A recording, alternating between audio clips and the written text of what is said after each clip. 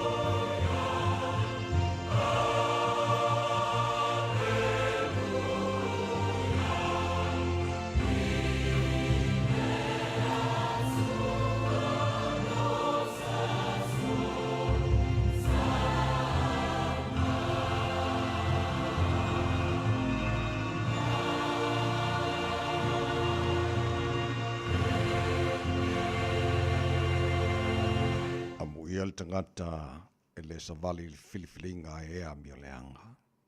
Ele tu foi oia ele ala o e sala. Ele no foi ele no foa o e te wemu. Ai nau oia tu la fono ale li e mafau fo oia lan tu la fono le ao a to male po. O ia fo ia fa pe o le la au o to i tafa te fane o vai tafe. E fua mai ona fua i ona lava tau e le to ulu fo i ona lau.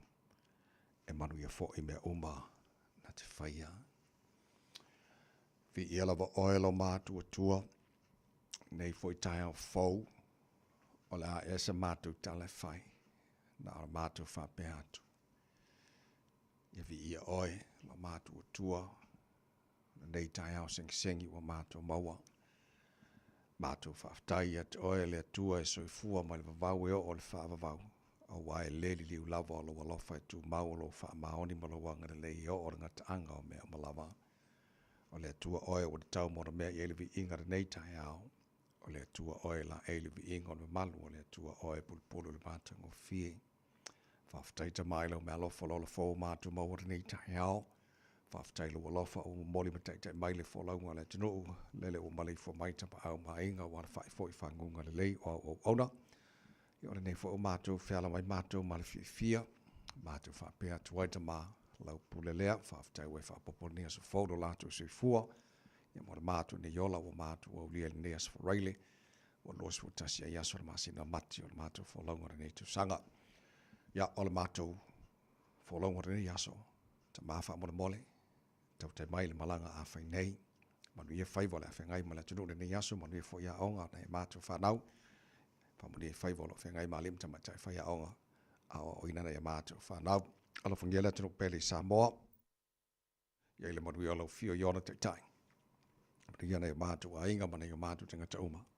Samoa whapenama le alala mai pāpa a waiso se tafora nei ki lope. Ia, whamuria mai fōre nei tunu o New Zealand. Lo mātou nofo mama wai. Whapena tunu umalawa. Ole nei lalo langi. Tai tolu ina le. Tapo inga ma tu ngan bul panga nei mātua tu asin sino la tunu malu maota malawar nei yaso ma o pelo latu se fu lau le tino se sili le nganga ya le lo fatasi mai o me o malawa la fana mātu fair nei yaso lo mātua tua taua ina mātua fai ia fo i elevi inga ia te oe ta ma famili mai le tutua ale radio Samoa nei yaso atoa o mātu wole mātu walau ine me o malawa e ala le swafa mana malo Yesu Kiriso lo mātu o lii mana mātu whaola. Amene.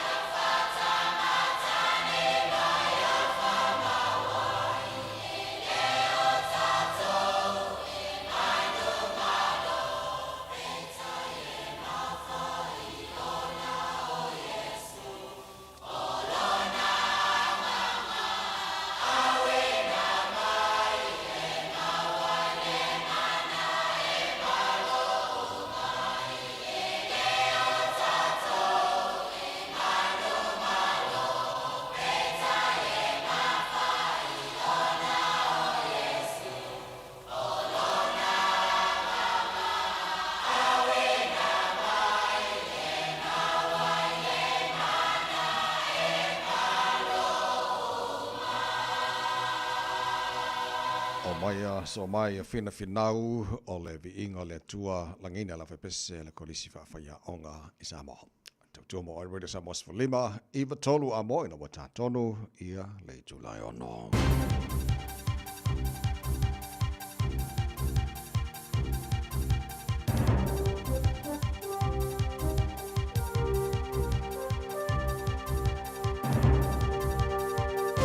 In this update, New Zealand's out of recession, but many parts of the economy are still contracting. Our economy grew 0.7% between October and December. But while the transport sector grew 2.4% and agriculture grew by 1.3%, the construction sector shrank by 3.1%, its fourth consecutive fall. Master Builders Chief Executive Ankit Sharma says many people are holding out for lower interest rates and higher house prices. Normally, as the confidence comes back in the economy, we see more activity in building and construction. So it'll be probably a slow and steady recovery in the second half of this year. State Highway 39 is closed between Pirongia and Otorahanga after a serious four-vehicle crash. Police say 3 cars and a truck collided just before 10 p.m, injuring 2 people, one of them critically. Concern military personnel may have to pick up the slack with fewer civilian staff in the Defence Force. The NZDF's consulting civilian staff on proposals to not fill almost 300 vacancies and disestablish then recreate other jobs. It would result in 80 employees losing their job. Defence analyst Paul Buchanan says it was only months ago military personnel had to cover the gaps that striking civilian staff left. I don't think, for example, the guys in the SAS are going to be very happy about being told that they have to do kitchen duty. Dozens more Palestinians have been killed in another night of Israeli strikes in Gaza. At least 58 people are said to have been killed after strikes hit multiple homes in the middle of the night. Earlier in the week, Israel resumed heavy strikes across Gaza, shattering a truce which had stood in place since January. Gaza's Hamas-run health ministry says the first attacks killed more than 400 Palestinians.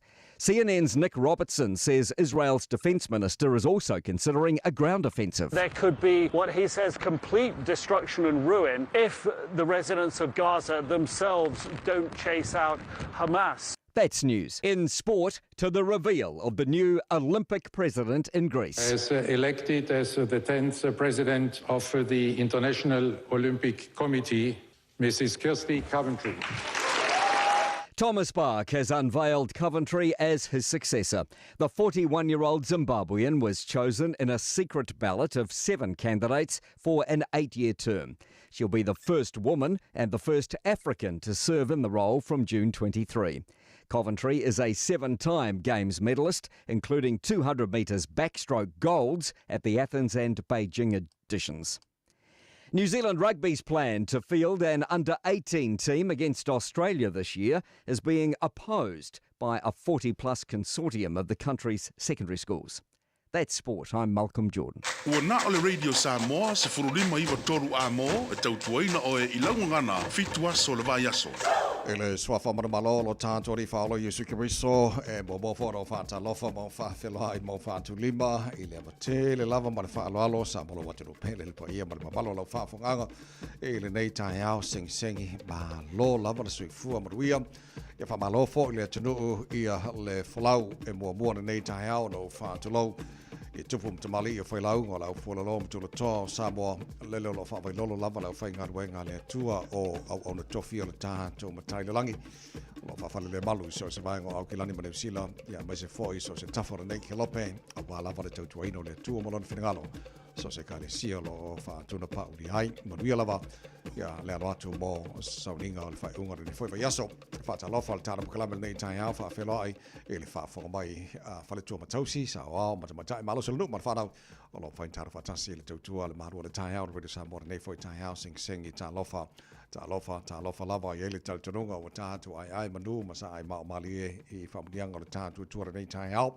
o le tai hau le asa fau le asa o whai le tua tātou te ori ma tātou fia iai pat patia le anga le lei i o le tātou matai sili le langi o moni manu tōu se fua mara mātou malosi wa tātou sila whai manuia le nei tai hau ai le o mala fo i le vi inga i a te ia tātou follow ia le lao le lofo le tātu tua ma tau tai o le tātu ma tai le tātu follow ngare ne yaso le tātu ia le nei fuas for really lua sumal tasi ia yaso le masi no mati tātu follow o le lua nei fo i tau sanga lua fe lua se fulu ma le lima o le porkalabe manu le tai au o le sabas for lima eva tonu a mono to ona nei tamai many ia tau tuina o se pa ele tula eva so swan mai fo insinio le tātu Facebook ma le YouTube o le samo se ra tasi pa tema feonga pe sta out to sio malo le follow mo le tunu tātou vi ele lofo le tuo neu tātou o lia fo nea so fo lea ia se tasi tātou te maua le ola na le tātou o tua le langi ma lor fo lau manuia sa moa o le whamala se au malu tau mo tātou e le nei tai hao o lona whaitawina le ngana paratania e whapea. Enjoy every moment of the journey and appreciate where you are at this moment instead of always focusing on how far you have to go. Ia, whaasamoa ne opo las whaasamoa lei ma whaingo whiona mana malama a o le whaasamoa ina no nofum whaasamoa whapea. Ia e fia i se kone malama le malanga ma whaafitai i le vaenga ua e o iai nai lo o le alu ma o lo mawhawhau po le alma mao o te toe. Ia, whaile nā ma ta iala manu i tau mo tātou e le tātou whalaunga o le nei fōi a sa fōu ono wa te alitula e ono.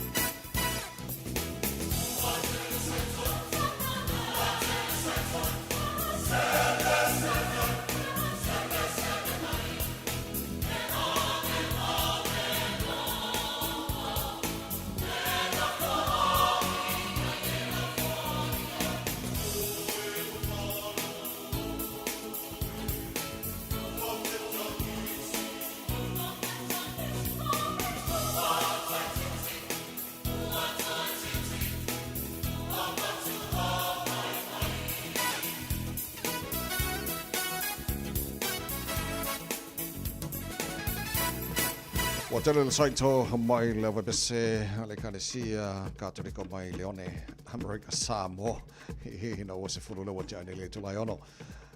Proclaiming Malo time, already Samos for Lima, Eva Toru Amo, Famaloa, Faftalia to Nuile, Alapor time, Alcalofai, Sele, Fame Family, Young Ayanta, Italo to Fatalo for mine.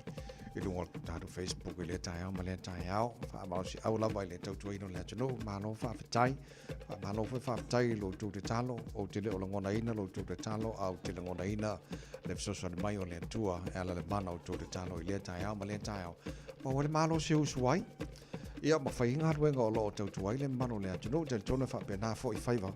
Loving I let you know all to the Talamo Tapo Inga, and Michelle your tato matua, to us in Sino Samo, ma, law, lover, faf, tie. Maybe no job, Sika, so if I feel safe, if you for ordinary time, I'm a fussy vibe ordinary guy. How? Young Fat Malos outlet, you know, Fat Malo, she say, find a couple more caco for yes, and give way fat by young, you won't buy us so far more money. To a quarter, it'll fit to Illy Town by owning Aloyant oil. Or the Todu, the Navy Assault Tarapalame, Areto, Odola, my past and a fire copper. I want the MC on Tato Madu Town for the Gangana, at Tawunga, Yale Tato, Yasol to a quarter feet to the town. Today in history, sort of a point of Tupulas Rosutasi or Mati, Ely Taylor to Sangabai, Yaletaina, Ely fit to Ely town. Name on a soil Matato telephone, Elingada per Tanio, Nisina Tato, Clame Fanga Solo, Ole, Nefoi Tile, I say Tato for my poor, I don't want to want a Nefoi Tile phone.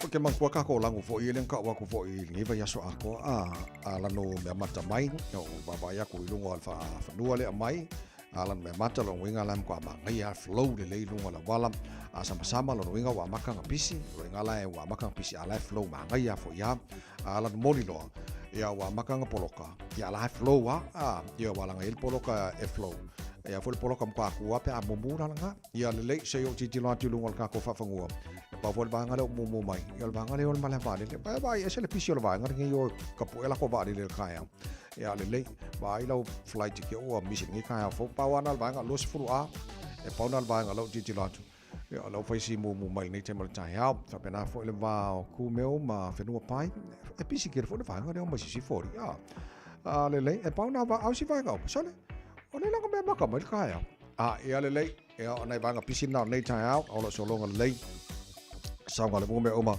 the Itaya, Oliver Angalo to Babayatu sama mai. The Wingala, Makang Pisi, I flow Mangaya. Yeah, Oliver Angalo passing my Rewa in Manukam on the State Highway 1, city bound. Ola to Lemalanga to the Sauti, Anga Telanga Kilani. Yeah, Ole, buying a Matalana, Lunga Ola Walla Nitam Taya, Avtabale, our far from my Nitam Taya, Sang on the Mule, Angayatu, Jutaman Fai, Ole, Nefoi, Vayaso. All over Samoa.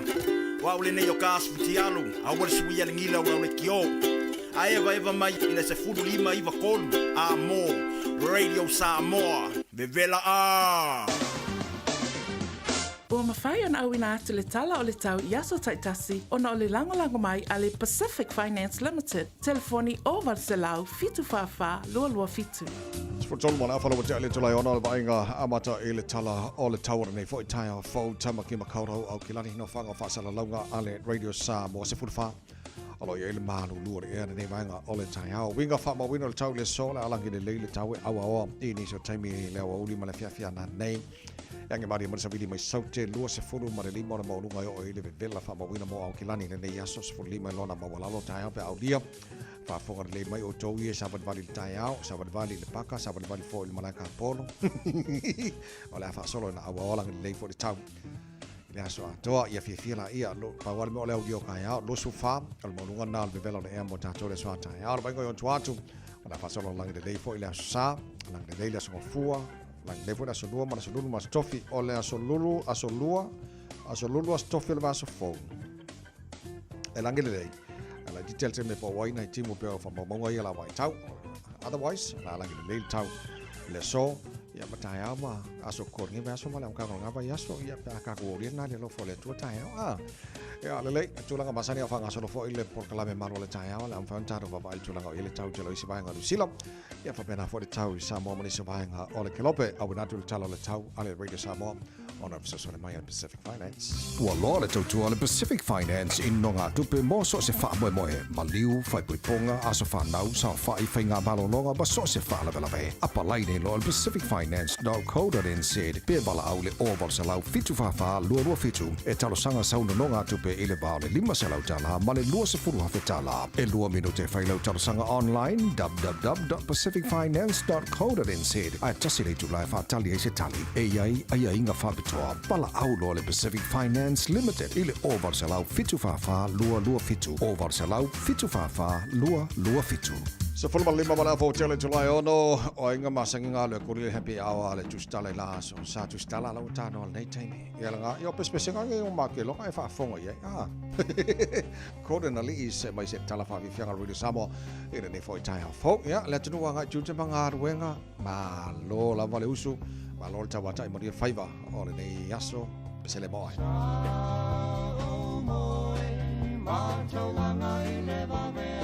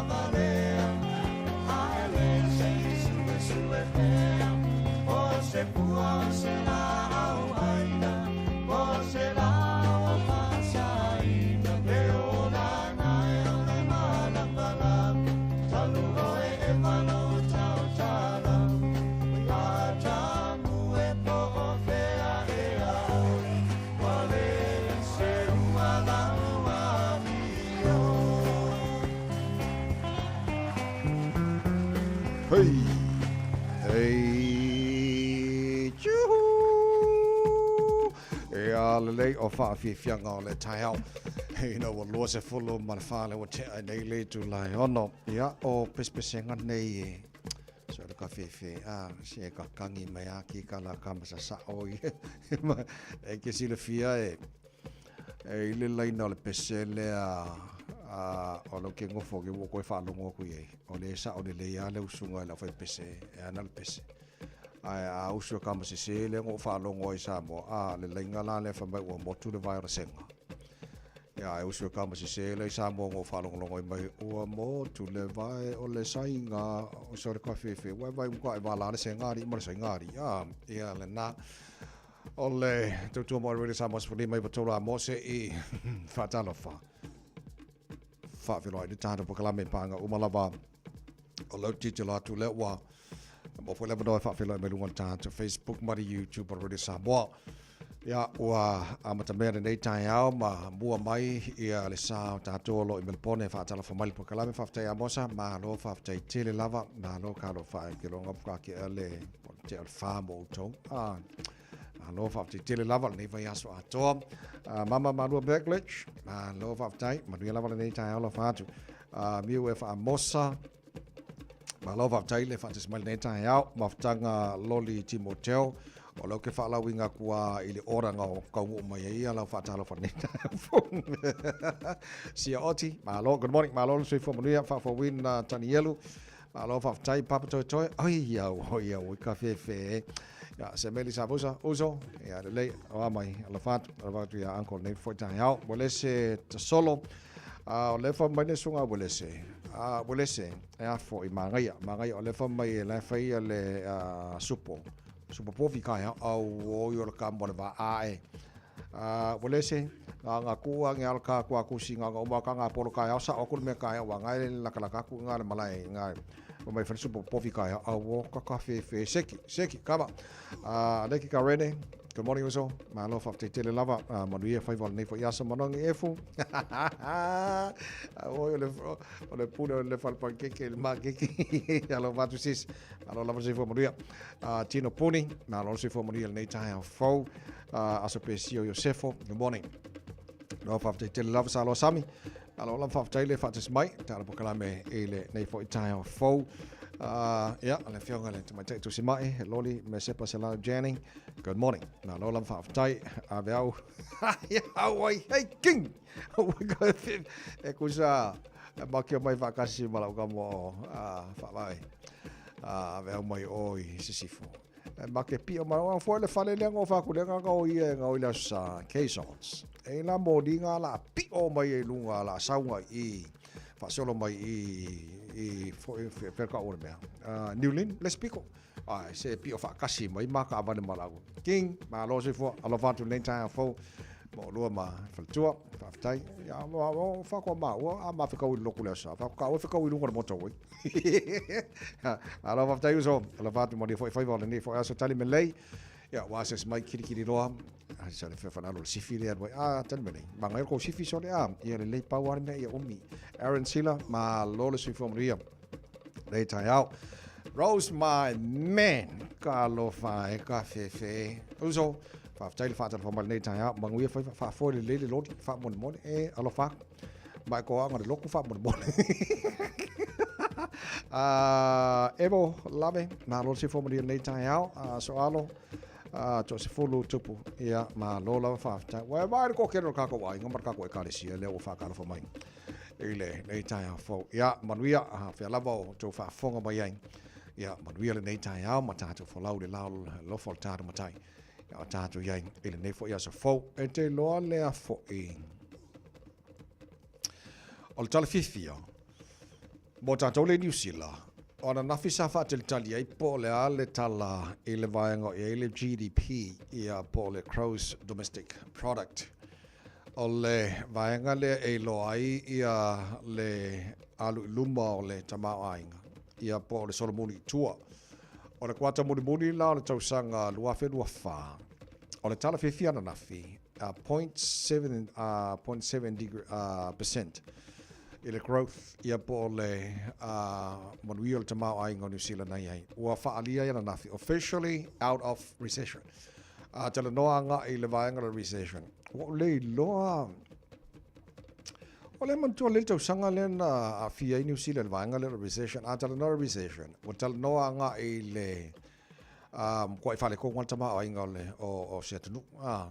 O le vaenga pe o le mauti noa akusa e le recession in New Zealand ia o faile kamai pisingi sial matou a inga fo na o le lope o le lua fa ma le valu I think o le mauti noa o le aso o le tausanga na lo te mantua na e le recession in New Zealand kua I hoki al kamau a inga le ise polo fiki New Zealand na taimi na e tasi la le mea na o matauina le taimi na ua fiata o mafa tangata o le inkupe e ke makuala fa le tono lo tama o inga le o se atunu ia o le afianga na ua le inkupe ua ngau e whakau mai se fasi povi ma se kalo ma se ia o le se le ni fa le tono tama inga la lang so o tala fi a makala ka ko kai o na no file na fa sila no ia New Zealand is officially out of recession lo winga ua manaia le ua a foi ua manaia mai le kwata mo le lua fe lo fa 0.7% ia le growth o le economy New Zealand ia pe afu atu I le kwata le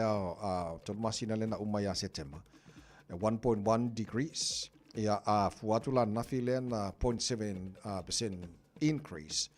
Ia o te le ai la le so le la ua fa se sila lo ia mai o ka ko New Zealand le o le awa o le ka ko ia o tala na ia nafi o le ala tatu o nei wa o le fa mai a fo isi poto me ne o te ma ai ngo tunu ia ka ilo ye pe polale umbi ia wa ka kile lo ba ti tilo fo la langi la to ilo ko fe ngo fi fo le economy la langi a to la to pa fa New Zealand ia le wa ka mar ka ngai wa ba ngana na fa dia mai na fe le Minister to pe New Zealand Nicola Willis ia pe ona fa ali mai la so nafi o le good news la na o le bad news tato uma le nei pia o tau fa fonga mai nei tai a vai o le ngo fai ka wa ku ngai ana po o fa ta o lo ai o nei pia mala tau fa le mai e ka lo le vadu le se fo mai o nei pia ku sa ma le fai tau a fa o tanga te no fu tono nei pia e ono se fulu mar fitu a fe lima salau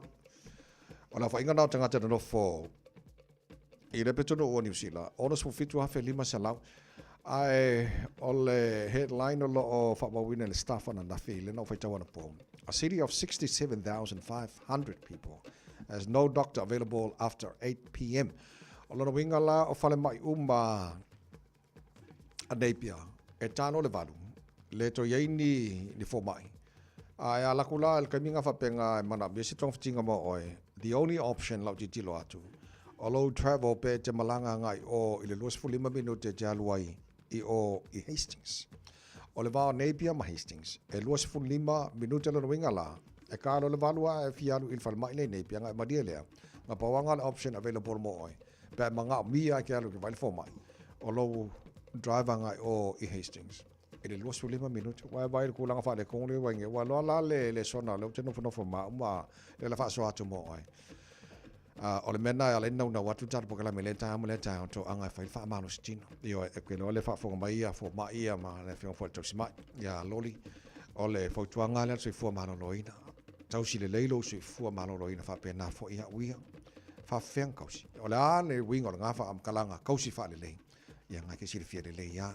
ba le leila uta maftanga ia healthy ia ta maftanga mo oi ia le ngate lea o le vai ko anga ingu le vai ia mo ko anga fa maro skingo ma fa ngofi ia ka kangi lo mo kuri mo foi kuri talo le tua lo fa mai fa maro lo ka ko ia wala nga ka ngofa ka si le fa ko manga ruenga ne fa pe nga olo ka usami ia ka kalo le li lo fa mai ia la fa la nga lo fa mai le ko anga le mai fa le lo so fu maro le fa pe nga fo ia wia o ke kakalo fo ile li alo fa mai ka ke fia mo le mano si le aso ma le aso se tau tu ila tunu ka ko ngalu ngai ya ka o ke alfo ya fa ila ngalu ngo sabadi ia fa penga fo ile ko anga le pu ia malu e wa ile le ka mafkanga e ma wa se fo mano loina e ma ngai nga e le leila lo ba ile lo se fo ma lo fo manos e fi wa fo mai vai me ka ko le wa kwala wa fo mai le li o mo le mano si mo ka ko ya fa ngai o vai fo mai pe ka sia ka usanga ma ya lu e fai la blood test po ako ko me ya la kwa la manga ya ki la kuna fa le ko lo wai nei pia wo ya o sa o lo pe ni do tia fa ka ko sa ba va fa fi ko ta ya pe ni do fa sa o sa bali ina wato lo se follow maleono minuto lo John Talia o le tu life fit ma lo love se fu ka ko morning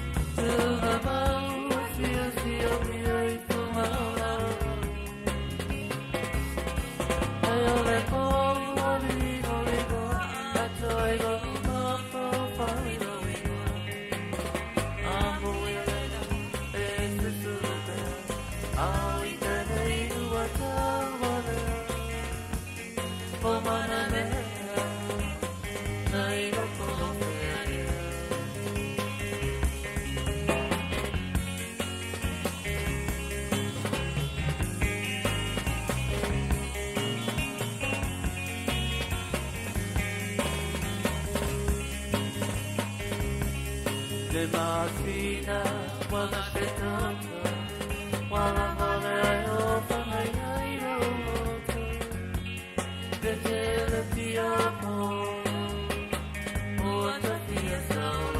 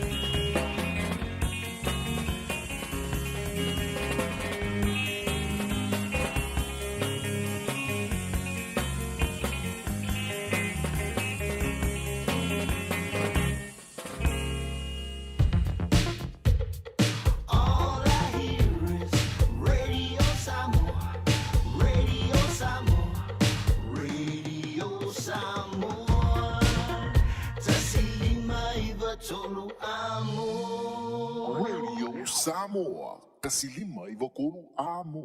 O lea ua tatalaina nei whaatalanoanga mō fuafuanga whaaltausanga ala pūlenga anu o Aukilani. Mai mātou te mo mia so manatu whaalia. Ia mautino ai o lo o mātou uia ala sao. Hanga iana il akhavyosay.nz/our plan. E whailo mai ei so fina ngalu. Ai le ia ulia lea so lua valu o mati. O fia maua sau ta avale po sau piki apu. Ai tongi ta iwa yaso, lua va yaso, pe ta imasina. O le sleek cars o le a maua ai le fisosoani. Ua ta pena le au whainga luenga a le sleek cars mo oi malo a inga. Aua e te popole i se mea e tasi. Te tala fitu aso, mai le sifulu i le tai au, angai le afo le ono le afiafi. Tele la lai Aukilani i saute, vili mai loa, i le o lua tasi faa, fitu lua selau, po le o lua o, fa lima tasi lima tasi. Oceania Career Academy, Sauni! Wako hoa, kaule kaua! He whai ana whai! Wāste lumangai maguia! A whaia sa ili se la asanga fau moe, a waloe te no whai. O le OCA e au tauina ai o e imtata e sese. Maua visenga fau fale, vali fale, palasa, male soifua maloloina. O le nei avanoa e anga wa ai tangata no whamau masiti seni New Zealand o loo halala i Aukilani. Le sitala nei loa i le OCA, i le go.oca.nz/apply, po le vili mai i le o Varselau ono lua valo fitutasi. O Varselau ono lua valo fitutasi. So lua se fultasi mino tolo torta le ole tu la fitu lau whaafonga mai le porklame malo le tai hau. Brega sa mas fali mai tola mo fa ngora ni vaso ta to yai. Fau lau poa malo si fo manuia la whaafonga mai oi vai loa pa lauli. Good morning malo of tele atu mo tele sala fai. O le motu fai nem fai le motu au de lei. Mo tele sala fai. La fatu fau John Crichton la fa mai vai tele ma lo lava fa tele fa mai fa tele fa tsmal tar program le fo tai fau as a trick car alavaku 684 ma lo seki le no tutasi o sia fido ma lo lava si fo le tai fa tele fa tsmai Helen o la is it o la yeah ma fa tati o ta hu oh so seki ma ga okay. Manuel Tayao, Patti Meki. Alo si fo Manuel Tayao Puliai, Elizabeth Firo. Alo fatu le Tayao. Lots of my fair. Good morning. Ofia Pea America Samoa. Alo fatu le Tayao and Fred Lepau. Alo si fo le Tayao fo. O foi tau le. Po inda le vai ngol custom ba. Tangata toto. O le tolu lea na maua o masau po se camera na maua ko lea whainga luenga le mele vale masalo lampe ye ni vaenga na after ye leo ma le customer e ko lea ma la ko move na whai masalo penga la ko whai a whapea la ko eile maua o te reo po o ngi palalangi po ngi Maori po ngi Samoa e whainga ruenga i le male leo kilangi. Ai na maua la masalope na after i nisi pe ingi singa moni nga o le flight mai Malaysia. Sa tono i le malae vare le whaamalo au kilani la susfulu o mati. E ila le container na mai le vaalea. O la ko koru lea a vese mai container mai le vaenga masani. Amsa po le vaenga masani le mai uka foi lea ka ko mai whakari ka ko ako ngo mai le il kama foi le ka milo solo. Amsalo lana maua e atangata na afa ke lo faisi le vana tul matai ia. O vese mai container ma ar container na sole. Allah sole le mole fala fasai. E tu salon tau ma le losu kasi ke si marfiku milion ar kala ngisila. Le kau a koa o le methle sai tono container nga. Ya la me o fai. Ya la wa ve fai la ko fam singo ngamba. Wa mangingo. E pui foi la ko yo sole. A le faftai. Alo tiju la faftai leo. Ma le custom. Malato umasa mawaina lea ngayoinga. Ona e irita tononga ana se I bawatu la wala o fa fol vanga le ke le foi la fa inga le ai a mese la tolo fa mai na ke mango for ke la fa la vele tu nei o le foi fa su nga fa vento pu la sa fo le por mea na fa mai na fa la fa sain ya alfa fa ke le a fa a fu a ku su kasi ke si marfiku milion Allah la se ku pesore ya le nga mango le ya il mala vale ya o fidel kamole ola mawa kana fai ya le e fa nga luenga la vale le le fo solo mo la ko solo pong la ko soka inga mai o ya ko nga mai le wal va le ang sa mai Malaysia e po fesa ko la ko soka e barka ko va nga bor waku ngal ka container nga ke le ka ko meth nga la ko ya mo le ya I akilang sur ka fe ya malo al feeling nga imeleang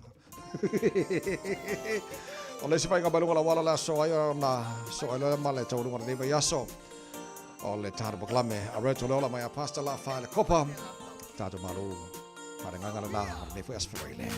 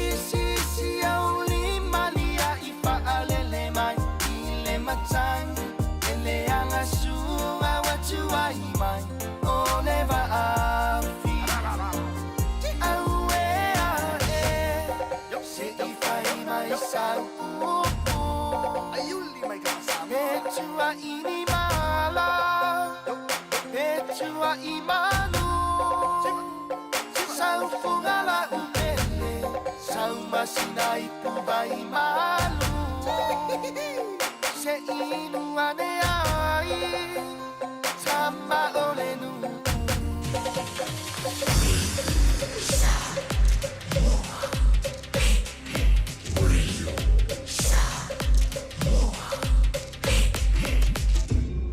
Moi betul.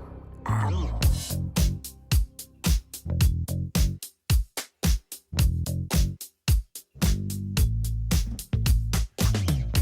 Tala fia mai le waka kotahila nei tai hao lo so longa le mea umailunga la wala le se fala lave nei vaenga le umumu mai nei tai mai tai hao North Shore pasi mai Albany Rosedale Wairau Valley pauna le vaenga le umumu mai lo inga lau poloka nei tai mai tai hao Highways Furuono around Western Springs, Morningside, city bound,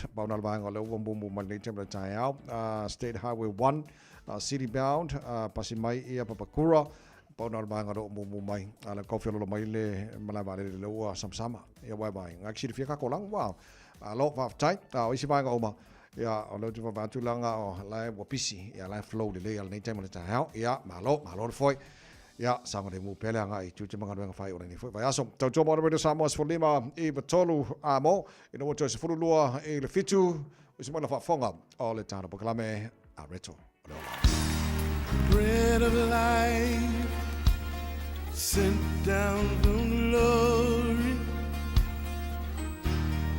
Many things you were on earth, a holy king, a carpenter. But you are the living word, say it now. Come on.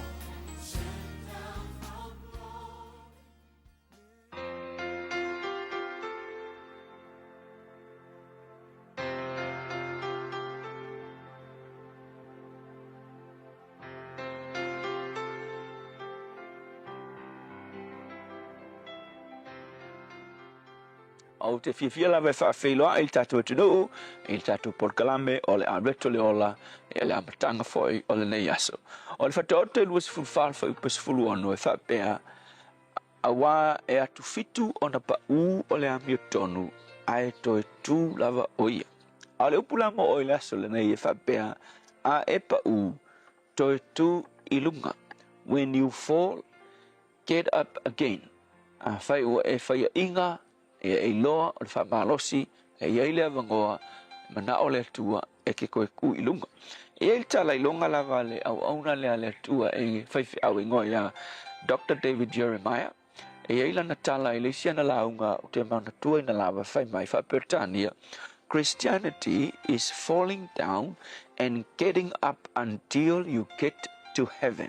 Whaasa moe whapea o le mele o le olanga Kerisiano o le savalinga e pa u ilalo iskaimi ma koe ku ilunga pa u ilalo koe ku ilunga pa u ilalo koe ku ilunga se I oa inga e o I le langi lana winga e expecta le tua o tātou o tangata o lo tātou wola I le lalo langi e kumu ilu itau e kumu ia wha ma whaingata ma whaafita uli o ngā orkaku ngā tura tangata kaku ke vai tātou te whaia inga kaku ke pau ingis kaimi ai o le mela siding ka ua le promise mai le tua o le avanoa e mawhai o ngā e koe kua ilunga rona winga e le o promise mai le tua o se sau I fuanga sa o ngoa le sau I fuanga ngei o se soi fuanga ya ngoa mani whaafitau o se soi fuanga mangu malo whaasolo a koa e kilo o le promise mai le kuspa ia a whai e ke pa u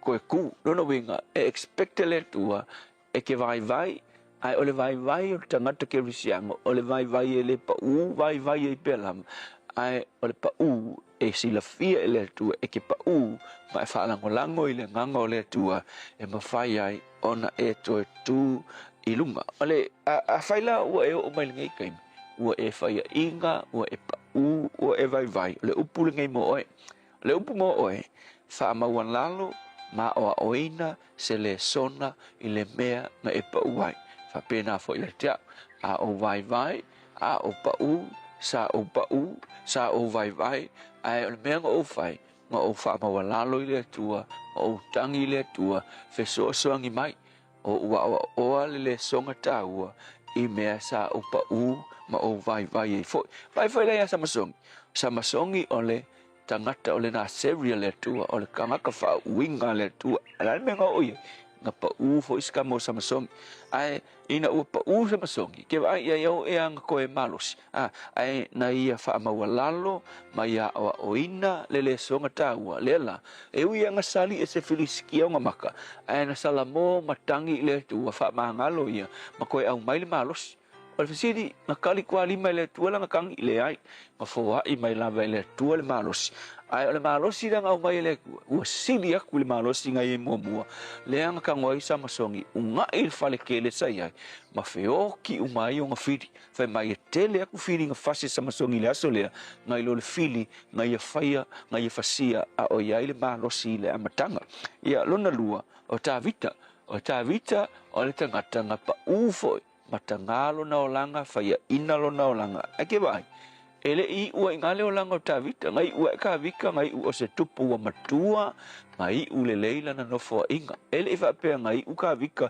inga u pa u le tem fo le nga fa inga I mato lalo ile nga sala ele fa fina fo ile on to ruo al to ruo uria paksepa fasioki uria vai olangi mele nga fa ka vika ele fa pe ngofo ta vita ai na sala mo ta vita fa ma walalo I mo le tua o le unga fa kula I le tua mai ulelei lana no fo inga ma veo se tupu sili o la wiloa e Israelu no le upula mo o le asole nei o le fale a onga sili la fa mai le upu ta u ma saninga wai o le fale a onga sili o le melea o le mesese ma le pau awa foi a pau I a o inga se mele lei e ke le ko se ai lava fa mai tala ngo fa taulisi ya ka maro foi le chot fomen e fa mai langa fa upunga e kele yo akang ka po tangata nga fia ya a le aka siri nga fia nga ka mo fa kele mo fa pi le wolo no na fal o le ata il taimi le pu e kangaka a le pokia ye el kamfole lo ali tu ya ye ali pa ula fome na ngofo sa fa ila lo le fa pe me ngo lima o knock down came a knock down na e ali mai o le aka siri le nga ka ua o le siri asia wa fa mai fomen o le aka siri le a ua ai I lo ka kia mai lalo a le ku ali e au mai e te au le loto mawalalo vai o le pa u fo ila tangata ai ua e vai e ke loa I o e loko mawalalo e le o se tua o le human being o le tangata soifua ai a fai ua e pa u kangi I le tua a vakul malos e te toi tu la ai le tua a fai o ye se wo fai ina ma pa u le nei taimi e ke le fina ngalo e no foi pe ina a e toi tu a wa olo e fola mai fa fiku nga pa u tanga taimi ko e ko pe a fai fa lango ye ti oi fa fitai so amen e te fuma pale ina le pale auro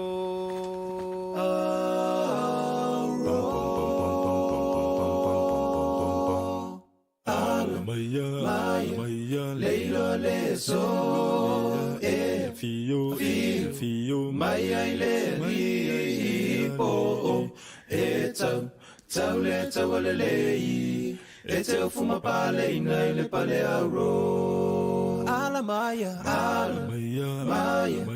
leilo le so e fio maya le po e tau le lei e te fuma pale ina le pale auro pale ia pale auro pale auro ili maya le pe ili maya le pe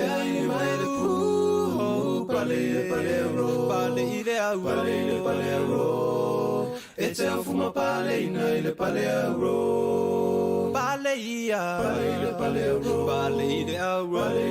auro ili maya le pe ili maya le pe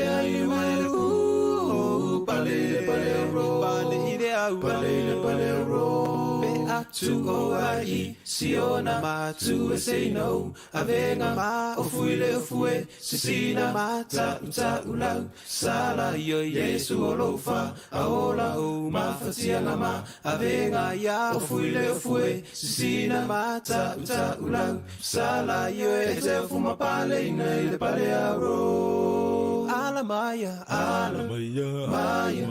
leiro le so e fio maya le li po e tau le e te fuma pale nei le pale aro pale le pale aro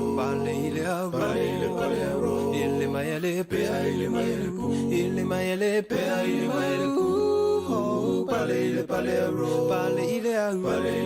aro e te fuma pale nei le pale aro pale le pale aro ile maya le pu pale le pale aro ile maya le pu pale le pale aro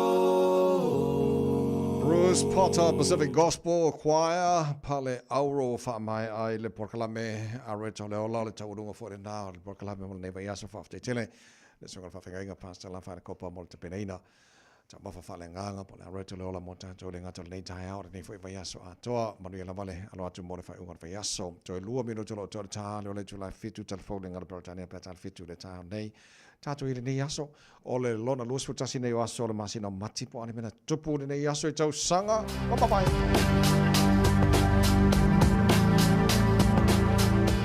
o le aso luas futasi o mati mo lo sile fia o le tau sanga a feiva se lau tonu se fulu male lima o le aso nalo i ano suia le ngoa o le atunu safa ingoia Persia a suia Iran so la so lo sutasi la mati o le sanga tasiva toru lima aso na le toi Persia ai Iran o ka ilo le afi Iran o umana la pata i America awangi e ko so sangi o vai nga fa ku fa lave le Houthi o Yemen o le Hezbollah o le Lebanon ma le Hamas o Palestina aso lo sutasi o mati o le sanga afi sala fa so mar tolo le aso na tamo fai il tangata Palestina ia Adolf Hitler kamalo hikila kam failar ka fasiotia tangata Valena ai le fai ele tono ila so sutasio mati afem sala fasu mar tolu ole aso los futasio mati ole to sanga afem sala fasu mar fa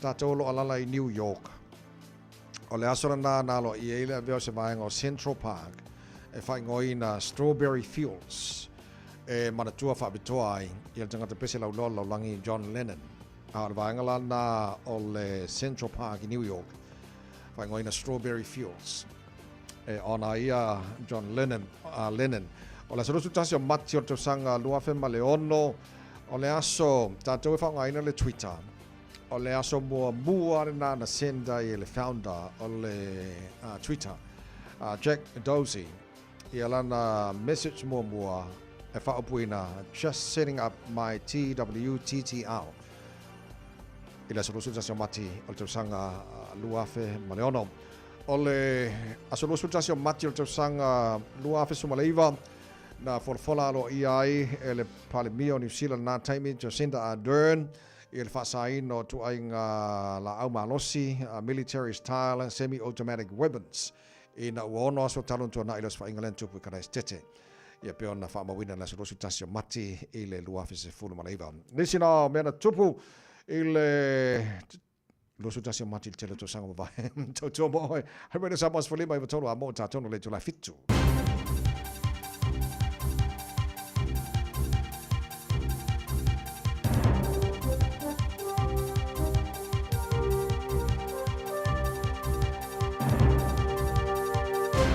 In this update, several factors could still stand in the way of New Zealand's economic recovery.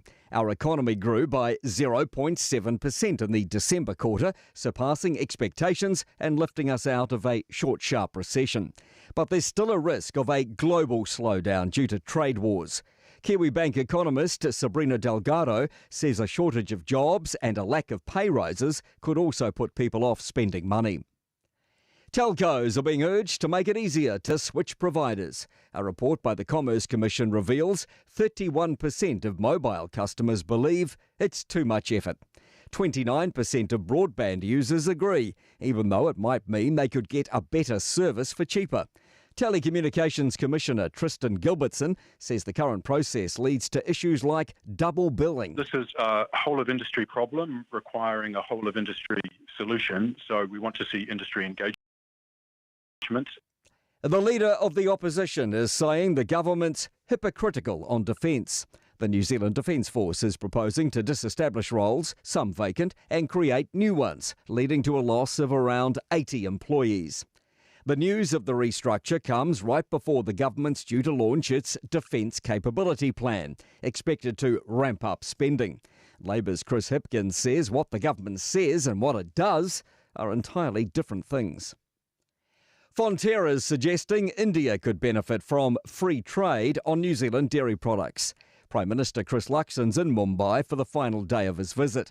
He's confirmed free trade negotiations will kick off next month. Dairy's long been a point of contention, given the sector makes up a significant portion of India's GDP. Fonterra Chief Executive Miles Hurrell says Fonterra wants to support India's industry to meet its population needs. They've got a growing middle class. They're going to need more fat, more protein into their diets over time. I don't think the Indian dairy industry can keep up with that. That's news. In sport, the International Olympic Committee has anointed double gold medal winning swimmer Kirsty Coventry as their 10th president in Greece.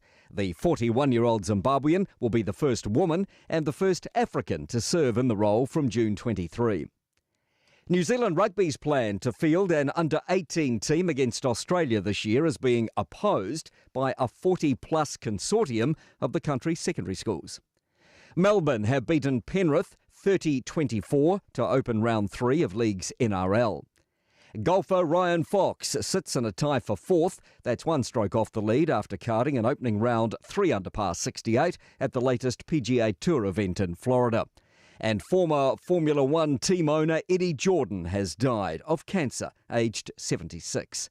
That's sport. I'm Malcolm Jordan. Ua na ole Radio Samoa se furulima iwa toru a mo e tautuaina o e ilaungangana fitua so le vai aso.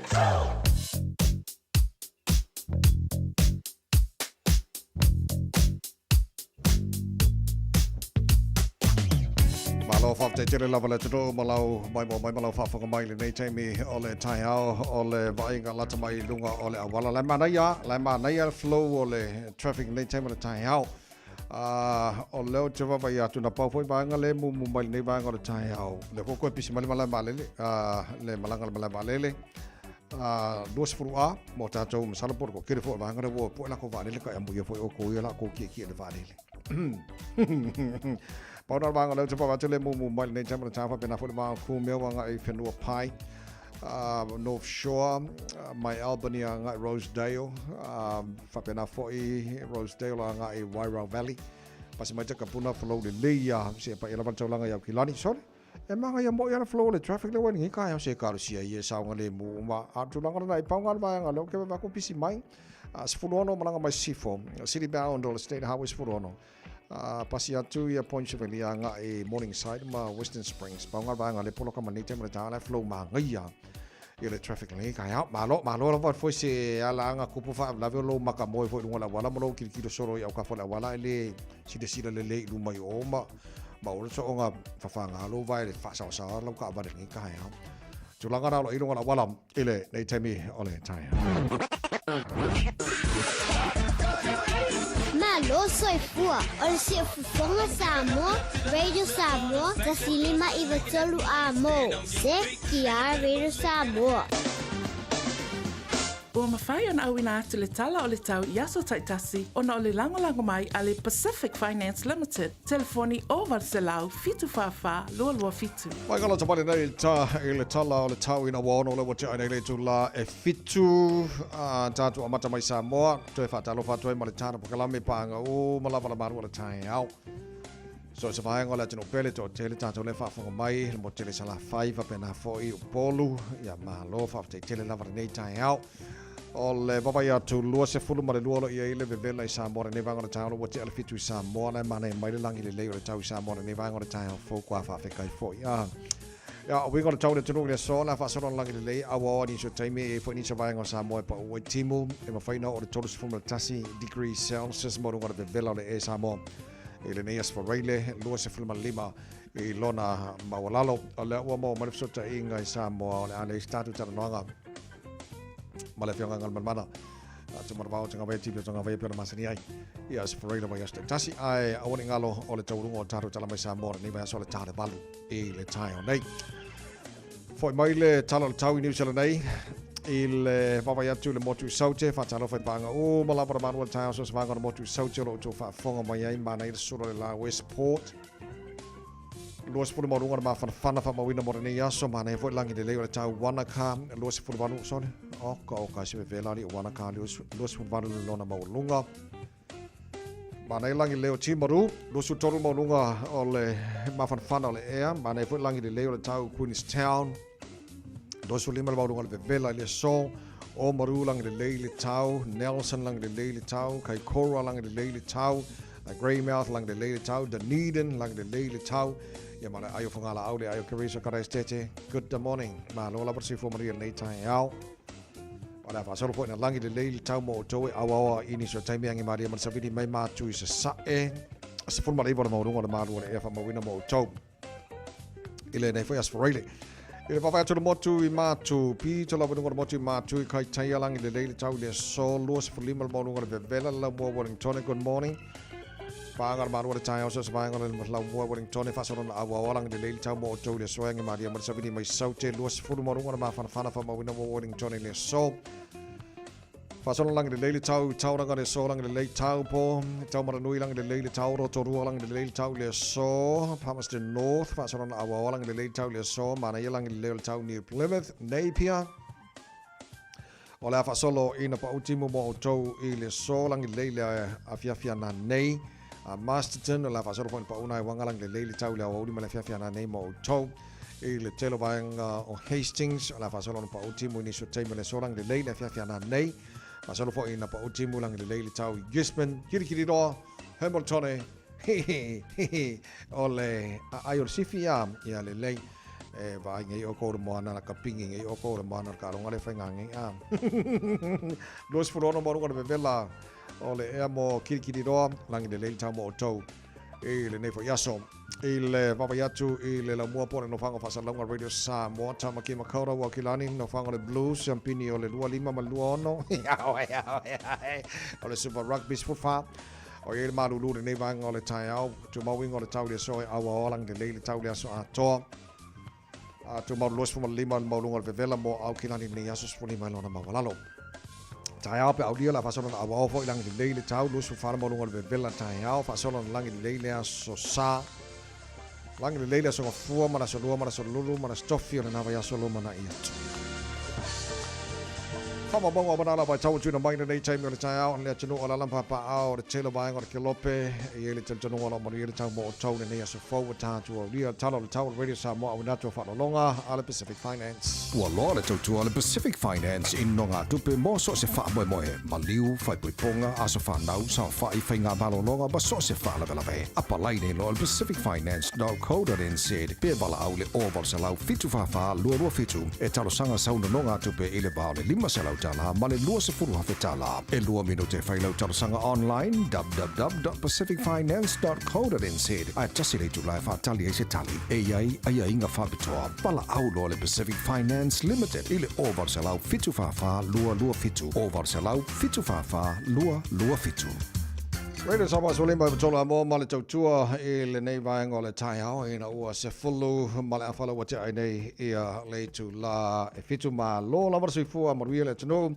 pa ma lo fa aftai I lau fa afongaanga I le nei fo I tai hao fo ia o hamai oi ngi kai hao fo ia a kauso se puki e kusa umata tau ia ai va ai ya langa kau suare buki ngai kele ka mafangai lau ka poki o ye se kofe ma se lau ki ya ma se mailo ya ma se koko samo wala ma ko koela nga Wala ma ko ko nga fai sau piki or kai ao. Ya ai masinga falawa fai sau toast. Ai. Ya no ma nga ia pese fa ka ide tua mo ka ma fo siri ma aku oe. Ngai ro ma ko ia le fai se breakfast ma ngai video ka ka la langina le fia ai. Ai fa ftai de ku ngai kelele. Ka ma fai lo ka poki. Fai sau piki or kai ao. Ta wa tele fa ka ko piki or kai ao fa mo mo. Le foi fa osor kai ao yo ka fe de malo si le ai mo ka ko e. Fai ki ke manga ruenga. Ya mka ko wo ka ko sa fa de vadi ngi ya so pa ele fa ngar ruenga. Fai fa sa va vadi fa mo le. Le mo oi. Fa malo stino. Ja, pe on fa no atu nei le tai ao ole ale sta tu tatanga sa mo male. A fianga ngal mal mana tu marvao. Tanga ve tipi tanga vaia pe na masere ias froilo vaia tasi. E ora nisi tutono ai o lana au nanga tau runga ilana tau tua mo le turu neva yaso o tānu tala mai sa mo pe tana valu i o le amfone e se fie foi maulo nisi o mea le aliputio mea lo tupu i sa mo ia a o le vayaso pisi tene neva yaso mo weekend mo kalonga e mo foi ka kopi fa mo vayaso telo taronga manga ia a le ngato talonga foi e paki le kalesia ma kumo ka ko makamakai e foi kalonga foi e o le vai nga foi ne sa pa de vadi no malai e ma fai foi nga la ko pese nga mari or kai ao ka ilo foi mari o pese nga mangulungo o la au kai ao pe kusa ma pese nga vai nga dili yo sa pa de vadi o Chamberlain ya le lei al te samo ka ko kalonga ka ko e va foi o mo fai ka ko kala mari no su ka ko pese masang au ko sirfi le lei al kai marka ko kalonga foi ka au po o mo boy o ka ri ma ke fo ku mo ku ka ko kuai ta longa chole au ke fa ku la le o ka longa le nga fai ang po ale liki NRL so le kusa le repeat le o le fine o le to sanga le ka ku ngi kusa la wa ma ko ai ko fo e ma le storm se ko e fa sa o al meleng fa le ko ko sanga ki ku ngi ia vari fare le lo le storm le Panthers ang po ia todo se folu ia le storm lo su fai le Panthers va ai la ia ka long scalong manga ia ke no fa long ona ve le master le o Cleary ai de kai la fa mo o po le menga nga lenga ia kai lo ia ai o le afoi fanga solonga ta long NRL le ala foi o le ne weekend ona re lo kiki lo ka no le Boris ma Roosters o ngangi o le vanu ngangi ona so ele mal talo se full pona e talo le Broncos ma le Cowboy so le manga mo ia le aule le Broncos o kiki lo ko langa le full la ko mako audio full la ko fa ya la le lenga fa ya inga vaso ke ku la manga la le ko le ya le auso ke lo ngangi ma lo mo ngangi il Broncos o tai ala lima le fiafeta alo ia le Sharks ma le Rabbitohs la piki ma le malie le ka aroka yao lima le fiafi ona so ale maltalonga le Dolphins ma le West Tigers so le ona kasi le au kilo ko le saude sa wai ka ma ka kia pe ale au de ka lo i wai a le wa au fo de wai le a for fiku po ka ya ka alo i la West Tigers ma le Dolphins ya le au fo le Dolphins ke le vo alo sa mo la ya mo ko ma ngai fo ma kasi le ka lo ma ia ka ya so ya langa e mai fa kasi ma ka lo le Blues ma le Crusaders ia nga a maka le Blues o ka usau dalo Blues a lunga Crusaders ia ki o ba ngale ia ko ki mai a ko la ko o so lunga ai o Blues ia ko maka fa fa mai le e fa pengala maka skai mia o le to do sulima il sefudu po le a fo le Ivan po ta alo ia le Titans ma le Newcastle Knights ia mal talong mo moling tamatanga o le NRL nei vai aso o le lima te ile ono le fiafia sa ta alo le Eels ma le Bulldogs o tamatanga na le NRL kele o alo sa mo le ta alo i ka no e manga ia manga ia le manga so le ko ese sa fo le NRL la ko pe al ka mo sanga le Super Rugby le wa ko fi ngau uma o le au ko fa vai ka mi ngi so le so tamatanga na le NRL mo le afo i mo le weekend nei ai o le Super Rugby o ka ko kalonga la Super Rugby nandei lima tali fitu la ping le mona male marsifi vor sifi le lungor chai ball ka mingi la ko points lai lead mai le sifi ka mingi pe ngar kasi alak fa ing ya ole ala ka alonga nge malmon ka fi so ma ngia fo le ka alonga ma ngia au so le ka ma ngia le au ye bo ngia so rugby so le lua fe lua di ma di talonga na nei yang ka fa ka lola ka ya ma ka longa ka ya ka le Highlanders ma le Reds ile to los fulima ile limba na fiafi yang ka ko ka longa o ku so le ka longa muale la wa kilo ka longa umale la ingi le fai ngor vas ka longa la le Blues ma le Crusaders ka longa ma ngai ya ka longa le so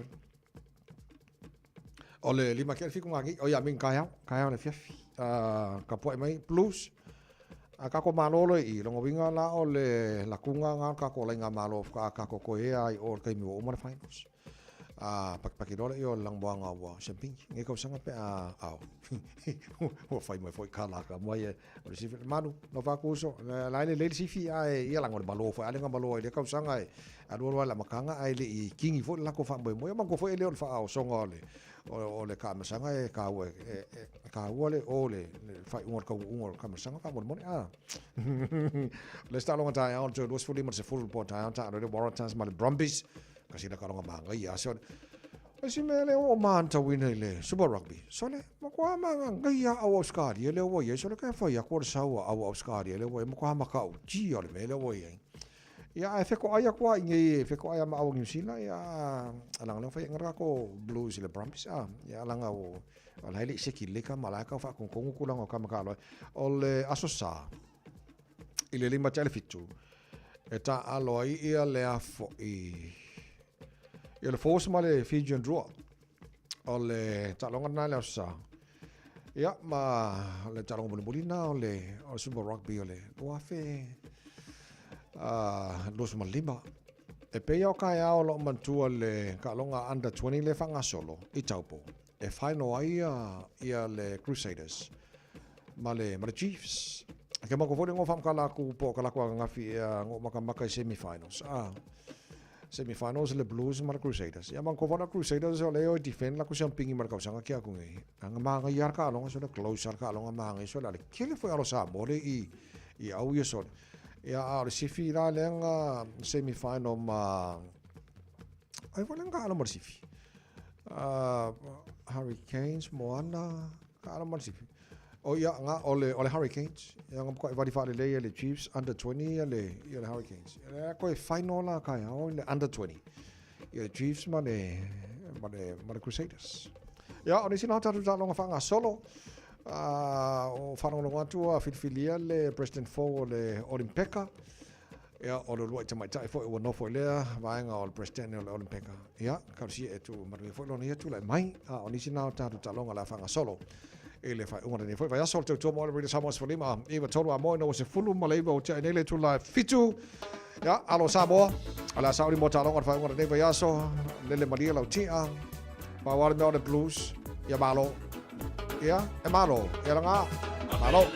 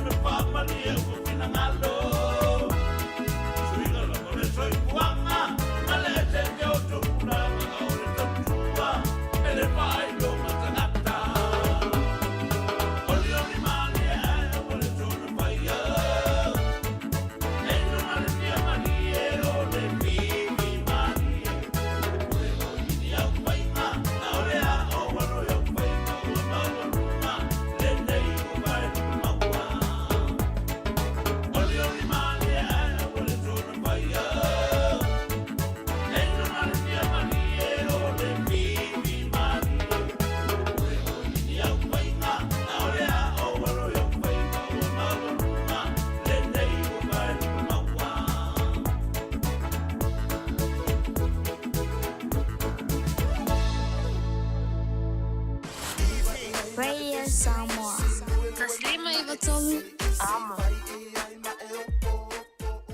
Just think a minute. It could change everything.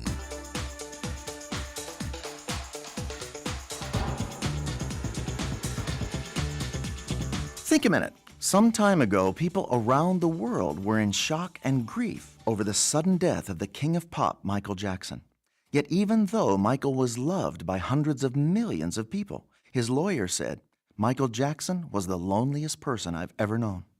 Even Michael's increasingly unusual behavior showed how desperately he was searching and starving for real love and close relationships. The famous movie star Marilyn Monroe, shortly before her tragic death by a drug overdose at the young age of 36, said this, I belong to the world because I never really belonged to anyone. A song says, 1 is the loneliest number. And it's so true, because we humans were not made to live life alone, but to be connected with other people through close, caring relationships. If I'm the only one in my life, I will suffer or even break down emotionally, physically, or mentally. That's why isolation is insane for us humans. Being cut off from other people is like a tree branch cut off from its trunk and roots, so the branch just rots and dies, since its source of life is gone. Everybody needs somebody. We need love and other people, like we need air to breathe. In Spain, a woman was discovered dead in her home. She had actually died 6 years earlier, but amazingly, her body had not decomposed because of the salty seaside air in that area. No one had reported her missing because she had broken off her relationships with everyone, including her children, whom she'd not spoken to for years. If you knew you were going to die in just a few weeks, you would grab tight to the people you love. And if you were alone, you'd look fast for someone to love, so you wouldn't die alone. A song entitled Desperado puts it this way, your prison is walking through this world all alone. Your pain and your hunger, they're driving you home. Why don't you come to your senses? You better let somebody love you before it's too late. So won't you open your heart and ask the one who gave you life and who is love itself to come into your life and fill that emptiness only He can fill. Jesus promises He will never leave you alone or lonely. Just think a minute. If you'd like a free CD of our top 40 programs, write to us on the internet at www.thinkaminute.com.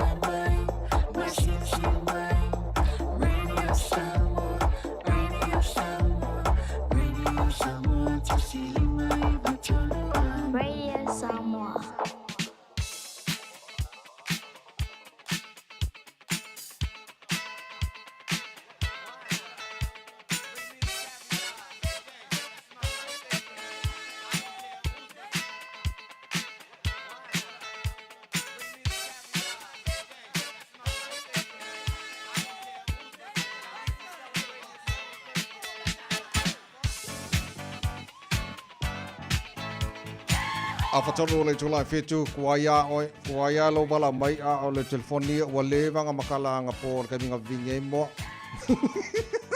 Ya fa pe fi ave so famria nga es da so famna tolo na ha so fana le so la so lo so tasine o mati tolu fitu tasili mai tolu le numero o le telefoni lo no fo tanto emaili on air radiosamoa.co.nz lo mo fo 11 o tanto Facebook ma YouTube Radio Samoa.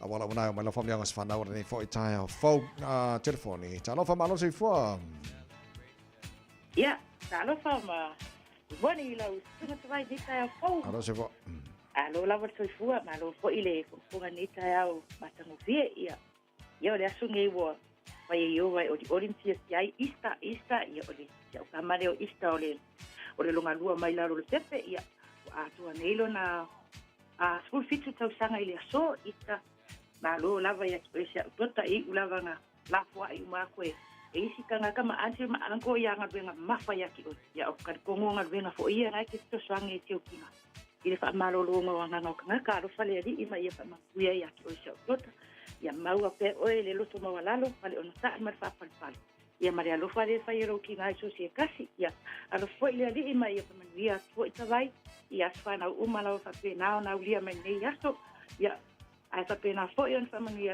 fo ila o iskiwiso ia unga wenga uma o fai nei aso ia te o vai ai mai fa ko nga sam mangu ia fo ila ka nga polo ka ya no tai lava monia po nei tai fo ave malo so fo ya malo so fo ila sunga le o tavai ia fa madia nga le aso fa na o sta sir fa na o nei ai nga o le ile o matangi le sa me titilani alo o le solo na sofanau vi in fact ile tua wa via mal manuela sali in ita sanga tele o le so ato elo na tolu suta sanga tavai ya fact ile tua motale ni mame wa ya mawa ai mai se fo ya alo fangiele tua maulo na malosi awal fa fianga ya I matale ni ai mai se lava o tono la maso e kalesia so soani sa ni ngai ai mai se lava vi inga le tua o lo faanga na mai lo na tua fine to tasi elo ya pani o farosa alo ia mai selo na uso fai se au ya neli male faletua ya ela pama male fanau ya Joshua Abigail Caleb mai se Macari style fo ia Cecilia ia lo faanga ona matua ya la nama vei manu ia tele lavalo sai au tavai matai mi so la nga renga faftai mo lava noa sai vei manu ya so fo ia manu fo nei tai fo le lei fo I se o vai atu pe el fa moni ngale na o titilo tu nei lunga le Facebook fea lea okay le lei o le family ngale nei family ngale so fu le tu fine a Ruby Silva o le so anto ilona tolu se fruto sanga ia sanga family le tua ma ia fa fuolo ina lo so fu lo fetele mo oe sio tu ngane ya te vanga Ellen vai fale ya grandma Tiaifo ya masio tatu ai ngato umalava moni tele lava ya lo waso sui fu or family ngara le nama ya Ellen Mikaele vai fale so ya si moni tele la sui fu de so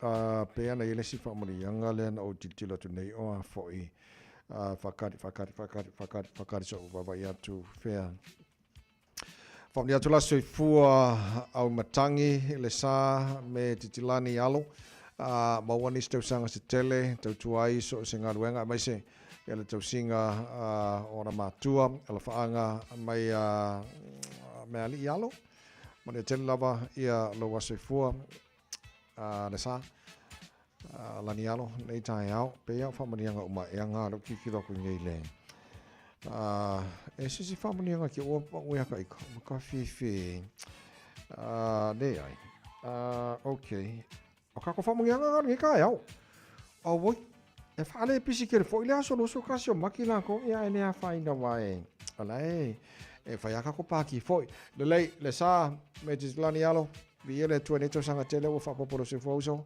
alo fa tele ala fa pese nei the birthday boy ele pese fa mni to pole ngama fa ngama radio Samoa nga tola se fo le sa me dislani alo ina fo de baro le no mo ni tele lavo to was se fo ina nei aso ina wato luas fu limba e le balu Sulu mai ma o mana tuai la Samoa le nu o te no fo ai Pe wha pe whea, na ngalo atu o I lewa ai. Samoa, o le penina, o te fia I ai. O solela, susulu mai, ma o mana tua ai. La u Samoa, le nuku o te nofo ai. Pe wha pe whea, na ngalo atu o I lewa ai. Samoa, o le penina, o te fia I ai. Hangi mai se matangi, e momoli atu ai. Hoku alofa I la u Samoa, matalasi. Hangi mai se matangi, e momoli atu ai. Hoku alofa I la u Samoa, matalasi.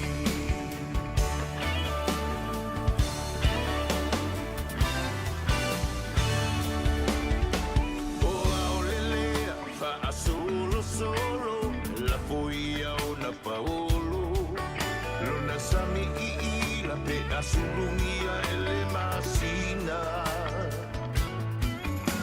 Pe wha pe whea, na ngalo atu oe a ita. Samoa, ole penina, ole vasa Pasifika. Hangi mai se matangi, se momoli atu ai. Hoku alofa I la u Samoa, matalasi. Hangi mai se matangi, e momoli atu ai. Hoku alofa I la u Samoa, matalasi.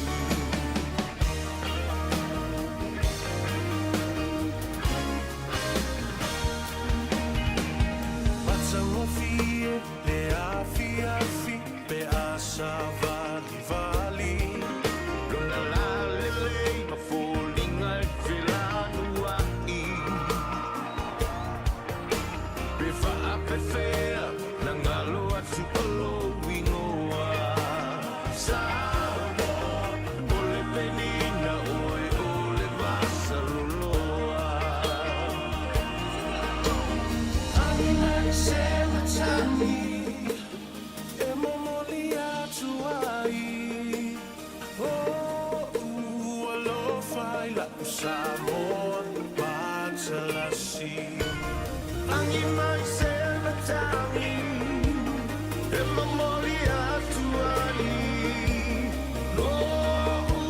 Alofa I la u Samoa, matalasi. Hangi mai se matangi, e momoli atu ai. Alofa I la u Samoa, matalasi. Hangi mai se matangi, e momoli atu ai. Alofa I la u Samoa, matalasi. Alofa I la u Samoa, matalasi. Alofa I la u Samoa, matalasi.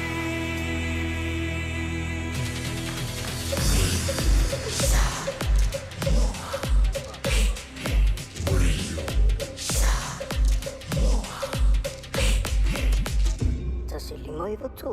Amo.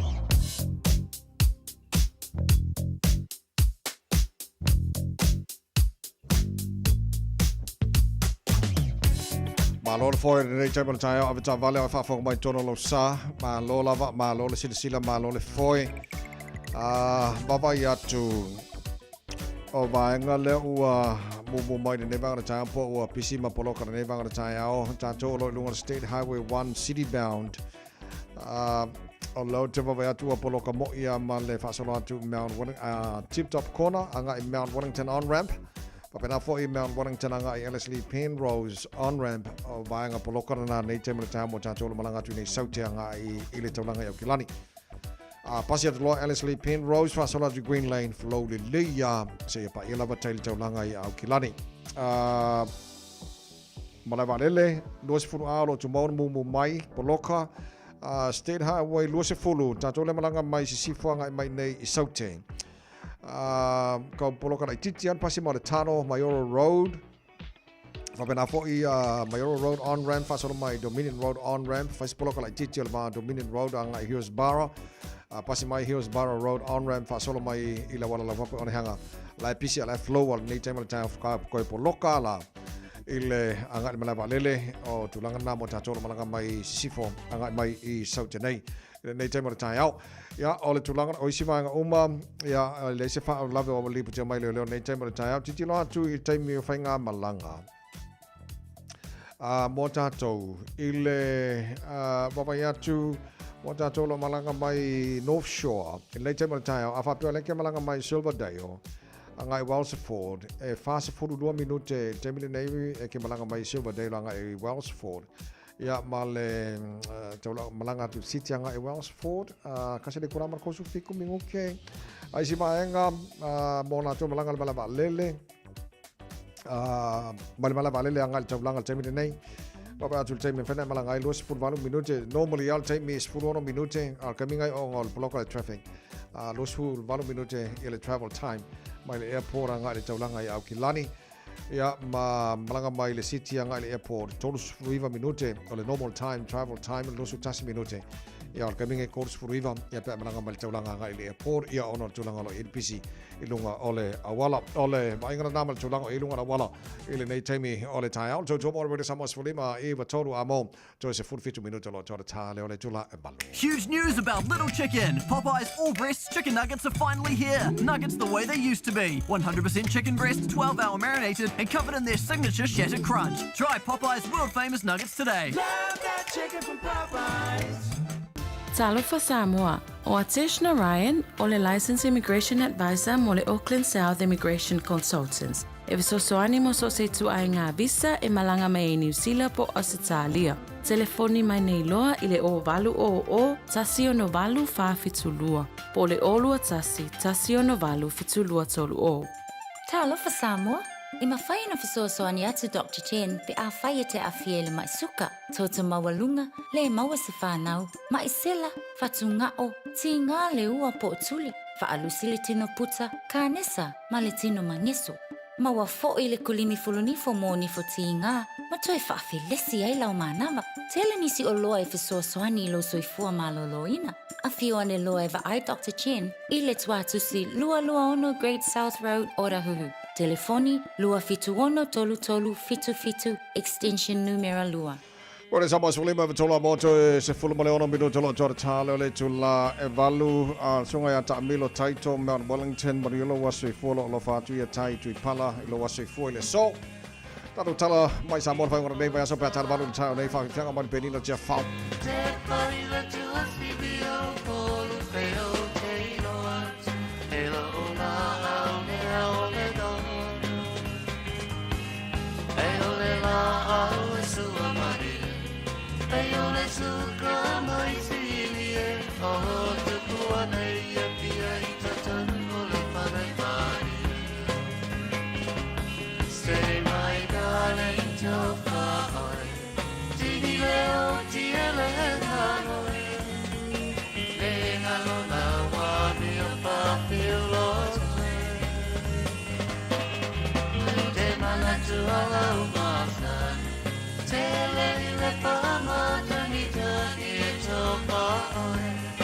They all out there.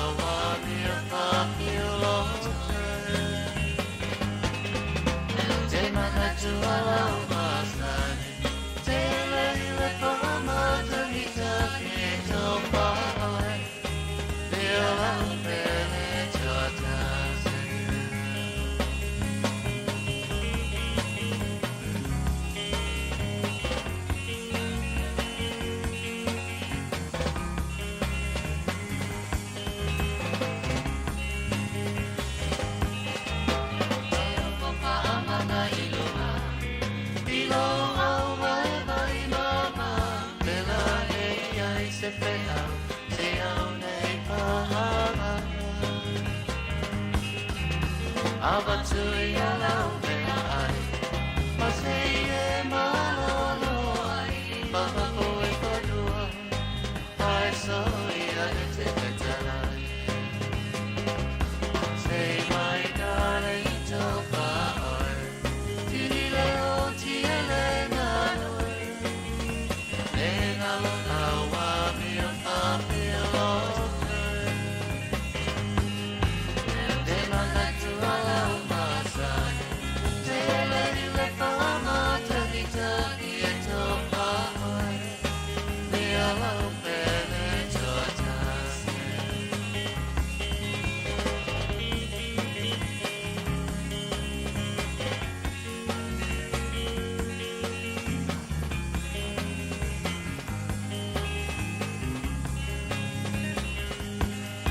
Taua I pahala tanga, talau apua I nei lea. Vai vai solo moi le teina le manao I le tanga. Ai ui le au te le kia.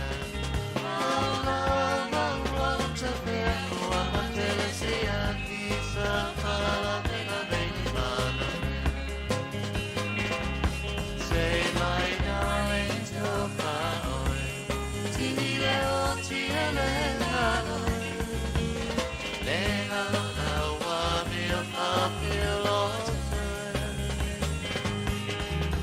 Te mana tua lau matai, te lei le whamata ni taki e topa oi, mea lau pene toa tasi.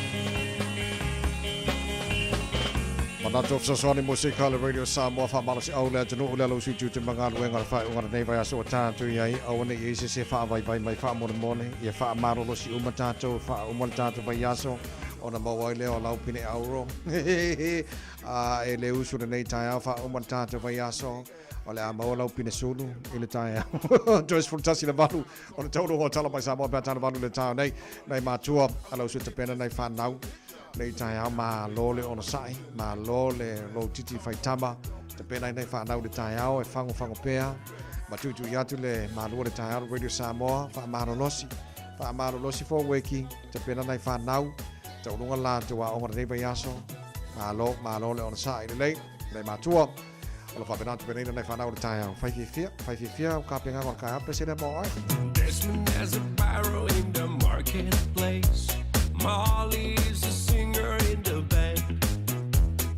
Desmond's sister Molly, girl, I like your face. And Molly sees his as she's taking him by hand.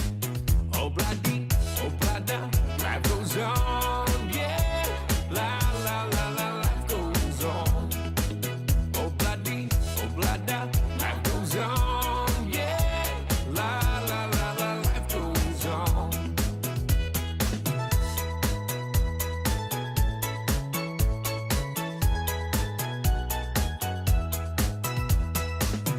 Takes a trolley to a jewelry store, buys a 20-karat golden ring, takes it back to Molly waiting at the door, and as he gives it to her, she begins to sing.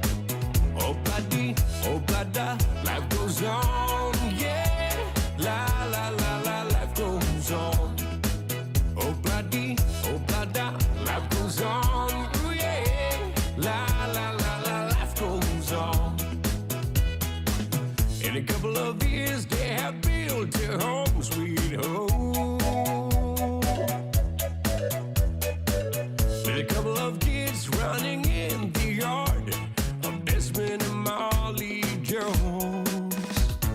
Happy ever after in the marketplace. Desmond lets the children lend a hand. Molly stays at home and does her pretty face, and in the evening she's still singing with the band. Oh, bloody, oh, blada, life goes on, yeah. La, la, la, la, life goes on. Oh, bloody, oh, blada, life goes on, ooh, yeah. La, la, la, la, life goes on.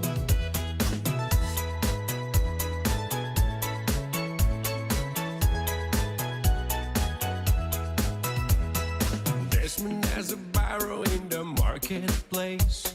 Molly's the singer in the band. That's my sister Molly, girl, I like your face. And Molly sees his as she's taking him by hand. Oh, bloody, oh, blada, life goes on, yeah. La, la, la, la, life goes on. Oh, bloody, oh, blada, life goes on, yeah. La, la, la, la, life goes on. La, la, la, la, life goes on. La, la, la, la, life goes on. Ese fai alo, alo. Ese fai alo, moana. Afai tapena etuliatu. Tatai mulana ofele muna. Alo tuliatu de fai votamutane.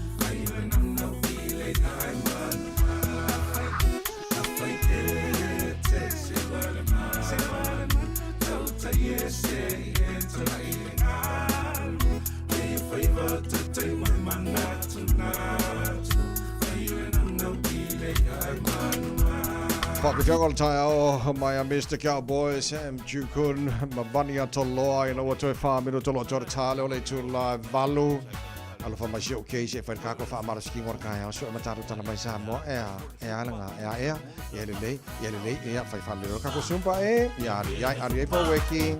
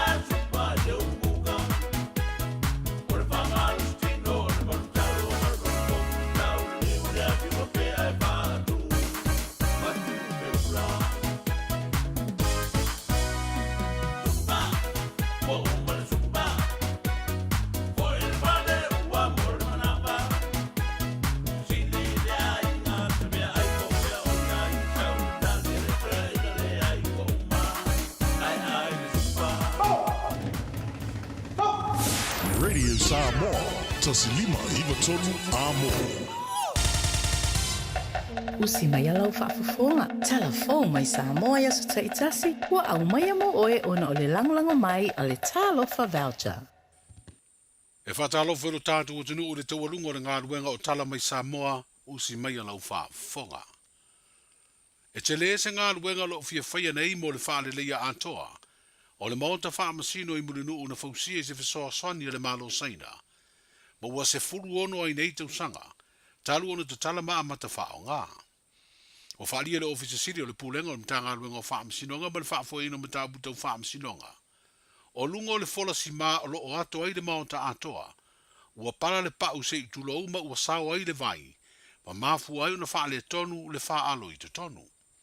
O nisi o potu wha masino le wha masinonga maa walunga, o to ulu I lalo le wha alo. O le tino o le fale, ua moli mawina ua fia I wha le tonu, ma ua fesiringi ai lona saunga le mu. O le nā malaina, pewa na silsila. Ke le potu whamasino ua wha le angaina, ono le meo tupu. Ua wha le tonu mai lunga le roof. O le rapa le sa fola I lunga le roof. O le whamtalanga tu ina mai. E 5 tausanga lona awa. Ia leo sulu ono tausanga tana I le whale. Ua matua wha le tonu ala le rapa. O mea la tupu. Mo le anga le rapa le ngakava o mai le roof. Ka e ma le sima. Sawa ilo le vai. Le lan tele ntutangai. Tele na whaina tele potu whamasino. O tele na tutulu. Ma e voi potu whamasino ia o le whaungaina te mine. Nai tanga whainga luenga whai ai. E piano tau sirifia. O sulu ono tausanga le whale. O tele fo le mo mianga iniso nga luenga whale lei. A me se lava potu whamasino ma vaenga ia o tu. Ia e tau na whai te mine la lau whale lei e tato potu whamasino lunga whamasino maulunga. Leo whaasolo mai tato potu whamasino lunga whamasino swafa. Ia o nenga luenga umalo o whatupe umar tato umalo.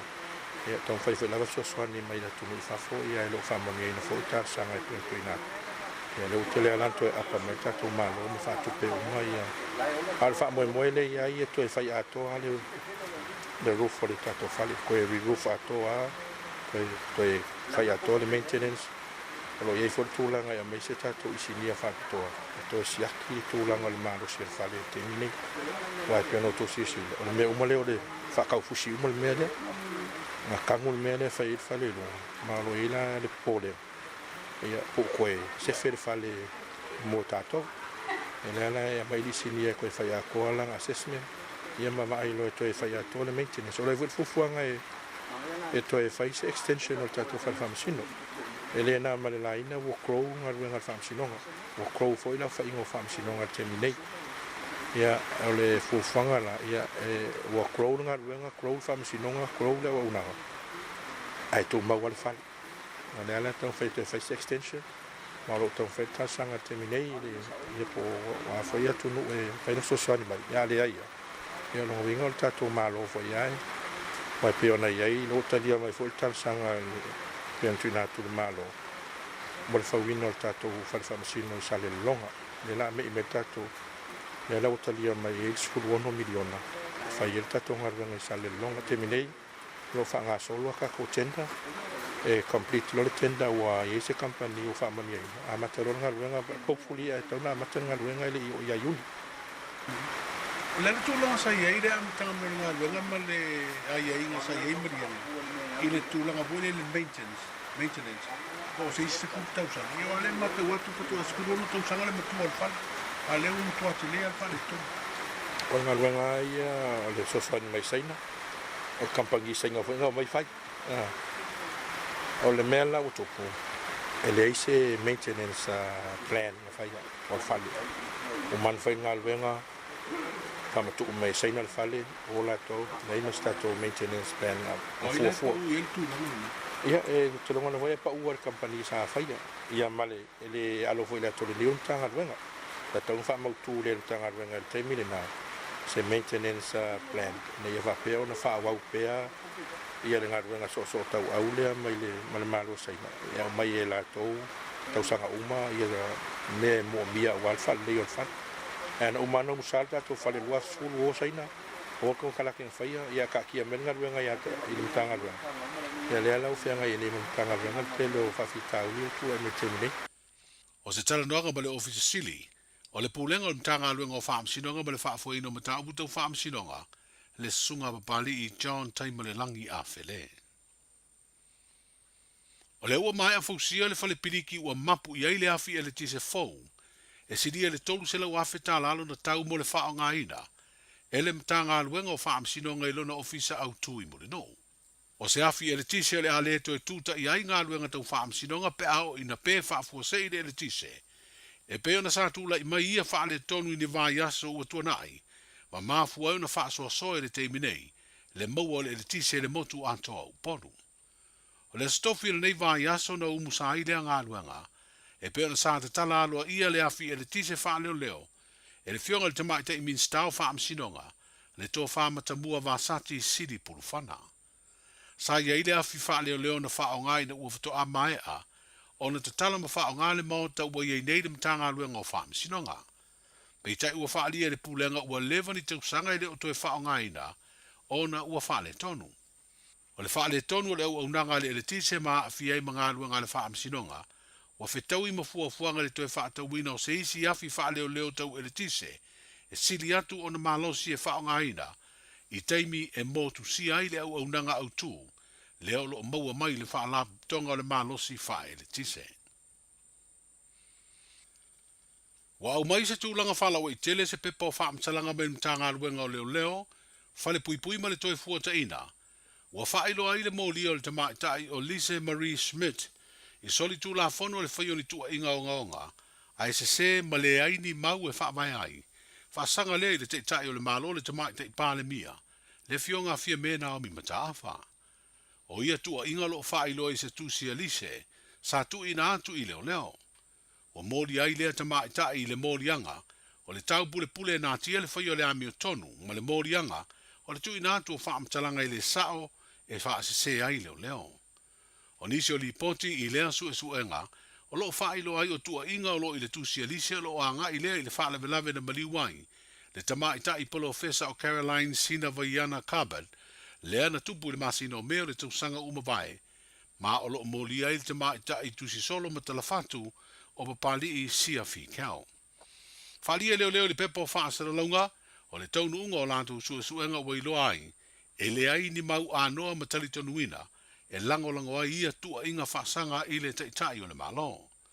O ta tala lise ni aia inga e pei o le saini lea le ofisa leo leo i whaleanta, i aso whareile taitasi, tau fialo na tusi whalau ma pepa malanga uma, ma ia awane i to e sori tu la fono, a o ta tala i tua e whaatani ai le aso se furulima, o le masina foua a perila e vala wai morianga, ma tula i ai i le whaam sinonga. O leo o moli olo i ai nisi morianga lo tua i ai, i le mata upu tau wha amsinonga lo mōri ai le sa avea, pa min stau wha ato anga ma whai ngā whaiva, le sunga la audi le ua tea polata i Val Forces Smith, wha pe ai fo ina mōri le sui whai pule o sa le ngatasi, le fio ngā whi pule ai whai mata sua, wha pe se tamali i sa avea ma leo leo sinia, le sunga li o wha atau malama. O le mata upu fo i leo lo mōri ai Samuelu sua, ma lona to alua o si vai. O Samuelu o lo nofo tau fia le teiminei, i le vai ngā leo leo. O i lima nei o malu le malo se mata upu mai le vai le ofisa o le tiute, o lo leo ina o tātou tua oi, ono se tangata na malanga mai Amerika Samoa matau nuu le malai va lele i whaleolo. Ai mauai o loo ia umia se tanga pepa I ila, o loo iai le nā koti o le aisa ma se paipa, e wha o ngā e ula ai le pauta wha saina. E leo wha iroina le ofisi o le tute, pe fia le mamafo le aisa sai to tonu o le tanga pepa I ila lai titi. Pe tai o le teimi lava na mauai lea tangata malanga, na ia umia le nā koti na tau fia iloa matu inatu I leo, mo sue ngā tiri. O whaalia le ofisa siri o Pulenga o le mtanga aluenga o tute matu pe maua, o lo whaau au peo na mata alia le ofai ngā aluenga e leo ina o tātou tua oi, e le ngā teimala e waalele, ai o wafu whaavao malo, ina ia tau fia le whiawe e ina whaasoli tū la fono, o pauta mafuala au whaasaina, ai maisi o le tau fia le uru fale mai, ma o atuai le lau tele o le tātou o tino. Ia, manuia le whae ungo le vāiaso, tātou whiroa I le nā vāiaso fau, ai mole nei teimi, soifuia. Talofa, we're the casinos. Talofa, this is Pat Lam. Talofa lava o a o lapi marina, mau pelo li tio. I le radio Samoa, tasi lima iwa tolu amo.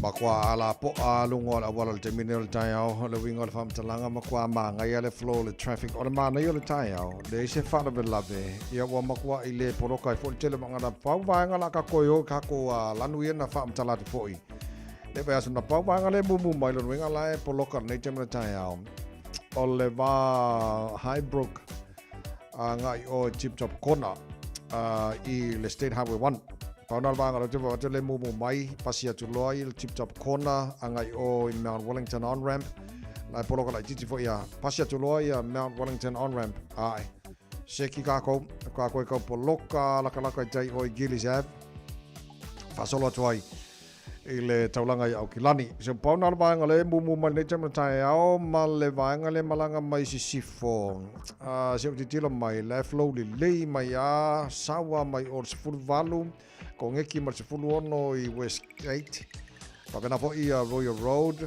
Lincoln Road fa pena fo I Tiara 2 flow le mai al nature ma tai ko poloka la talata mai Ponchevelia fa pena fo I around Morningside Western Springs pawanga vanga ka poloka la kiki ya flow le fo le se fa taunanga kiran sole ma ko champignon lo la wala ni ka fo so le manga ya fuatu tula le travel time O le whamaia le waka kotahi a malanga mai Bombay te alu te tauranga o kilani. E whaase fulu ma le fia. Ono valu.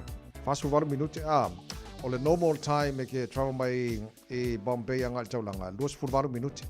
Ai ona la o slow like kiki o le traffic. Le la luenga e whaase fulu valu minute. Whaka o le tauranga o kilani pa malanga mai Bombay. E malanga mai te ara tu e ke alu manukau. Malanga mai le sifo sau ngai sauke. E tolu se fulu valu minute. O le travel normal travel times fulu iwa minguki ai ele ai la manga ia sole nam ka flow le ala traffic okay afta vale ma lo nga foi la ke fia kaminge wa banko foi a flow ala manga ia ele twaita tu nga wenga le koi fu ka mikira o ia ta ma lo la vor foi ma lo for sila o le vainga ta mai nai lunga wala nei tai Talofa Samoa o Jerome Gray le nei pe o ti e lau ta vale po e fa fonga mai I lo mota ia tu pele ni lo lau le tio le sfulu lima I vatolu amo Radio Samoa numero tasi I New Zealand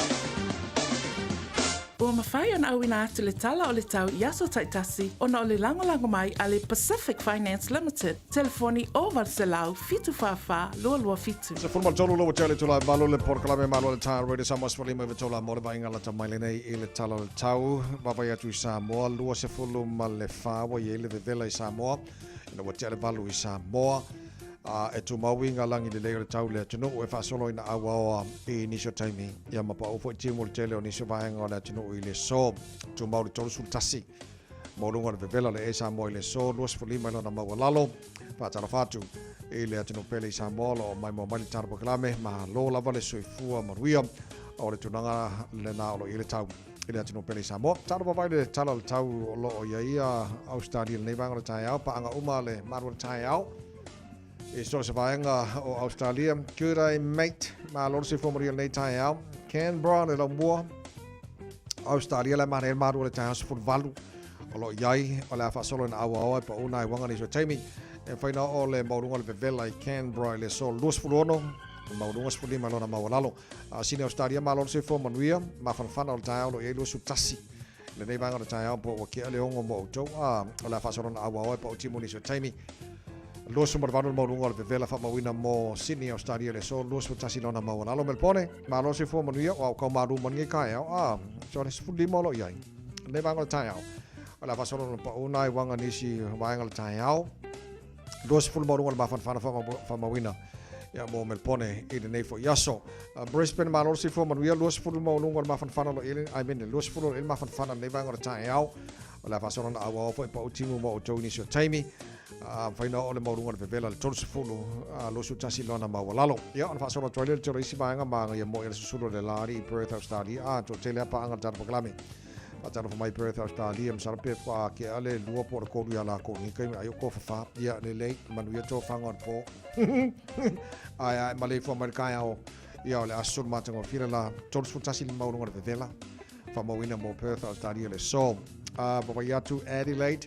Sfulono il malu le ere ne vanga tai hala fasono awa de lele tau le so los fu limar malunga de vela fasono awa tau I Hobart los fu malunga ma fanfana fasono ina pa ona I timu mama fasono fu malo sit sevili Darwin tours fu malunga de vela fa mawina morneas for Rayleigh o vanga mana Australia mal tulang ele tau ya morne fu asa fo tama ki makaura wa kilani no fanga fasalonga radio sa morne vanga tai ova va ya tu I fafo mai pot fasalonga radio sa moi manukau nei I sauto au kilani le mana ya mai o suru mai le la e kau awa fo ya ngisi kai mi ale manga ya mai le suru mai le la nei te mo tai au sputolo le malu lu ne vanga tai au ele fa solo na atu mo lunga de vela los fulima ilona mo lunga fulima ilona mo lalo o wingo le tamo au kilani tai au tu sale ma nei Ona fa solo point awa lang le lei tai au lo su fa mo lunga de vela o le e mo au kilani tai au fa solo lang le lei sa lang le lei so fua pena po la so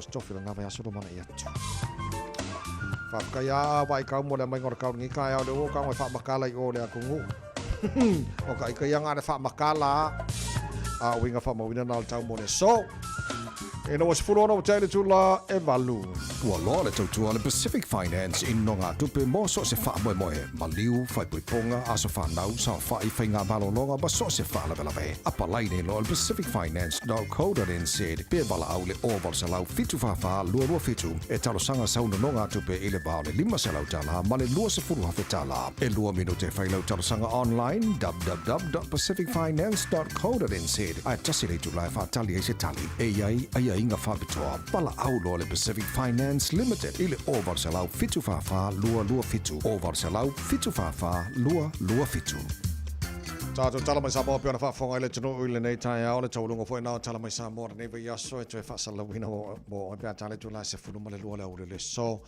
ma le fitu po ana nei o le si fa pongo tato tala mai sa mo le ta o le valu le so for va se fo pe au lo tu se fu marmato malosi mo moni fa te tele le sui o radio sama PL fe ngan man tu marvao tanga vai tipi tanga vai malo fa tai mo le tu ia taru tala mai sa mo nei tai mo nei vai so atoa o avanoa ma awala o lo e si fia mo lo ai tene mo no tu sa mo nei tai mo nei tai au pe nei taru tala tu sa mai sa mo mai le so fu ai o ile as for Rayleigh ia taru tala na mai sa mo o nei as for Rayleigh wa e fa fonga mo fa no ia wa si fia o lo tala noa le vaenga leo le maintenance plan.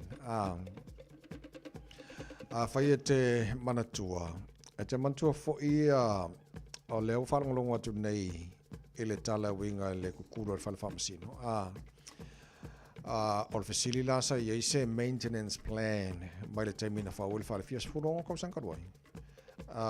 Ia a whapela le sa tu uai o company mai sengang whauina. Mana I foi pe ana ngadu fa tasi mana matanga wenga lato ya make sure ele o le fale famsino le tu lang ai le ku wa se longa o ko u mari kimu mai lunga sa o la lo I le mamalu o su fong ya ngaf ko a mingo yele a lo winga fam talanga a tonu aina fai le taimi ma le fa moi ia sarpe ko se furu fast food ko sanga ya les furu ngo a kudu fa pera le se maintenance plan e maria pe anga matala ni ten ke lol fa duai le no fa longo mele tu mai sa mo fo yanga I cable underground cable le o le tisi E te mantua na a mai fo i Samoa se fulua tau sanga taluaina fai le poai alvele con kalake nga fai. E kai bosi o lalo le palapala. E le na fai. Se fulua tau sanga. Ai pe fa so la kor pau. O le fai na fo le ono nga luenga e le ona fai ma le taimi na fai ai. Ya tarsi e fai le ma o nga tau po ani nga luenga fai nei. Fai a mai nga luenga titele. Ya pela vai nga yo underground cables mo le tise o le falfamsino pe ona mawatu. Ka wanga mo kwa ikilo ia ia fai se fai nga e umiena le lei ia mafata tia fo se maintenance plan e titilo nga ia pe ka i lua ka i koru ka usanga ma siaki po atotona le lei ia onga le tinga ina ile ai le kuwa se longa o makua i umale malo si mal le lei nga ia saulo markimu po arusa o ilano wale la vai nga ko aka polengi ma si manga ku e karikaria na nga se ngona wala ngor ngaluenga fai nga ka usanga fa pe ai ele a fai nei le ka usanga le wa ke le vole scope ko eroi ya ka tia ko fso sang mai sang ko ya lo fa mai ko fai for ko ngaluenga de wa fa de ko fo ni vai time taro talana mai sa mo nei fo time fo lo se fo wa tele tu la valu ia le lei o se mai la ia la fa fonga o le taurunga nei vai aso o tato ma fa samo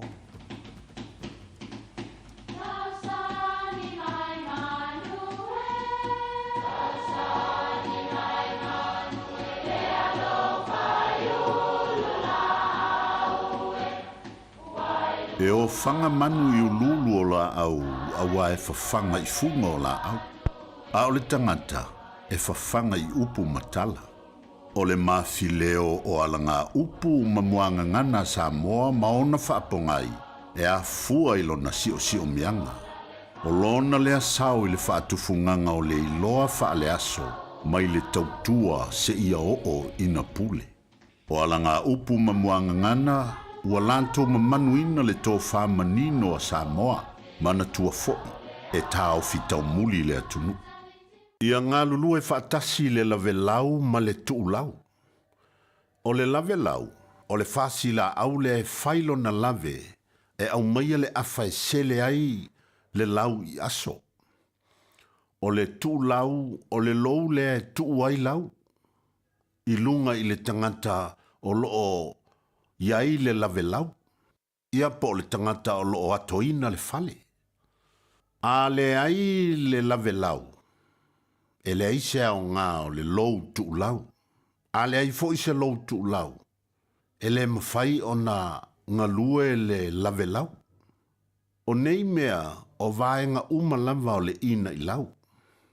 E whaatusa i tangata mālanto ngā luenga ese, ai au ngalava i le mea tasi. O le soifuanga le nei e lea i lava se faimona le mawhai. O le ala lea e tā wai le ua ngatasi. A wai le sua se lolo i se popo e tasi. E pei lava o na talitonu tautai a le losi le tausulu e la lamai le moana. E le mawhai o na maua nia a wai lo loto le sami. O le mea fo i lea. Ia ngā lulu e whaatasi le lavelau ma le tuulau. Ia manuia lau whaasausaunga Samoa.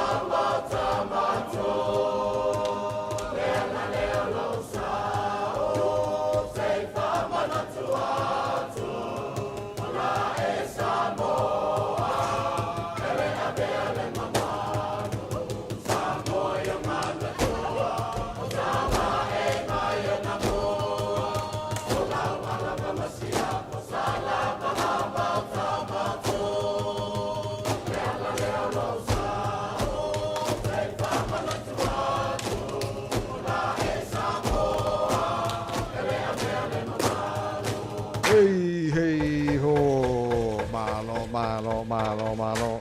Sibor siapo pespesenga matango fio fa mai e tato mau fa Samoa. O le nei foi tai au, la sunga siava, Tonio Tuipea, fa mano fa te tele la foi. Ia mo le tu mala unanga mo le tino ia tato mau fa Samoa nei foi pa yaso. Ia manu ile a tu mo le fa unga pa yaso tu mo le Samos fa lima i patolo a mona minuto al tara pokalame. Wa le simo so oi mal sunga so alo se tu mua. Ai o le fa mala se au fa nganga mai Chris, mai o nei tai fa tai mo nei fa yaso, tai mo nuia. Tal fara o vi ere tu nei tai o le fi min mau de mu tato nei tai fa mai.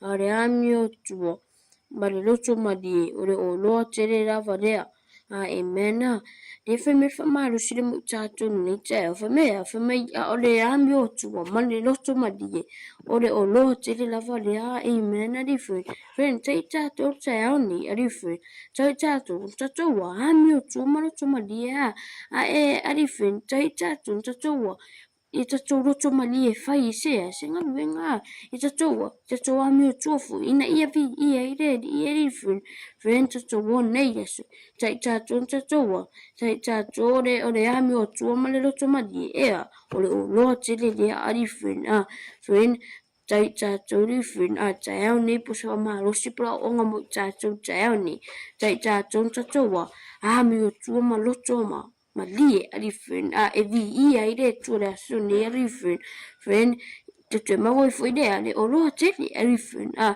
fen e tato mauna mo tato ni tae pa mani tele to le tu mo to ka ples a rifin ni aso fa fen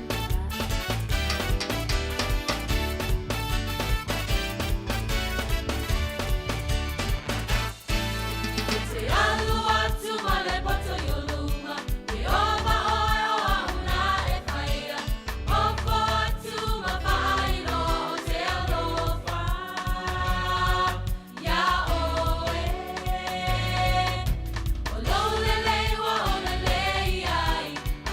tu no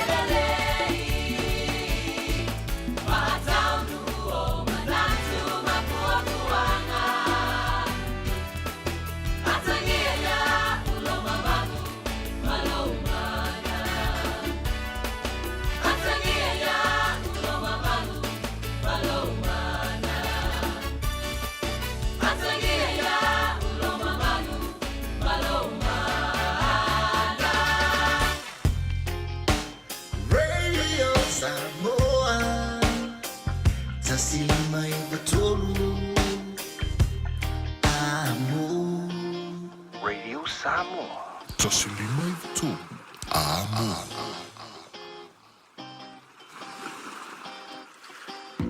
Talofa o Salmasinga fale lua Tim Toilolo o le loia Samoa. Fapitoa la o nanga I mta uputau immigration pepa malanga tangata overstayers so stoinga visa apena foi le taxation por tu la fono tau la fonga M5 foi on o tau avena mta upu fal tu la fono I Samoa famal mole vidi mai numera o iva lua nono o tasi lua o iva lua nono o tasi lua faftai.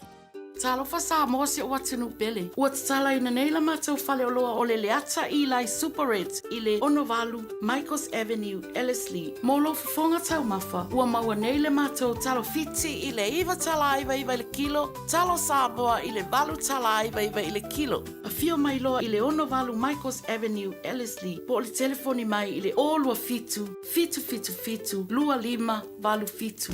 Talofa Samoa. O Ateshna Ryan, o le Licensed Immigration Advisor mo le Auckland South Immigration Consultants. E visosoani mo so se tu ai ngā visa e malanga mai New Zealand po Australia. Telefoni mai nei loa I le o valu o tasi o no valu fa fitulua. Po le olua tasi o no valu fitulua tolu o. O le aho nanga le sabe mawai o loa ananga tae peo TV, speaker JBL, telefoni Samsung, moenga Sleepwell, City no 4, pusa aisa ma o loa o ngā I leo mukuka. Maua foi o lotu aisa, vai tau mawha maisi. Tutongi I nei New Zealand e pike lau ai ngai Samoa. Whapsota I mai le Facebook po le Instagram a le Sapa Pia Samoa, pe emaili mai I le buy@sap.ws. Sab, lau fale o loa numero tasi I Samoa. Koe Samoa's Falima, Eva Tola Mo Mana Tautua, le nei fo I asa Whareile, le maru le tai au, ino oto e lua se fulu ma whamana afa. Mino te o lo te toina tāra le tula e Eva toi paunau mino te lo toi o le maru le tai au. Ia, mo le whai umar nei fo I vaso tātu I e malo whaftaina te noas Whareile o vai asta I tasi. Tana boka me wale si mosa oi, ma sunga swalo se tumono fata si mali foi tai fo swalo, ma no ni le, usu maro se fo nei tai fo. Lange mata vai. O le fo fa malo e la to nei vai aso e me so le usu fa so nga malu ru. Asa so le. Alo mu ke la me polo spo. Fa velo ai fo ile. Fa funga nga marta po inga tata wa tunu. Ia wa ka ur ka po inga. E ala fi fa no ka ka. Le ka po mai fa vo le aso me le aso. Malo so I fua marka waka ili ka ko ngu Samoa. Ia fa kai foi le ko ta vai. Malo ia vi le tu o le wa ta fi le fai fo nei tai au lo so fo manuia mo so wola. Ia ma le fa tai fo I le tu le ngata ne so fo ai fa tai le tu ta po inga se ka ele ka ya ngalo ia ta upu masane to ina o fai va ta po I o fai va manuia na Ele si di fo ida mo le poro le au sapo. Kala vela papi. E si ka pua. Asa le ya. Ora ke aga nga fia so ora tata noi fo ya. O ke la ku ko ma ko piko. Ma sia o ka manga ka die mo ya ke fa la ni mo ko ka die ni fa. Para o longo kwa lua po kala so alo fa ka o fa nga furu ni ve kai mi. Atal no la fa nga furu. Ia pe mo ta tola katoliko. Ia pe o ke la le o le se man fasi Ada ka die la o ka me fa. Ko nga McDonald ai me le manga le fa mo la ko fa ka o fa nga furu. Aga ka ba ko fa mai ba ia ba ko fish be ka le ai so le Big Mac. Mosa o la ka kalo le so fik. A fe ko fia ai. Anga pua a ru pua a vele ia fa ko disi fa yo se lok. Ele para ko a fe pua a vele.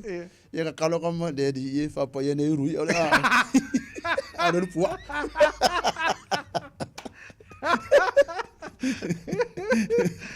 Oi te mal fanga futuro tatu ia.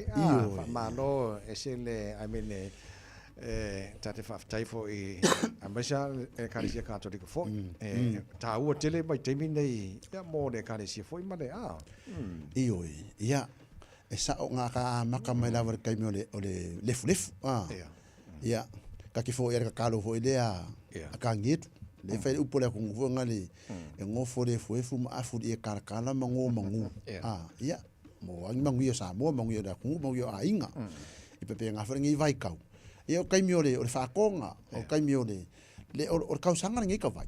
E whaingoa lok pope o kausanga le iuperi. Sa koe do kēr mako whai whi au na sa. Ia le tupili ia. Okay.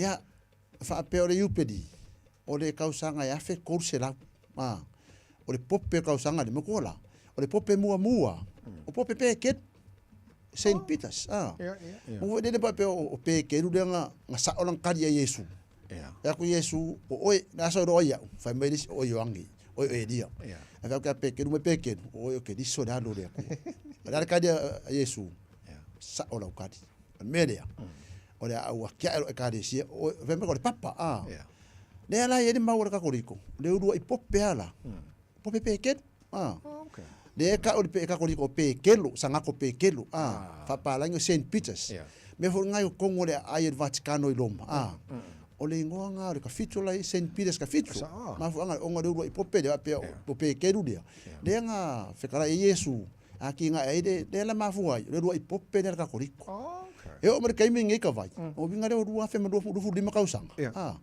o se laudi mai vai pope se laudi mai vai a pope Francis ka imi ngai ale pope ngai de afe ko se la un fa vai re u pedi de fa manga ngai pope pongi fasio e lo pose anko le sui par bia e pose anko ka mo rui masalo e ma ko la e va ngai foi pa io le fa fe ngai ngamar fa ko ya ngai be so la ko Lange o pongi fasio. Sa fa au so angi do pope. Sai on ma ko maro sa fungi. Le ala ida me fo nga ya do so so fo ka ku ori o fa au ngai. I o wamba lekio. Ya ma ka udanga fa mission ngale la fa ye. Ya o pope pongi fasio nga fa mai de peridia. Ida fa corse la. Fa pere fa ka se la ko usanga. An ko sui mai se la umi ke leva. E fe o ki sa o se uperi. O ma limas furu. Le o ma do dim. Man ko foi ka vai o le wingo le upo upeli o le jubilation pe se le pese vonga de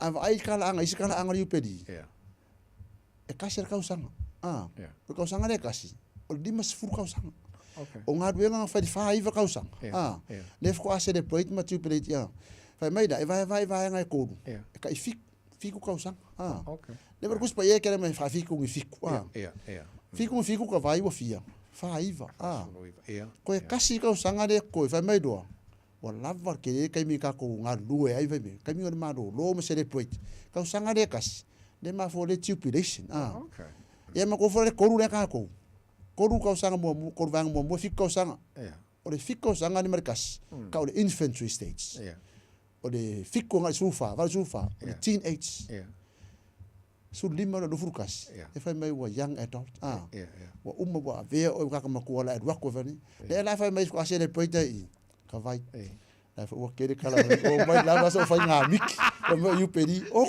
ka pe pedo e ma ko la ka ua e o ai fa ma nginga e fa ma do fa ala e mo wa ma ka yo se furu ngo fa se furu valu e mai ya ki ari papa Yesu ya peket e ro i popper nga peket mai sen pires e o mer kai mi ngai Francis e me fai nang ka ko mai ka ko Samoa le fa ke sia ngo Samoa ka vai fa o mai na mo sai Samoa ka si var ko ai fiera ai fora ye o le afe var sera ko su ka sa ka runga makal me de Saint Peters ale ko ama Samoa ko o le me ko kisinga la ko le ko lima o le ka ko nga la ko le fa lima ia rua ko de mal ma mo ngare ngo ko ia rua ko kasi varun ko fa so ko ma de aso fiku ia ma de Assembly of God de kasi varu va o ka e ngi ka vai e nga fo de sa ko la lo fa le poru ku la ko la ku o na unga fa sa mo ye fai fa me ade o ka e ia fa pe o fa malapi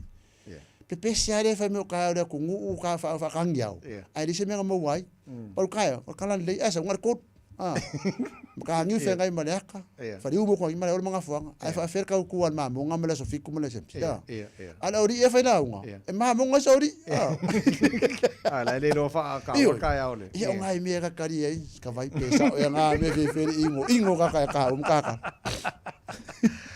Okay, so tala noila taya o la tunu e kawanga fa alangi umaya taya wala ngai le fa pe I mean o ka si o male o fa so poli o mai sa mo fo le e fa tawo mo la tu taya o na tau no o tonu le tunu ai mai si o sa ka le si le fa malu le ka usanga fa mai la wa khu ma mo nga mai si me alo fa via fa ka o akula so fiku o la sempre menga le ka ku o la le ka le ka ko fa ye fa le o ka ku be fo nga le fa ilo le fa alo ai la ol fa alo pe avonga le kero ngo fia se la fanga vonga le ngala fuia baru abo mai kuia kuai ya mai fa ilo aku sa mo ko kupe fa ilo fa kai fa liang fa kai ai fa pe ka ko a ver ka ko fa kai ka le sia e ala i ka o kai a ngi fa mo fa ya u fa la unga e o nga sa banga ka inga ya malai o banga fanga ya ngis fe kupulang e raiki o la ingi ngang ka loko mengi ai lo po oi malai o mga fanga oi maka ngi fe ngai malai ka oi em fa mo ko nyang ia me ngai ka mala malama pe ia me dang ka sa ngoi de ko ingo va yao de ka so ngang sambo e de se mari ko pa se de ko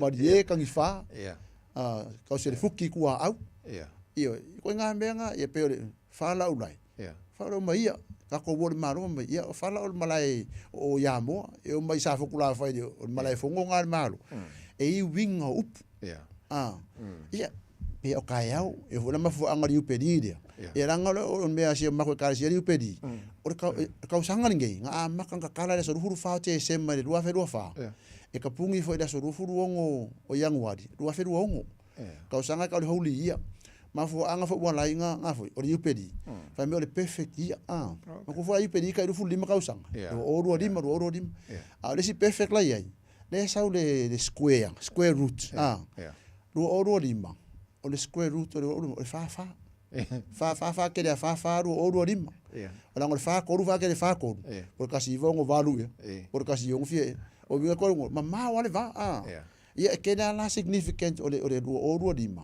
is a perfect ia la ngumbe la o lima o le square root fa ia ana karanga ka i fu lima ka usanga fa mangaku ia le de upedi siliva upedi eulu ai o le mafu o la me fa upedi ia o le koe fa ila inga o lo wola fa ke siango fa ko fa mai de fa makala mai fa mangalu salamo alofa fa alofangi ia maka uleri o spiritual life nga wa ese fa you pedi na le winga o le ola fa ko fa makala nga me ia ko ba ko si me fa makala mai ia me fa ngade avera nganga e mala mala marika nga ai de o le fa la unga ai foi a laxena loi i pres i permengi ai mai ka ko fa me la unga se fa me la unga mamla mai ma ko mamla mo ko lo mo mai ai sa wa ai sa no ne square root ngi kai ma kwang nge fole jano le maluma ki i le me vanga no square root ki yang pa pakip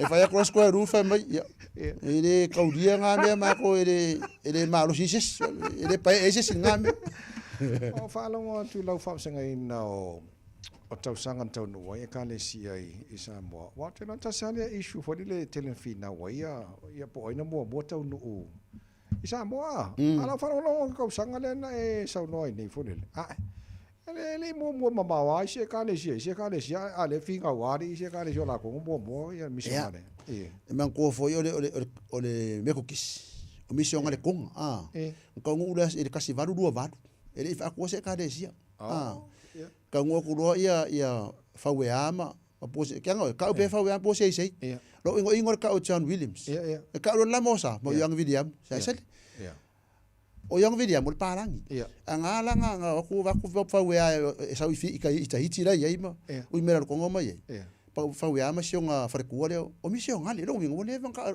ke si yang sa o fa we ala le nga li yes mal au sa pari ka ka ngoma ya mo sa mo me le ma fuinga kura wele ele ma fa vai ro la mosa i makangi fe ngai mala al mere ka ungele history palangi kusianga John Williams ka vai anga John Williams eva e ka serva e ka mi kani police ka mi ole ai ka ngaka va ngele ku anga John Williams e ka serva e ka me va pe KFC ba KFC de lela ka ko fa ka pe fa we an po sei wa pe ole ka ya fo nga po sei ia o se ro ka kalo le i la fongo sambo sa ungier ki nga ya po sei le ka le sia victor po sim salom sa o i mangere east o ka fo lan ko ke le se fa ngo ya fa we an fa ngo ya po sei e wa ke i fa ngo sa ka ngo po sei nga fa we ala ka li o ka vi ka we fa wa so sa fa fe au fa we ala nga ho nang mang sa mo fa we ko ki pe ole po o ngiu lo mi A mai whaaloka, Ke roi. Makala whaua, le ska longa whiki whiu kuri. E re rolo vaenga, o le sprinter me re roka. Ia, o sa ole lei oi ai o le establishing o ka le si Samoa. Ia ngai kasi varu kuru o la mosa le nga sui le whakasa le a whiwhila wongo rueng o kuko kasi. Wa fo la mosa, o le London Missionary Society. Kai miningai, e le ko ese ngai ku ai ngai pekangia, wa Ia le rawa ia kaule. Ia, o mai roa ia mission ngare konga ia le kasi varu lua varu. Koe o. Ai vai kasi varu koru lima le afo. Lima kausanga after la mosa. Ia ngā makaronga ruenga meko kisi ia. Ia makola meko kisi. Ia o loko konga. Lango mission ngare konga. Ang mafole ngol meko kisi o usole o Charles Machao le ngā vesia. La Wesley. Ia ongo o lako ai kia la konga ruenga. E wha methodology o le method methodological. Ia. Kau mapeva fu laulo fu kau ngā upuso. Ia, wa kiri ngungu me kia ma le maru i vanga le. Ia. E ai me vela ka mak. E nei la ka ai me vela. Alai mana. Ia, ai sa wa. Au kama ia. E fa ko me e vale uma vadi. Ala nei, ala fa mai alta po kala nei tai o le nei vai tai mal fanga fulu.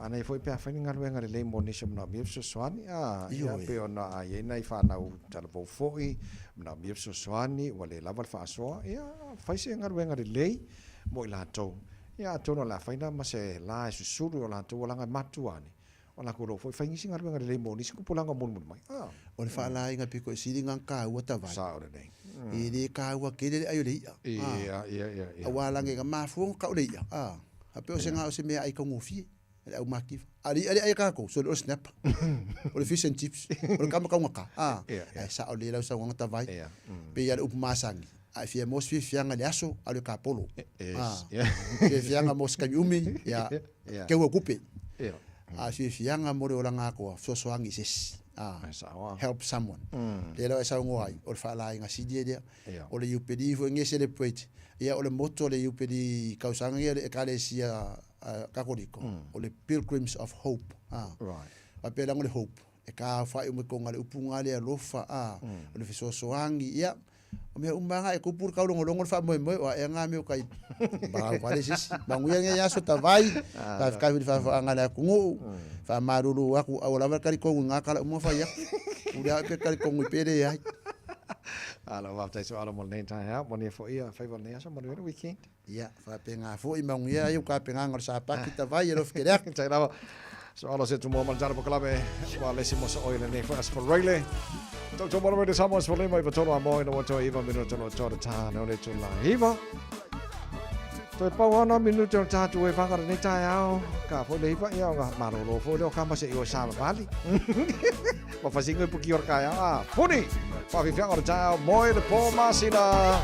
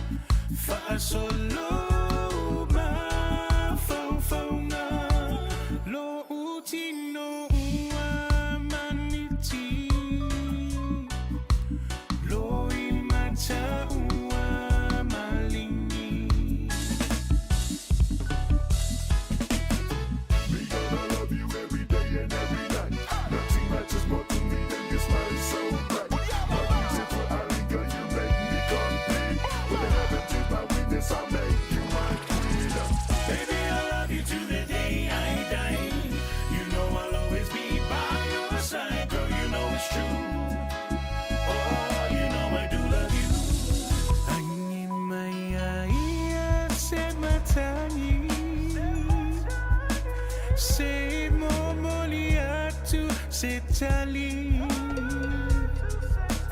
ya te ya o io fi fata si pe ma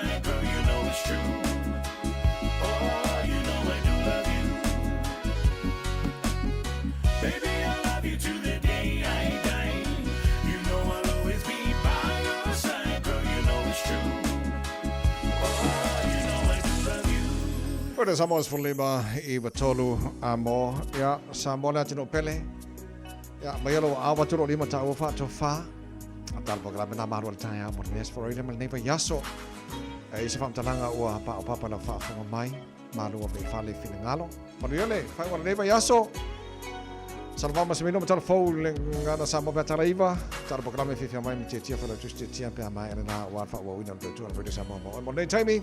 Have a great weekend. Lavatu Pasifo.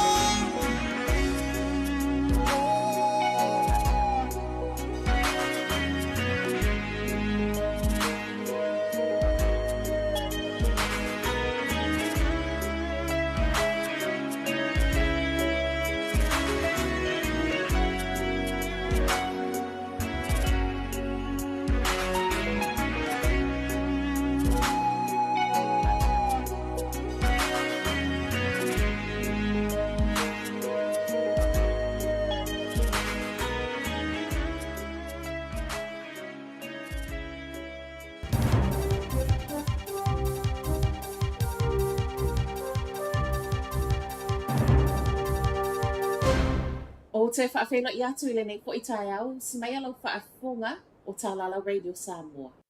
O loo whaawa o peo na so esu e leo so o tanga nga i tangata ngā lulu e to atolu i malai va'alele au kilani. Leo wa mōlia i mōlia o le au mai whaana nā o fuala au whaasai to tono New Zealand. Masalo mia na vango tiu te ngā i o inga whaalilo lilo o loo tu ua ia i lātou nei i malai va'alele ma so esu e loa. Ma o lea na mawai, o le to atolu wa mōlia o lea na o lātou ave e sea mai se container mai le whai ngā malanga sau mai mele isia i le aso se fululu o le masina nei. Fo i mai so esu enga na whaia ma mauti no ai o methamphetamine lea sai to tono o le container. Le whapetu sa male 5.4 kilo kalama le mamafa tu sa lea e lata i le 2.9 miliona e maua mai ai. O le aso lava lea na tutu la ia i luma o le whaamisinonga. Peita ai o ana nafi lea na toe o so wha ia i leo leo whapele vaengo tiute whale e 5. Ma o lea na toe maa wai si fo i whala au whaasaina. O loo whaasolo pia nei so esu enga le nei mata upu, ma e le fau lea a fia o tangata ngā lulua i tua o i le au mai whaana nao whala au whaasane i tua o i o le atunuu. O le vai aso nei o lo usu i aile whono tangata i ulu tau pui puinga whaapea leo leo le Pasifika i Papua New Guinea. O le sini o le nei whaatasinga o le tau lai lea i awala e o si aiseta i ala mō tangata nei e si itia mō ngā luenga fisoa soani. O le lona fitu le nei o whonotanga le Joint Heads of Pacific Security, ma o se whonotanga foi, o loo tau la mua ai le file mu, ma le tamau a ingo le Pasifika. Ta utino le pale mi o Papua New Guinea lea o loo tali malo. O leo mai whaatasi o taitai nei o le Pasifika, o le ata leo le ta utino ngā whaia whaatasi. Ma e tā ua tele lea mō tā penanga i taimi e luti ai, a o lava tā oso. Luas fu malfatu no Pasifika o loo iai tutono le li o le nei e au fiai ma Amerika whaapea i Apani. Ma wa lalo le tūlanga le malo wa fo i mai ma le Ipsos ma o se pa u tele lea tālua na amata whaia so esu enga nei mai le lua fesful fitu. Whaatesi lua vai se fulu le wa fo i mai whaai ungo le Ipsos New Zealand Survey ma ia whaatūlanga mai ai le malo. Ma o lea na whesilingi ai le afe ma le lua tangata kiwi i tu e tali tonu e matua i tā ua tele i le atunu. O le whaatesi lua o se pa u tele lea pe a whaatusa i le whaatesi fitu sa iaia o ke topa o le tausanga tā aluai. O le alu i lunga o le tau o le soifuanga o loo numeratasi le lisi. Lona lua i ai au nanga wha le soifua malo loina. Ma le lona tolu o le tamau ainga. O loo sawa i fo i le su esu enga, e sili ato ona le leona whaatautaia e le pātia le National tau o le soifuanga, tamau ainga, whaapetu la fono, a o le Labour o le soifua maloloina, ma tau whale. O le Ipsos o se su esu enga whaia online, ma e le o iei fo i niona so o tanga ma nisi lava pāanga e langolangoina. E leela i titi fuanga le malolo wa ai nei e whaia su enga matematika whaapele whaitautusi moa o ngatūlanga lua. Ma e ono avea mawhainga e umane ai, wa pei wa whaatau tawa.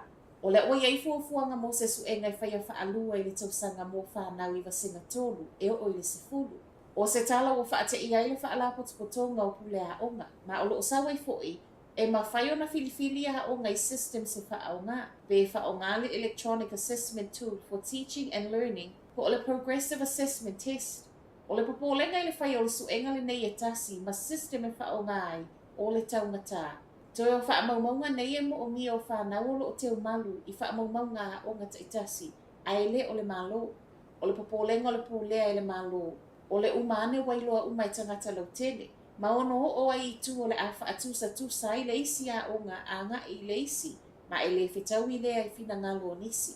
Ai i le isi tu, o le whai o se suenga matematika whaapele whaitau tusi e tasi e launga tasia umai wasenga o tā ua, o se awala fo i lea o le ailoa ngō fia i po le ale le lei o suinga o whainga whaavai o lo tau mo whai i ai le malo mō le una ia, o le matematika whaapele whaitau tusi ma o nā o a onga i New Zealand.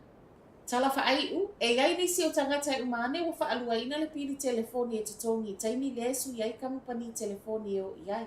O le tala lea mai le komisi o pisinisi, ma ua ia whaatalo sanga i nai le tatau na whaia i ai o se swinga. Ma ua le komisi o le tolu se fulu pasene o tangata New Zealand, e le maana na o e suia kamupani telefoni o i ai, e ui e fōlinga mai, e ono whaasawa i si tupe.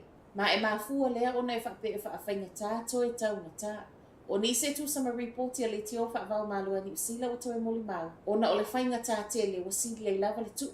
O i tū nei whai mai ei komisi wa tatau anau ili ma ia mauti noa o lo o le leile maketi. Ma e maualalo po o le le ai fu i o ni pāpupuni e whaafaiga tā ai. O na sui kamupani telefoni fi avea ai po o broadband i taimi e mana na o ai tangata e sui. Tala na o Radio Samoa mo le nei taia. Manuia rasi. Ua mawhai ana au ina atu le tala o le tau i aso taitasi o na o le langolango mai a le Pacific Finance Limited. Telefoni o Varselau fitu whawha lua fitu. Ua loa le tautua le Pacific Finance in no ngā tupe mō so se wha moe ma liu, whai puiponga, aso whanau, sa whai whai ngā malolonga ba so se wha lawe. Apa laine lo le pacificfinance.co.nz pe wala au le oval se lau fitu whawha lua fitu e talosanga sauna no ngā tupe i le bao le 5 se lau tala ma le lua se furu hawhe tala. E lua minute whai lau talosanga online www.pacificfinance.co.nz ai tasi le tu lai whaatali e se tali e iai inga whabitoa pala au lo le Pacific Finance Limited ile oval se lau fitu whawha lua fitu. Oval se lau fitu whawha lua fitu.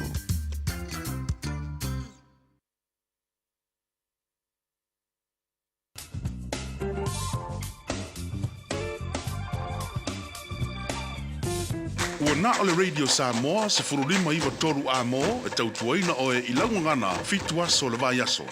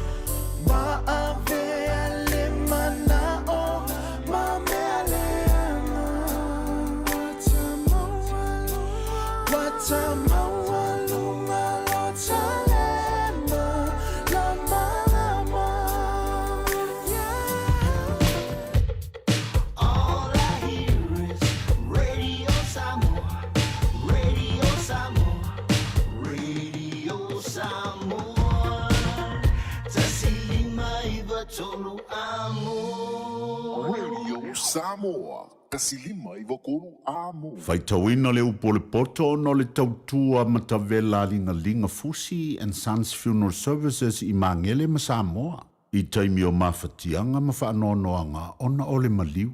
Mana tualingalinga Fusi and Sons malana au nanga. Ole a wha maa avenga atu mo oe male a inga.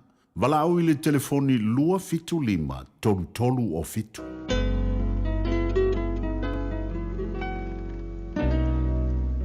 Ole finangalo le tupu o vaita ia ile ao le li. Na te liliwina I mea uma wa ia finangalo iai. O ala umol tangata e tonu ia I lona lava manatu a o le li na te fuatia loto. Ia whaia lea meo tonu ma le whamasinonga. E sili ona lei o lea I le li I taulanga. O mata whasia sia ma le loto fefete o le la mepa fo ia ea meo leanga. O le asala lea. O mawhauwhaunga o e whilinga I ngaruenga, na o le mau mea hi ui ai. A o mawhauwhaunga o e whatalise umalawa, e uai na o le mativa. O le whaupenga o loa ua maua I le laurau whaiva pepelo, o le mea whaatawa a lea ua whaata ape peina I lato o sa ili le oti. O le sawa o ea mio leanga e ave se ai lato. A wawa lato le mawhawhai o na whaia o le whamsinonga. E whaapio o mau I ese le ala o tangata. A o le walelei, e tonu lana ngaruenga. Le lei o na nofo le tumutumu I lunga o le whale. A le anga o na nofo ma le whawhine whaamisa le whale tele. O le loto o lea mio leanga, o mamao lea I le leanga. E lea lo whangia e ia le la te tua oi. A whaasalaina le ua tauemu. Wa whaapotoina I le ua whaingofie. A o ina fo I te ngata poto, na te maua le poto. Wa mawhau lea meo tonu, I le a inga o lea meo leanga. O lo wala fotuina e wa meo leanga, ona o lo lato leanga. O le na te puntia on talinga, I le vala awal te ngata mativa, e vala aulava o ia, a ele talia. O le mea foa I wha lilo e lo mia I leita. O le taui fo I le fatafata e lo mia e leita tele. O ia ili fia I le wa mea tonu I lo na whaia o mea tonu. Ai maa laia o e whai meleanga. O le tangata o se nai le ala o le mawhau. E tu mau o ia le whaapotpotonga o nganga o e woti. O le tangata mativa wa manao I mea whaafia. O le wa manao I le waina. Mane swau, e le mauoia. E whai matongi ola mō lea meo tonu le wa meo leanga. E whai fo I masui o ea meo sao, e wa meo whaapia pio. E le leo na nofo le mau, ai leanga na nofo mal whawhine wha misa, mal wha iteita ngofie. O le oloa tā ua ma le swau, olo ia ia le whale o te ngata poto. A o te ngata valea, na te wha maumawina ia mea. O le watau sisi le ameo tonu, ma le alofa, e maua ia le ola, ma le ameo tonu, ma le vi inga. E a ea le tangata poto, le a ai tutoa. Na te la fotuina fo le malosi lato te wha tua I ai. O leo ilona ngutu malona lau whaiva, e tausi oia ia te ia ai popoanga. O le wha wemu, wha mawalunga, ma le wha feteina, o le ingoa lea o le wafailo na ita, ma le wha mawalunga. O le mana o le paie o tiai o ia. A wae le mawhawhaio na lima o na ngarulue. Watu ina nau lava o ia yaso oma. A o le wae meo tonu. E foa ilama ia. Na te le tau fia fo I se mea. O le taulanga e a meo leanga e ino sia lea. Ai a tili e pea au maia. Ma le manatu leanga. O le mori maupipelo. E whano lava ia. A o le tangata sa whaalongolongo I le mea. E tau tala wha maoni ia. O le tangata mio leanga, ua mata whale maa o ia. A o lea mio sao, o ia lava na te mawhau whau I lona ala. E le ai lava se poto, e le ai se mawhau whau, e le ai se pule, e te e atu I le li. O sau dia le sol whanua mo le aso o le taua, a o le whao le tanga, o loo I le ali I le a.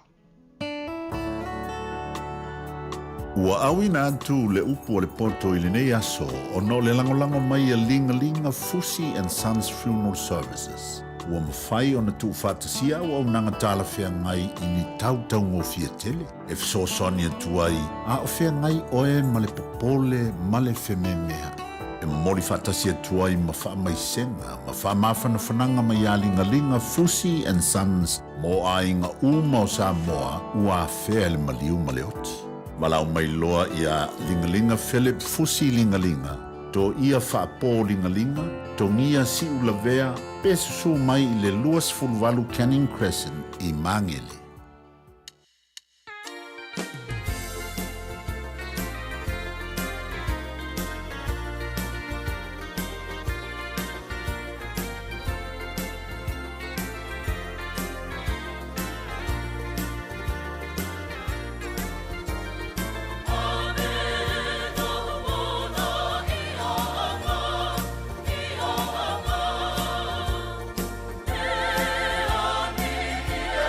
Ia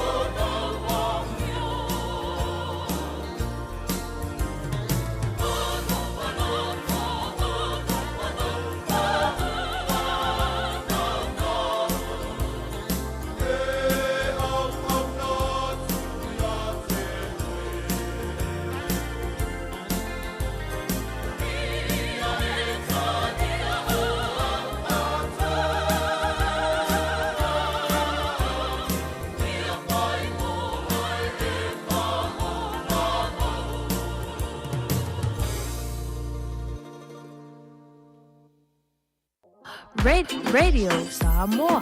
Taslima ivatolu amo. Hey, au ona ia vea oe pei o isi tangata e manatu mā ili wha iti ngā. Ele na o le inu le vaiti polo na seki ai lea. A le vave tonga fitia le wha iti ngā. E ono o le tūlanga e maua i le fever rheumatica, ma e le ai lava se tasi. E mana o e o se e pele le nā tūlanga. Aia. Ave loa na yo walo, e whaile siaki le fō mai whale ainga, o le tausi mai le aonga, po le whale talavai, e vave, whaingo o fie, ma le mea sili ona tāua, e le totongia, e ma whai foia na whaile tui o le bicillin, e ki lia atoa ai. Saula ia Samoa, i le nei vai tau o le tau mawhanawhana, ia tau sia le leina yo tātou alo ma whanau, whaile siaki, ma whai loa le tongu fitinga. Mo nisi whamatalanga, sa iliana i lunga le social media, Stop Sore Throats, be asiasi i lunga le upenga ta whailangi, stopsorethroats.nz. Life doesn't always go as planned. A family tragedy, an unexpected bill, or a sudden expense can leave you feeling overwhelmed. If you're a homeowner and need urgent financial help, Api at Finance Direct Limited is here for you. I understand your situation and provide professional caring solutions to ease your stress. Don't face it alone. Call me today on Oluolo Ovalu Fafa Lima Tolu Tolu. Api at Finance Direct Limited, your trusted partner in tough times. Le Tai Pinga, lua o tolu Lincoln Road, Henderson. E nao le tasi le vai aso, le a mawai nisi o oloa, i se tau mawa lalo. Ani iwa sede i le kilo. Silver Beat, fast food iwa sede le fusi. Mango mai Peru, e iwa sfulu iwa sede, ma le tele o isi oloa. Aso sfulu fitu amati, anga i le aso lua sfulu tolu amati. Le Tai Pinga i Henderson.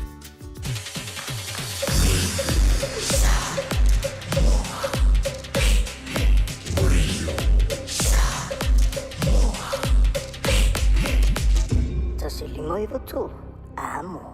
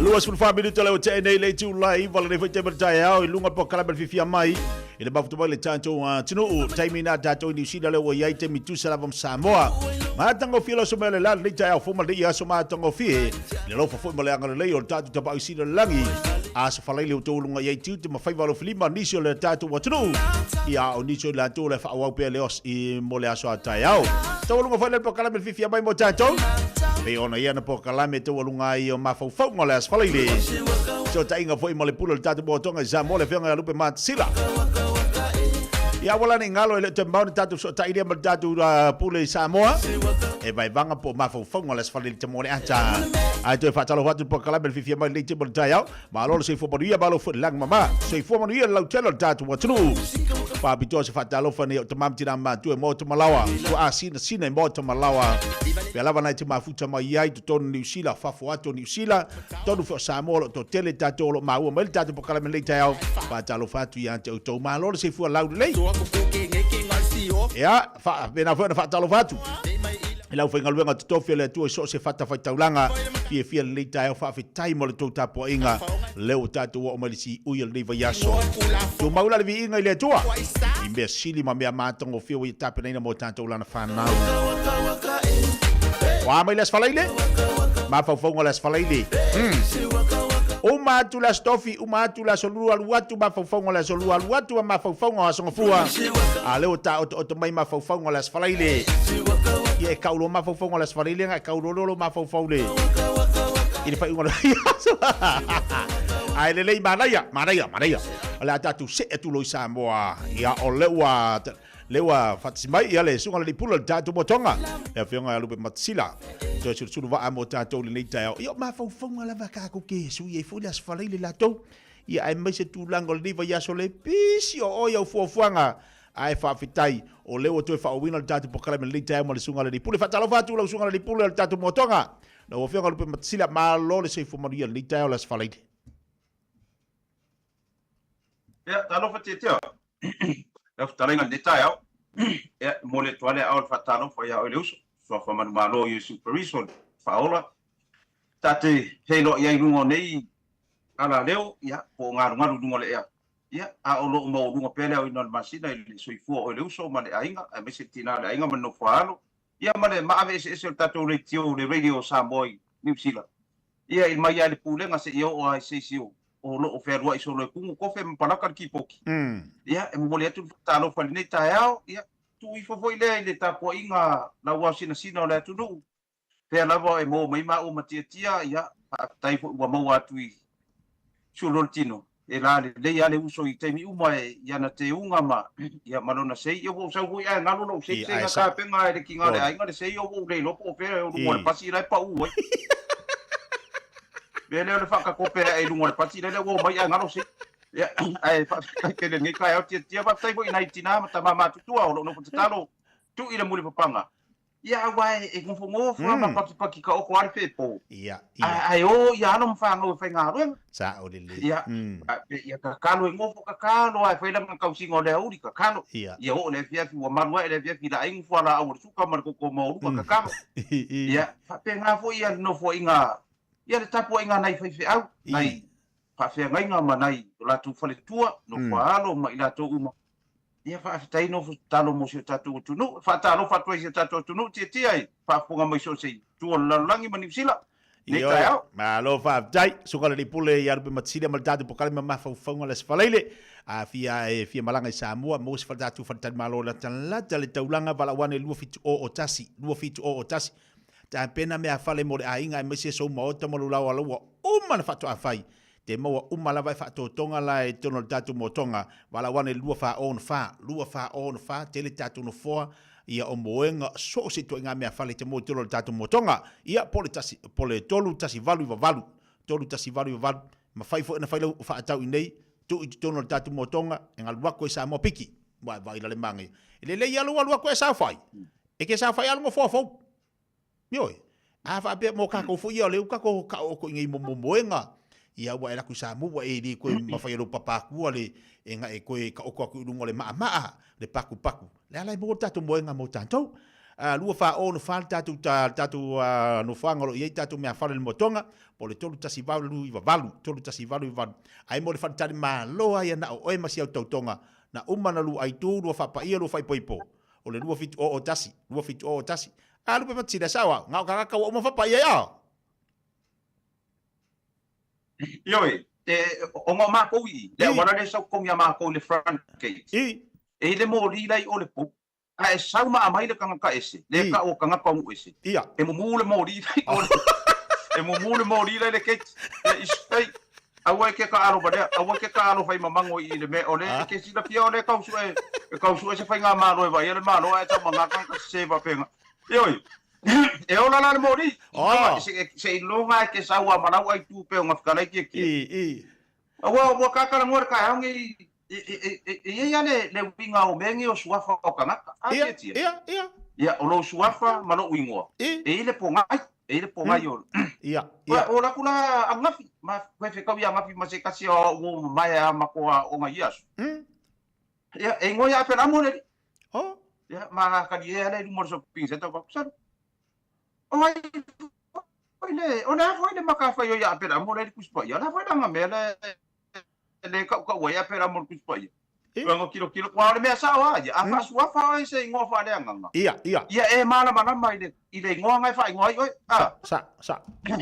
Ngo kilo ma lo le ma singa ma wa le ku fa mai. Ya ko fa no siri ba. O wa foi la foi le mele ka wa ya pera mo kuspa ya. Ona lo nga ko finga le mai. Ngo musu ma ga mai. O foi la ka mo ka papa. Tadis. Aga ko nga me ari mo de ka papa mo te dia ka papa ro super tadi. Ia ni me ka mo fu de. Afa suafa o se suafa. Ia e mara marama. Ah, ia e mara marama. Iyo, ole o manga kua ni ka ya ori. Wa mo ke ia mo fia ka papa le nga fia ka papa ni ka ka pera amor. Ah. Vai, ora me nga mo se. Ia. Se fanga la ke alu ke fa nga nga se fare cambia. Ngai ole wa wa ai le ma fa ya nga e ka me nga pe apa per kuspa ia la nga mo se ka. Ai alu lo na se fare cambia. E ke ma wa ila nga me nga ke alu ia la sunga pe lamu. Ai o mga kua ni ka ya ki. E fa ta lo fa ku nga ya u. Ia. Se fa nga u Roman ma Troy i o kilani nei o tara. Tala nga tuli maseri mane tau si ya leutu ya mane no kwalo ya tana mate ma moe ya ai wo manga kua ni ka ya tau le ko inga e fa ngoi le mang pa lang is fangua ana fe au ya tau war ko inga sa fa ya ilu mar fa fe au le ingu mai tole sa ya le wo fa ki le alo le me ka wela sunga ka ma veu e va pela sa vadi do sau se fa ngoi lo fangua lo mang pa lang se yo se fa ngoi pa me ma ko me maka fa me ve oi what do I mai le wa ba to le si ai ngol ta to ka le sia Maria se lo pe va me mai la inga sa va di lo le ko wa ma va me yo le la ko ya lu ngol le sa la o ko inga lu mo na wa ai fa lo mo mai lo kangi mai ko ro fe Oi fo i mai lo ko anga sa war ko inga sa fa i mai mo tama ona la wo du mai o ale wo fa lo mai la kangi lo spong o mo yo fa me ve au me na le tu pu ne ya te oi mo leva na tatu ma futa de ka le sia ne ye fa wa lo me le fa le to mo oi fa me ko inga mai oi ke fa lo mo ye ke fa lo mo to fa mo pe fa lo mo mai ya ka oi ma wa ma to fa mo chi dia oi ele wa ba ngor fa mo la Oi. Ora venga re ku pungi la la. Ia. Wa esa re me fa lo mo ile skanga ka ro. Pa la fa lo mo fo so fa mo ile fa lo mo fe fe. Ah. Ala por me hago peso, ole pa ya ko gol fa lo.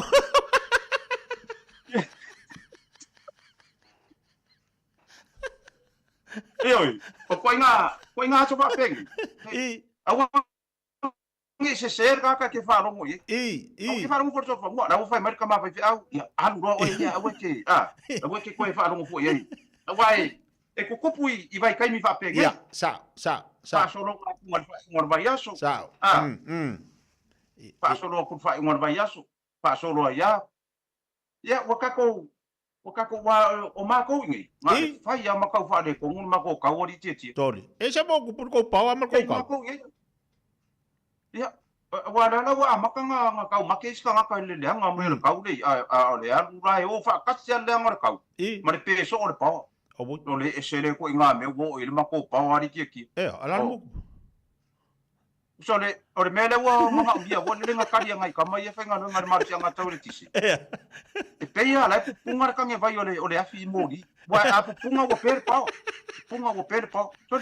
So se ka wa ya ka ko afi mo di po na mele wo fa pe nge le lo po wa wa nga fa pe nge na fa pe mala le menga ku pu ko inga or ko inga wa halu me ko va nga pe se vo ye e pe se ku la ngor sum ya ku sala nga la nga fili le wa nga ye fa ir ka va nga ar ke le ka va nga e lua se la mo ku pu fa ma lo ka va olo io alu lo ko inga lu ke lo or ko inga ele ke ra le le ai o le ngofua le sa fa ye e vai break vo le ngofua usala e fa sanga fa pe ko inga nga computer fa le sum ai ngofo mai kua por computer fa ya va ma le remote ia e o mi e fa vai break le ngofua ia pese ro ko inga se le pese la vo le my darling pese nga ko inga nga oso ko inga ngol ke lo alu ko inga kau le faino a o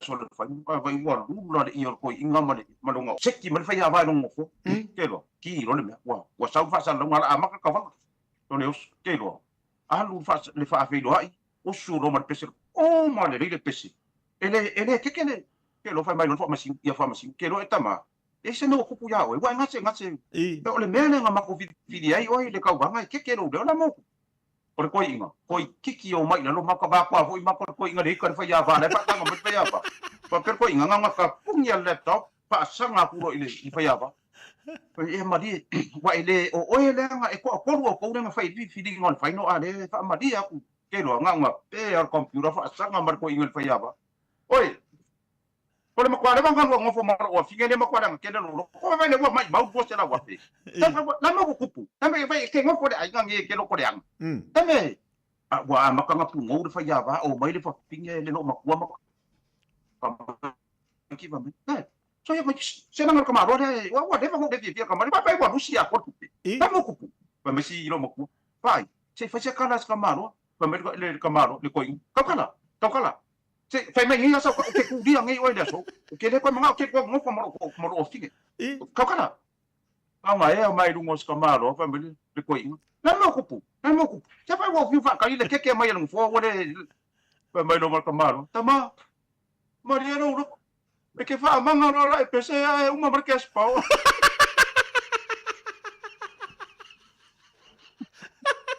mai tama ke ma va ro la pese uma marca ko ke pau Ar me nga ngai ko inga. Fai me ya se kala le lei bo le fa mai. E ke fa manga no pusa. E ke ma ba. Pa. Kasi nga me le ku punya. Ele no po ma ke spa. Ya le fa pe o pe pa. Ah, me nga bon.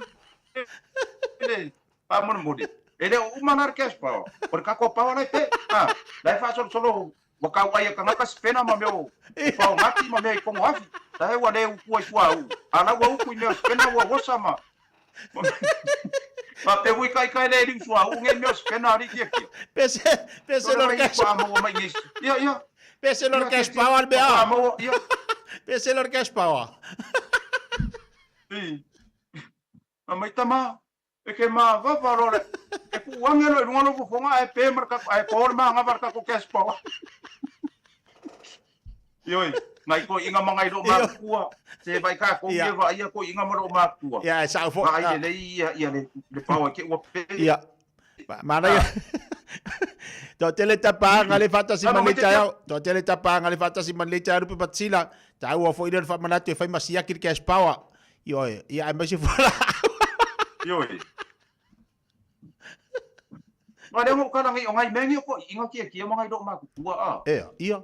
Ya wa fair boy ya na kali ko inga sau ki le ki or ko inga le fa no no ko iya ya pa ko har ko inga no prensa ki o sau ka mai ki sui le channel le la pa ko le makaudia la ko inga fi fa no no me fo le fm iya le ki o fo le fa mo iya ya nga sau ka mai ki sui le la de pa mer ko inga sole sau ko ki le la le message mereka mikir, ngai ki, dah lah, orang nak awal lah ngai, orang was suir kami mikir lecen, mereka mikir, ngai ki, kami sahaja suir lebih ada, sahaja suir, dah lah, dia mau orang kami mikir, po film ni memang orang kau ingat, kalau memang orang kau ingat, kau ki dah lah awal FM, okay, ini kau mikir kami, ki le FM,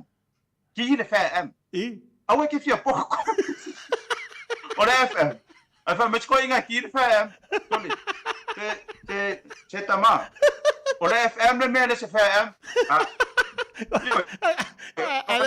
Ya na ngai ko inga mangai ro ma ko e fo le na ko fa ro le mele FM. Ya sa fo ka ko. No mo fa ki mai ko TV ma ko da au ma. Ya ma u ma ki. Ya ma u pengal FM. Ya na. Le vatalo fa bai cho tapa anga lu pe matsida mai Plymouth. Ea, niso la to kala stete, niso la to ma futa mai pispen Australia, le mon melo fa anga. Yo, le fa alarm, le fa alarm. o aso ia kia aso ia inga ia kako ki vi vo ia black and white maka dia ia aso ia sa sau pi inga vo ia ki vi la ki vo ia black le paku wa ia le paku ia aso e la si koi inga nga ko kasi as ko inga ko ngol ma o ia o ki vi ia o fa no mo fa fia ko inga ia fa ita ko ro fi pa lo le ko inga ko i ia ko inga le ola na ki vi I ko ngol ia ele maka mo ia ko inga ia me pi inga a ko inga le o ki vi ko ilo umai ko inga ia fa makana ngo pi inga maka kala pi ia mai lo ko inga ia ko I vale fa ila ko ro ko o ki vi ka ko inga ka ko maka o ako lo mai ko inga e sa fa umala ko inga I umai lo fo lo fa sanga ki vi e ko si fi ngo fo fa pe ngo fa ngo fo ma ai umai ko mai ko ia bisa ele I le va sa fa inga ko inga le lo fi ngai ko inga le fa ai vai va le nga fa ia le ai sa ro le panga hoki nga sa va yo ar ko inga war ki e ro mala ma fo ngai pi inga ia nga sa war panga hoki ma partner for tonight Hulk Hogan ka umalo ma fa hoki weigh 254 pounds nga fuli na ko inga lai ko ka le war ki vi fa mai ko va ai ku pe nga ka alo ka ma ko va ai ona ka umalo ma fa hoki 254 pounds ko va ai maka yo TV ko va ai ku pe nga ka alo ka ma ele ka mai ko pe ala ka umalo ma fa hoki Hello, pasal mai no, sa ulah pi ingat sa wai boleh maka dia lah, kamang ko sala nang fai mai ya, Andre 354 fa mai ko oi, kele la ku ko kele la.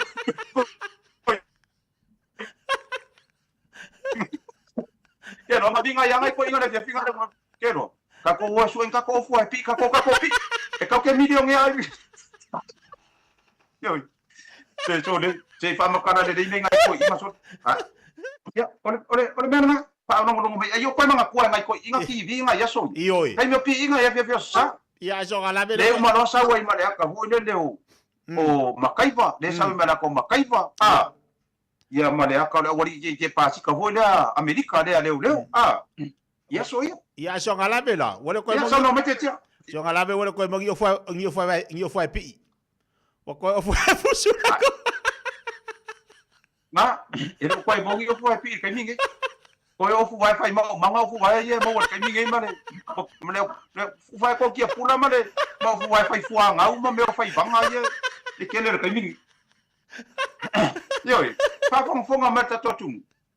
Ya, se ka kia la kuai ngore. Le Facebook kia isi kai mi pe a ko ma me la ka masingi mo le wa ke le ngo. Pa ngare ma ko masingi le excavator ke le kai ni ma ko ngar go. Iya. Ya kalifore wa kale break wole le kalifo ka kale Facebook so. Te ka ke wa ai ku ve singa wo ye ve si no Facebook. Ya. Pa koi Jelly. Anu ko inga ile le kio. Pa ku ele le lo mo. Iya. Sawe alu fa sala mo ale ka ko ka de si o le kio anu le ma video ku fe fe o le kio le fa me ke na ku. Ke na ku ka fa sala mo. Wala kular ko ingo. O fai kala maria ya yo le kio ma ngai ya la se ya lang kala ngol le kio. Iya. O le picco la ina no le pepa. Picco ina no le pepa. La ku sia ye le lo ma ku le upu share. Se aku ka ko fa sala mo le fa mo le share. Iya. Wa ngalo na le ko ingan fa le o ngore le ka ngore upu le share. Alu wa fa sala mo alu ya fa sala mo fa mai loi. Ia ka le kio. Ia tama se si mo pai wa le fa i wata po kala mai oi le ai pa wale me ia I tato pa nga ma o fa mo mata fa tonga ia kelo ka u le va ia ko inga de pula de sia ma ku wa ingalo le ka u ngore u ma ka u me lo ma ku ku me ia le nga fa mo le ise ka mo fa ye kelo ko pelo ko inga de ina nga ia nga de mai vai mo ka ko u ma ia fa no mai ma share aku ka ko pokalandi wai na vai ia share aku Ai, todi. Apa ya ku kala ngai fa mo le ya nga me o share di. Todi. Or kai mi ngai la wa share le si la wa le si le fa le share de le pengalo. Todi. Ma fa fonga les falaile.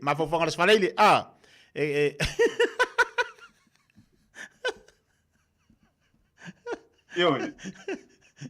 Kele nga fade kong ngore mea. Ah. Kele nga fade kong. Ese selo le sare. Ia wale le fo ianga nga le nga duanga. Ah. Nga.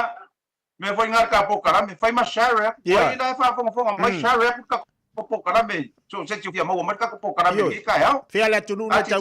Fea la tunu na ya mawai. Kong fai share atu. Yo ngai meu o fariki fangari tia ah.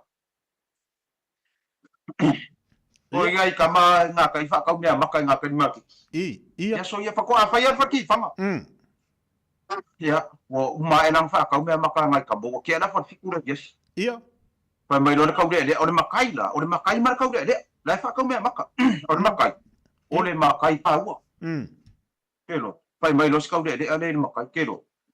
Kau kaki fang pamali koi anga mami che farki fang akere mai o ya kau aku ro la fe kau mara kor ba pa kau la tickets ma alu le kenge ole aka iku kau dia la a fai me yo aka iku tia pongi sa a kon farki fang ele se kai me mana mai se me ia o aku ro fa singo le poku mua la mar kau de kala kau de fa ko kango ku ro lime kung Kang aku ngai aku fai ko la ba ngon mo ko mai ba kasi mo ko la ba mo sa la ya bi pe le la ku la ku la makai sa fai mo ko aku fai ma fo wan makai e ku la ma le afale le aka le la ku ya si kau le ba mai ba sa si ke ro si iro pa kau dia la wan maka ka ma wa ma ngai ya le Ela farki fanga kusanga nga uma le ka ola lo mon kusanga nga uma le ko ti ola lo mon ke lo ola ngar ko avalu ala pi ko ilu ai ava mo fo farki fanga pat wai pas mo fo ka fo ke ko ko fai kilo ma ka kai ku so se le me o ka ka ye la ka ku ma di e vai mo ma kai mar ka le o mai lo sa wa la ka le ma pe aka ho le mo ma kai ai makan me o vai ko ese uma fo nga ngare mena nga kupu vai fa no mai ke no ko i fai le makai le o in fa no mai awa nge i do ele ngu mena nga kupu ko si ir makai le ka le ko nga farki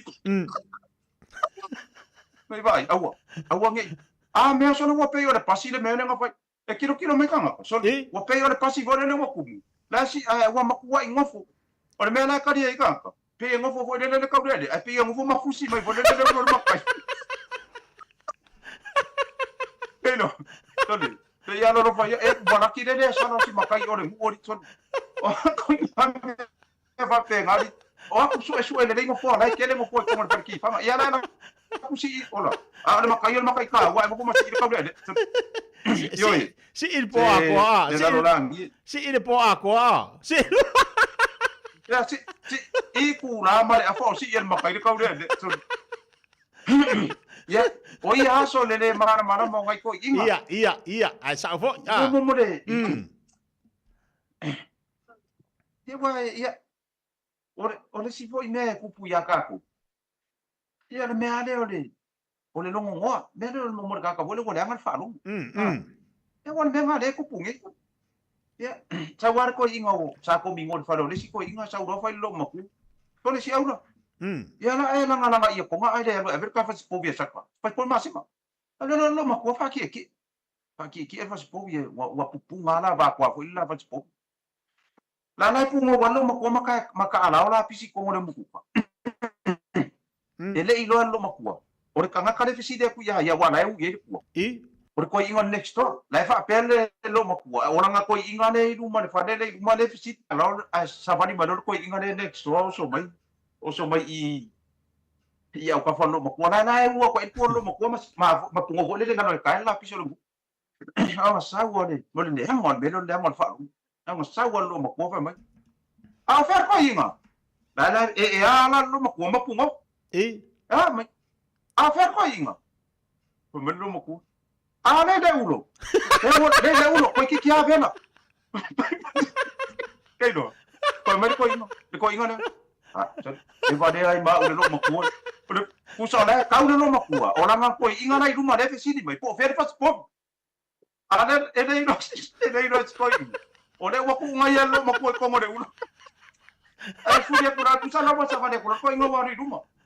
Ai ko furia ku ra wa ku ro no makua ki wo ka fe. Ora ka ngaka ko ngala la nga fesili. Ale wo fai ko inga ole i le uno so ko.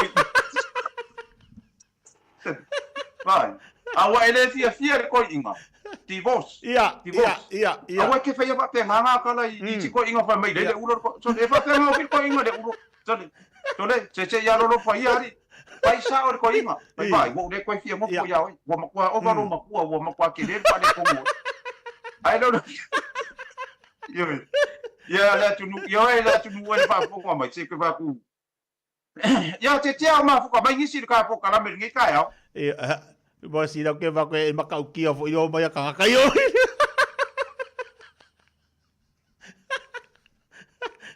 Ora menga ke I ka. Ka ai nga next door. Ora fesidi mai ko I. La ele o no makau yo le pu ngou le mo ko le ka la la fesidi mo ka mau ye le ko I. Pa wa le bela fi fa la fa no winga le mo ko I ka ka le fesidi. Per ko I. Tole ma e pu ngou no mo ko ma ka. Le ulo. Ko kiki a bela le ulo. Alo ko wingo sa. Po ne vali nga la lo ko inga ni se ko mi ko. An meanga awale fi ai momodi de lei awale fi fa pena momodi yo ui ke momodi mo fu fa fa penga nga me fa le ulo e fa penga fi ko inga le ulo le le ale momodi le lei a mama kwa ko momodi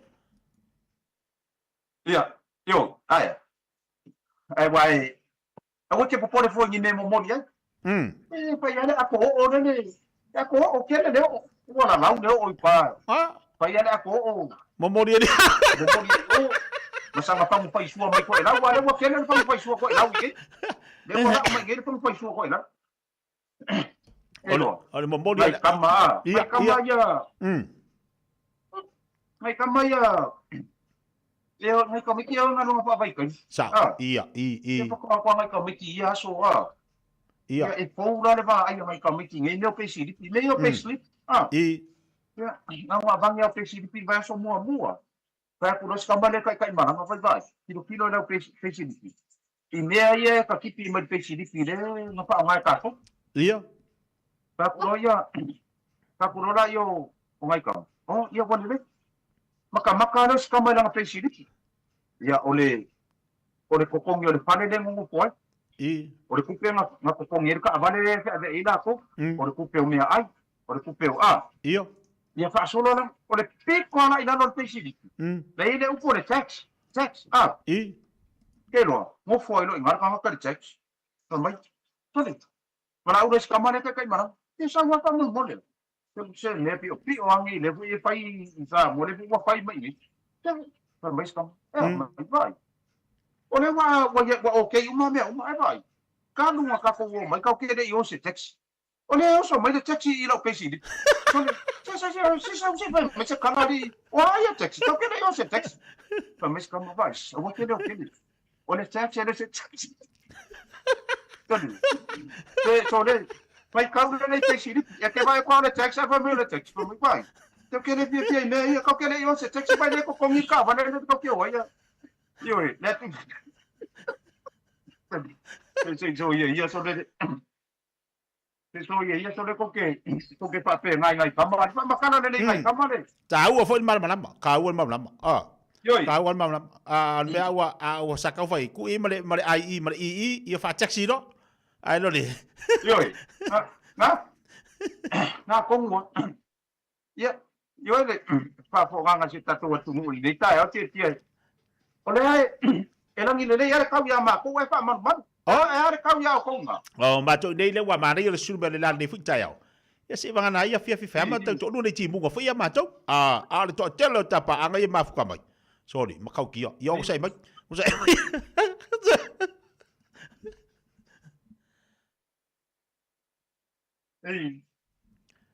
Ia, toi fatalo fatwa inisio tatu wa paanga le mafuta bai dunga tatu telefoni. Ia, ai basi fo inisio ila toi dunga tatu Facebook, dunga tatu YouTube. Io tatu o mafau fonga les falaili. Fa mai e ngā ruenga le fa ingola yaso. Mafau fonga les falaili. Tu le ye foi fa mai ina ngā ruenga. Ia. Ia. Ioi. Ole kuranga ngai le. I kako po karame ni ka ya. O mai a kako mafau fa wai. Wai e ile ka ko ngwa tieti. O mengi ko inga mara o ma. Ah. Ia. Ia makawia la aso ia e kele nga. Ah. Ia wo ngela le lo makua mar ko inga le va le. Wo fu wo le va le wo. Ka ku le ole lo ma ole ko inga lo maku. Ia. Wa le ya ba wa.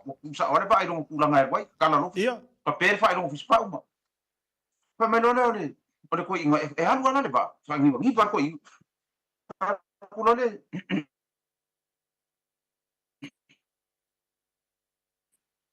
Pakulole so bingwai. Fa malole lo mo la fi fa ka tusi. Fa ka wana fa pe kusel lo mo ma ka mo fa pe lang hen pa ku le peneto. Ya, ka mo peneto le ka le peneto ko in. Fa me lo mo wai ma sing ngau. O mi no mo le so je kenge me sa vai. Ya. Fa me lo le ka na ka mo lo ko inga in fa la. O lo. O ko ai o New Zealand.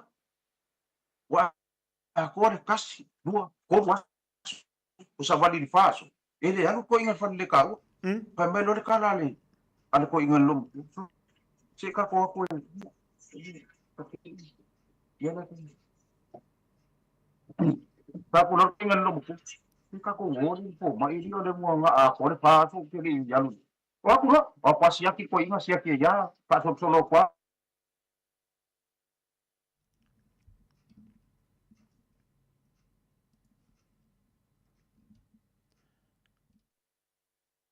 Pemelo po ba kina puro mo ba algo ko ina tin fa me ka uti ma de ya na de po ka mo da de po na ko me ba o de su a ko ko le ko o de po na a fa ma kai mai ka ma de o ba na mo mo fa ai mo ko inga mo ba vai o na me de ko fa ko Aku sol fala nga fa ingo ko inga fala I sa no ma tete or fala nga bel lo ba ko inga Aku sor ke minga nungol vale la kadang ka sa ka mo moku mo le ba nga aku sor or ke minga denga kinga de dole ya de o to ina ka lo mo kwa fala nga apa ko ya nga apa ko lo mo ko lang handpack se mele ka bo le fa me pet fa pe nga isa wa fo ila kilo fa pe lo mo ko ilanga kusima makango fa pe lima iya ene no ele lo mo ko fala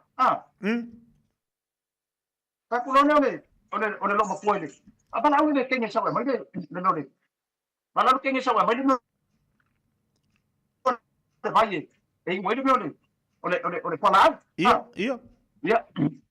tahu ole kayaknya mai ingro na apa ku lewa ko ingro ko ingat pala ya wa ku na wa ku ai ko nyisila boleh le ya se paso de alu ko ingat pala tawa ya ai siap ya ko bomba Ore kwa na awe fa nga kai mai ka ngo ki ngade. Oh. Le ngai mo sko inga. Le mo kwa. Yo achetia. Mo le so ka. Ole se ka u ngo ku fa fo le wori e nga lu mai fa fo le ofisa. Ile pa o la po me ole au senga ne. Mangaya. E nga lu fa fo.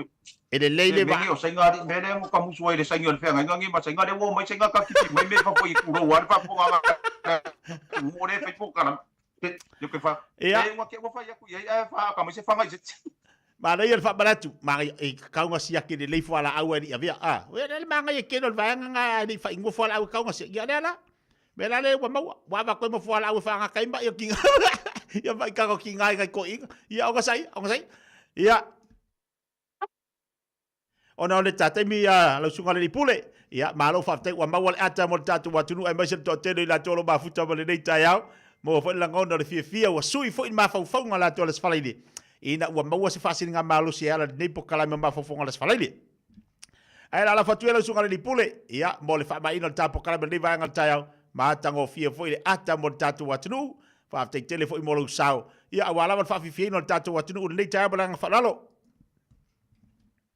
Yo tia whaakai kele a ka po kalam yo e ngofo a vai so ko ke ngai ba ko felo ngofo ima ngai ma ko ku ma ro ba so ke ngai nga ke so ka po kalam ya inge ya me o paro ka ya se kai mi foi ka fa so ai mo le page ya e mo le tu fa tai tele o ka ko kala mo le asfale lengi ole fe awa ya le asfale lengi se ka wa ve ese me le yo e foi le yo e pongsa ia ya wa ole ka ni ole koi ing. Man le ala ka ba malu mak. Wi-Fi ngano ngan IT bo le ka ka de IT. Ya. O mai lo ko inga ye kwa o i ko inga na ka mo. Chan. O ma ko fa no ko dio fa ngano ngano ka le IT. O na nga. O ka dia la le lo mak wa mana mana IT. Ai le mana mana ko ing. Pa ai mar ko i le lo mak wa ku na fa me le ki e mai ko ing. Le hal wo ko inga fa maka la ngole.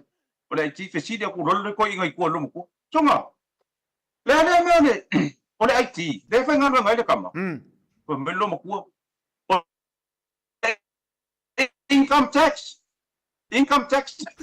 ko mbelo kala ko ole income tax vai ma pisanga ma kongi ma fa pengalo makua kala ma fa yanga nanga ki pero ya sa lo makua ki di pa merki ele ile nga kausa sami ko inga ai fa mai lo lao fa mai lo ko ia ko inga Saya kau fasa mo, mai fasa saya kau fasa mo mai langan ngai family income tax. Fasa mo mai. Lale IT le fenga no ngai o kadi. Family lo makua. Ole iyo e tawaso pe fasa mo. Iyo e tawaso. O e na go le bango vai me e final sa mi ngai e vai ma ko e tawaso le ma ko wa le IT e family.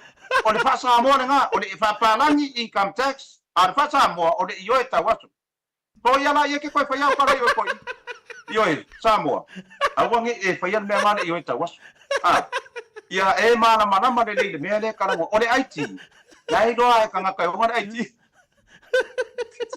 le fa palangi income tax fa Samoa ole yo ta waso ya tia o se kalma fa ngai ngai ini ngai ku la des friday mai ya ta nei ma le company le motonga yo ka fa ke me le yo ta waso yo ya mana ma se me as friday mana ma le ka mai kinga fa nga no ngam fa fo fanga ole shopping fa uma me ya mamea fa penga ai o mai ya kia ngai mar kampangian motonga isa mo nei mo dia ko lo fa nga ya o tia lo kia ngai manga no ngam le fa nga no ngato mar kule ngale radio samo ma ave ss se yo ai nai tina manai tene lo fa nga no ngai tato radio samo ya ta ton ula mo ni fa man yang le fa mo ni va yaso ya ma se afa fo lai ile sa dei lo fa ngia le tu tato barbara tia lo fa ngana mai le motonga nei ngai fa sanga iman market ya sumai e nga e mo kwa market ya sa mar karo mari ia module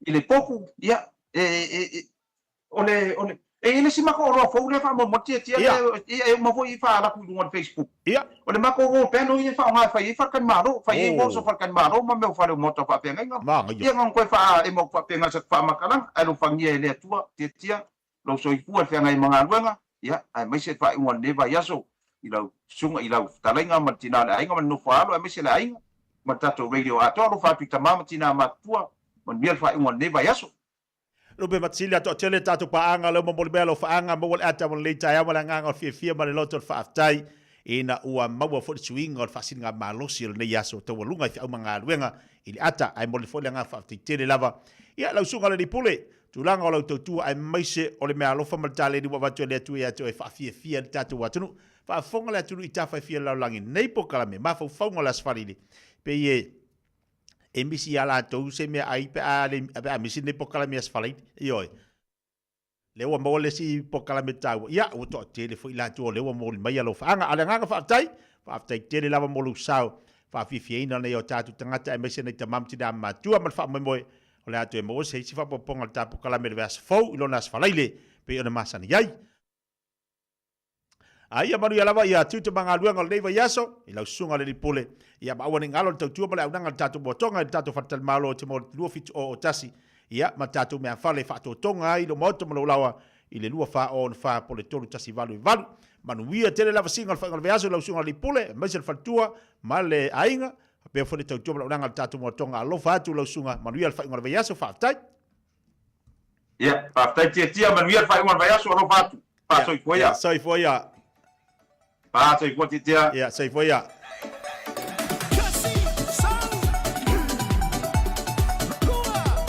ia po kala beta wana mo tatu le ata te walunga inga luenga le vai aso se waka ka fo soringi ka mo lupe makasi da sore maka kio Ia lenga, ole aka mangingo nga mo ka kores falaile. O se fasiri nga malo si te mo fia mo le ante te walunga iu tiu te mo faiwa. E mo se tapo inga ne tatu tamam tina ma tu mo te malawa. Fa sal to fa salawino tatu tala vai fanua. Baby, lobaki. Hey.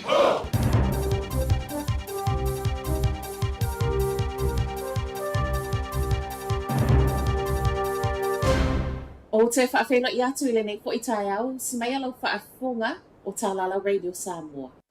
O loo whaawa o peo na so leo so o tanga nga i tangata ngā lulu to o tōlu in malai waalele au kilani. Leo wa mōlia i mōlia o le au mai a whaana nā o fuala au whaasai to tōnu o New Zealand. Masalo mia na vango tiu te ngā i o inga whaalilo lilo o loo tu ua ia i lātou nei i malai waalele ma so loa. Ma o lea na mawai, o le to atonu wa mōlia o lea na o lātou ave e sea mai se container mai le whai ngā malanga sau mai mele isia i le aso se fululu o le masina nei. Fo i mai so enga na whaia ma mauti no ai o methamphetamine lea sai tutono o le container.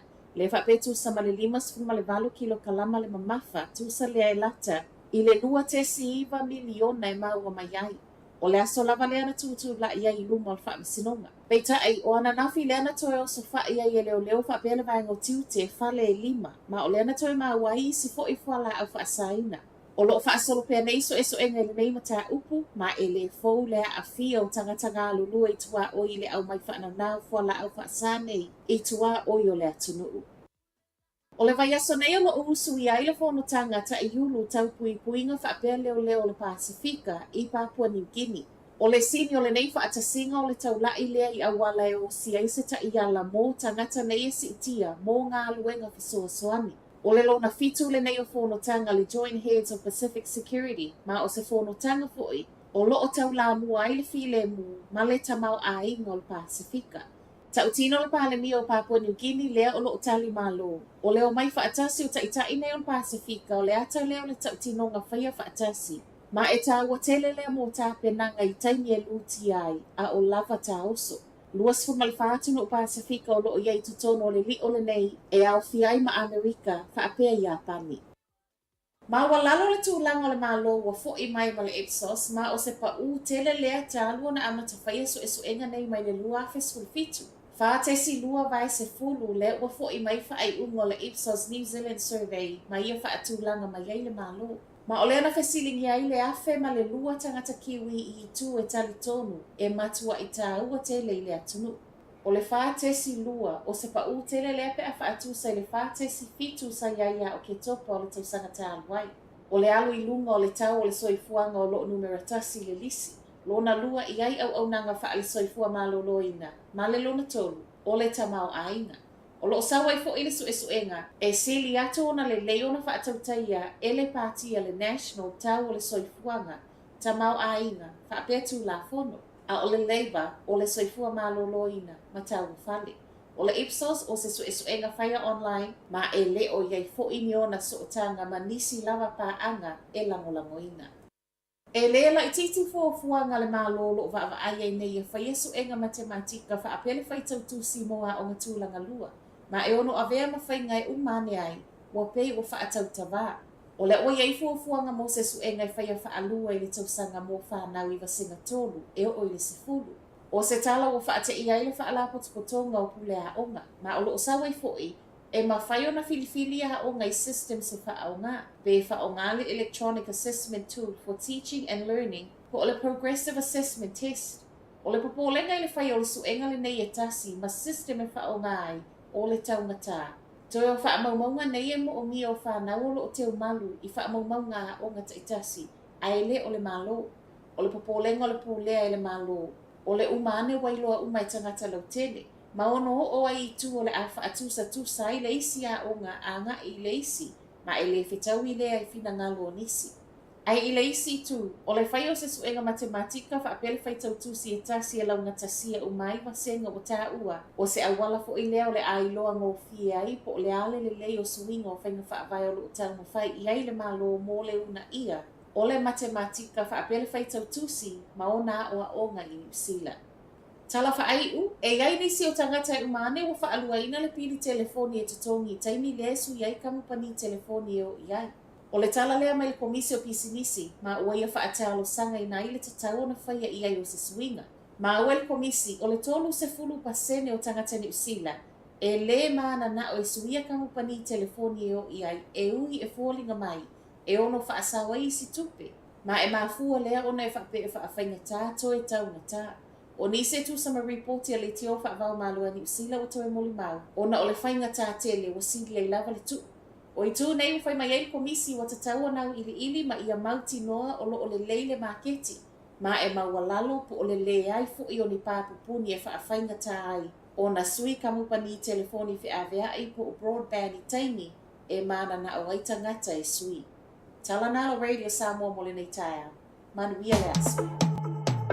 Radio Samoa.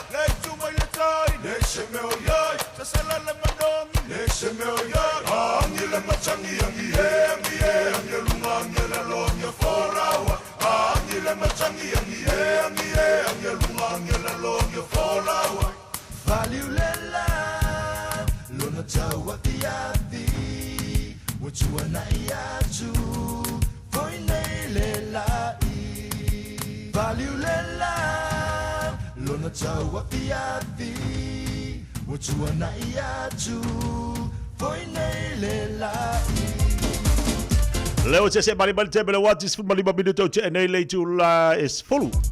Isi o tatu tala fau po tatu tala bai fanu to fa sala wina nei tebe le tai au lungo le tau tu maluranga ale fa tu sala va masi mino to lungo fu le tau tu al fa tu mo tanto ile nei fa yaso. Aka solo ni so tatu po kala be pe nei le tai au nei.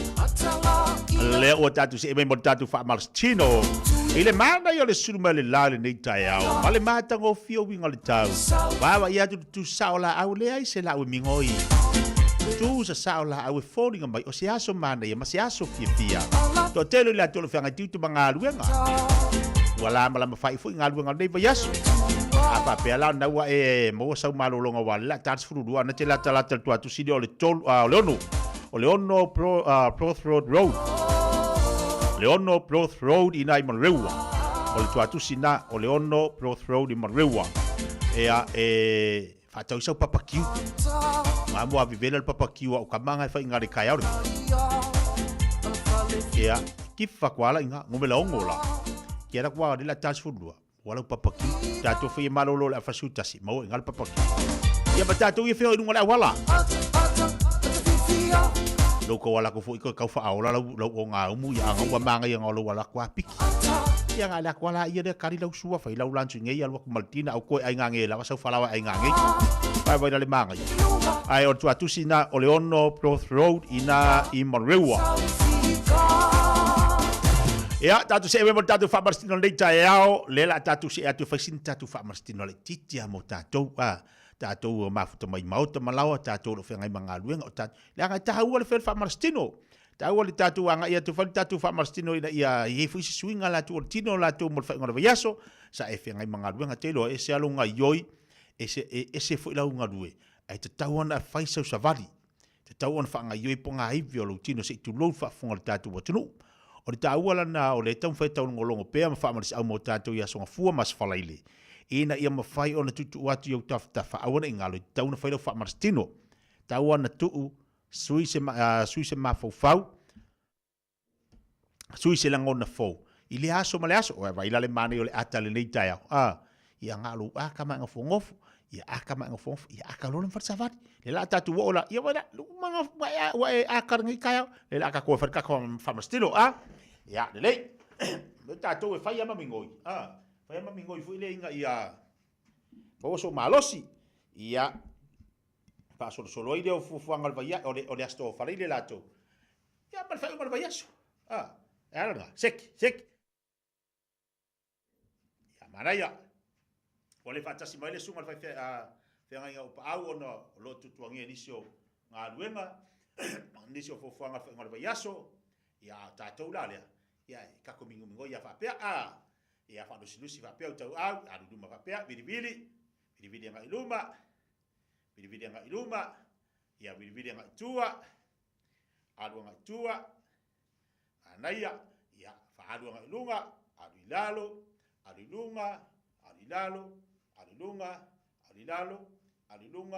ilalo manaya ia sa fa pe fa lo fa pe tatou ia sumpa mai tamam tina matua e fe lava na te fa Marstino mai ai ia au ma pavea vai luma sumsuma nga iluma ia adu nga iluma lima ia anaya nga yo ia so nga o tau au la to mo lima ia alfa pe ia me yo kapu lima ia fa pe mai luma nga ia fa pe mai luma vai ia sa lunga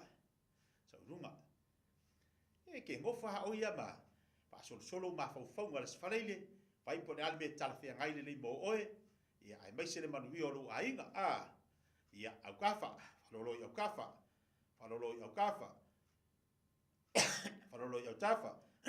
mana ia fa sa ruba ia apea le moko pe le moko u ba pe moto ia alfa pe ia tala lima duma tapuni tala tapuni ia tala tapuni haya mido ya kafa ali fafo ia fa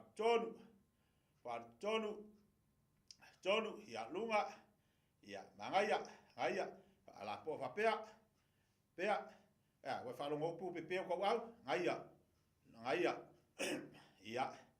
haya ia ka pungo le kiki nei la pe ki fa pe fo dio ko au pe ka milo nga iluma ia fa alo ikua ka au mangaya ia whalo whapea, ni tau tau, ia anu nunga le ulu, toso ile tūro lo tau au malo tino, ia pika kau i whalo, tasi, lua, tolu, ia whenanga vale, whalo nanga vale, tasi, lua, tolu, ia maaya, toso luma, pika kau pungofu le luma, tasi, lua, tolu, ia maaya, ia usa, o tātou ia, whenatu, ia ngai whakapea, ia, alo kawa, tasi, lua, tolu, pa, lima, on, fitu, wan, iwa, sfolu, iwa, wan, fitu, ono, lima, fa, tolu, lua, tas, ia mangaya ya, sek, ya lari o tafa, bila tafa pea, tamatau, tas, avale, lua, tolu, fa, lima, ono, fitu, walu, iwa, sfulu, iwa, walu, fitu, ono, lima, fa, tolu, lua, tas, ya mangaya, ya sek kakau, ya kau fa ngale ki kau fa ngayole titielu tino ya alulunga pa ilalu tango fodi lelo e kango le fa masiko ya nga ke lu mangava o nga yoyo lu mangava ke lo fo nga nga yoyo nga yoyo ia me ai le titon alunga lalo lunga lalo lua lunga lalo tolu lunga lalo pa lunga lalo lima lunga lalo ono lunga lalo fitu lunga lalo balu lunga lalo iva lunga lalo sfuru ya maya ya maya sawi le sfuru lunga lalo tas lunga lalo lua lunga lalo tolu lunga lalo fa lunga lalo lima lunga lalo ono lunga lalo fitu lunga lalo balu lunga lalo iva lunga lalo sfuru sela mangaya ya le vai am fainga mangayel manaba ya tatu vol vai sisi nungal vai saudi lima kamakau saudi vai ngavale saudi vai ngavale lakul vai kamakau ya lunga sfuru tas lua tol fa lima on fit val iva sfuru iva val fit on lima fa tol lua tas maya ya lele awa makanga fa longa ko mbe ko sela ya ko sawi tas lua tol fa lima on fit wan iva sfulu tas lua tol fa lima on fit wan iva sfulu ya sek ya maya ya la ka ku singa va vavi la ka ku me singa va vavi la titi ya tatou ele va ve ke lea mo tatou matua ya sa luma alua sfulu la luma sfulu au tafa sfulu la lunga tauni tas lua tolu pa lima ono fit wan iva sfulu lunga tas lua tolu pa lima on fit wan iva sfulu tafa tas lua tolu pa lima on fitu, wat, iwa, sfuru, lalo, tas, lua, tot, pa, lima, on, fitu, wat, iwa, sfuru, ja, ja, maar ja, dat is ook wel lang, hoor je swingen,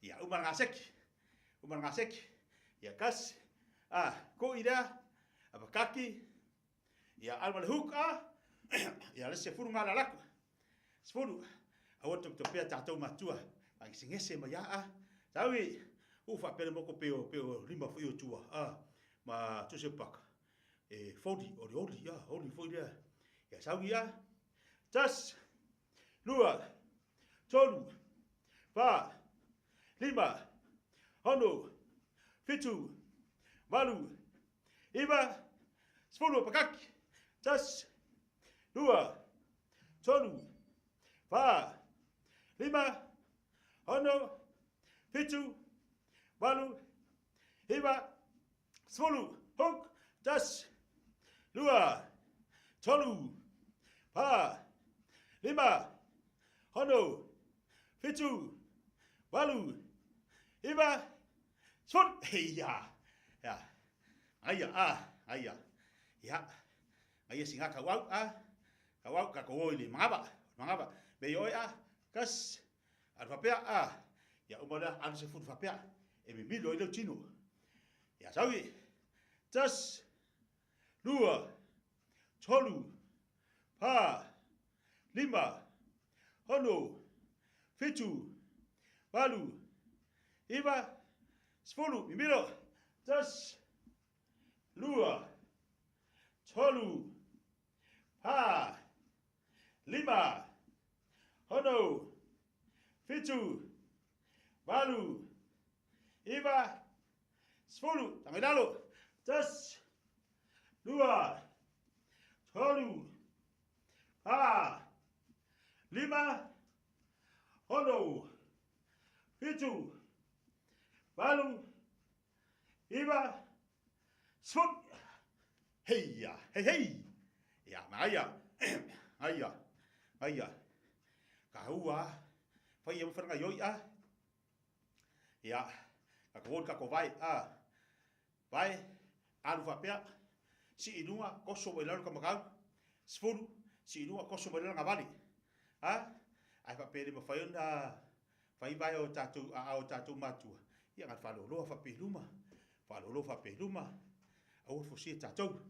Ya sawi alaku sepuluh ya tas lua tolu pa lima hono fitu walu hiba sepuluh ya sui dang balik koso dang balik koso dang balik ya kas lua tolu pa lima, hono, fitu, walu, iwa, sepuluh.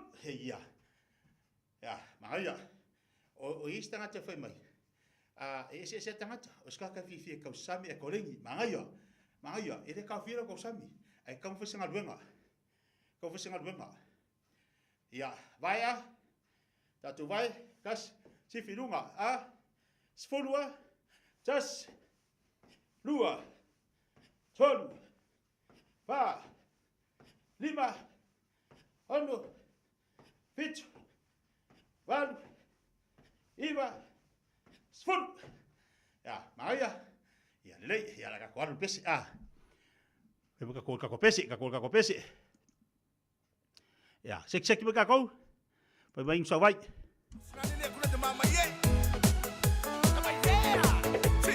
Kakol besi. Dua. Iya. Sino baik. Ayah. Dua. Semangat terbaik napa? Ngirani kapan itu semua ngani. Ayo. Lalu.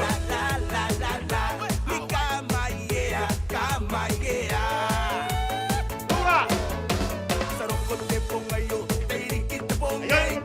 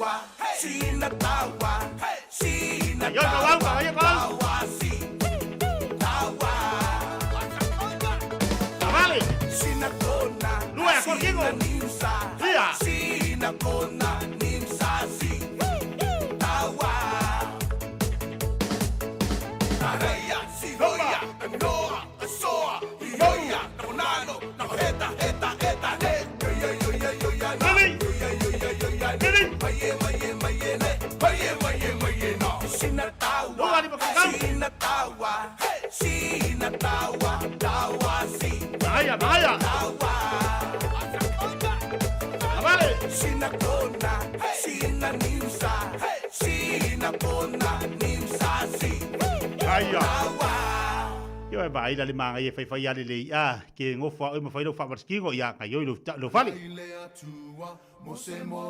Dawi la kores pese Alo lo ni ba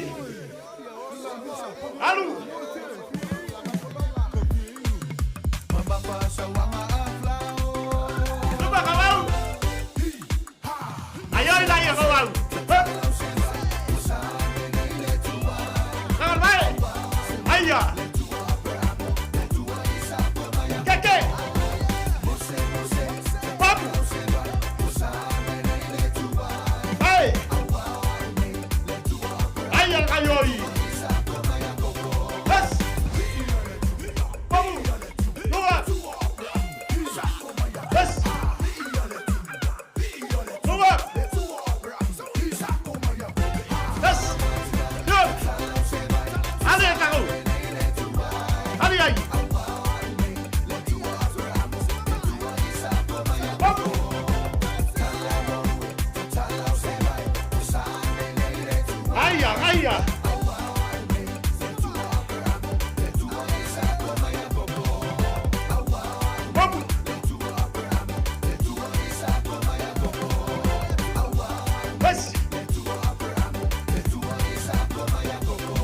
Aia. Ia malo sekia. Sauris. So waka ko awat sela. Aia la fumo sau.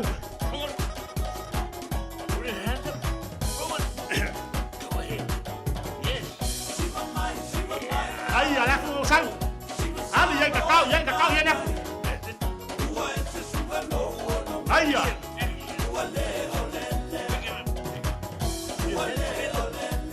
Babu. Das.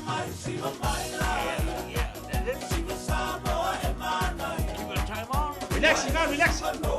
Yep.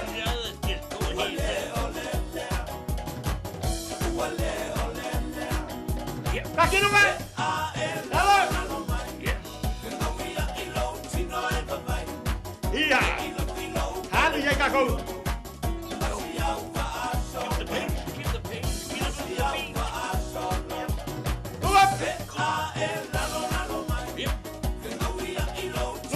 Altafa.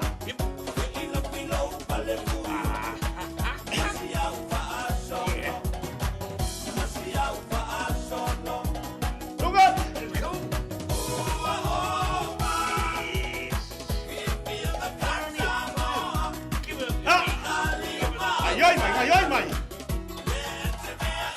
Awak salah bay. Lupa. Porcela. Kasa.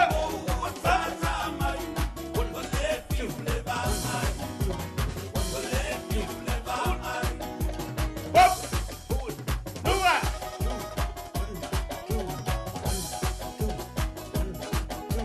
Hop.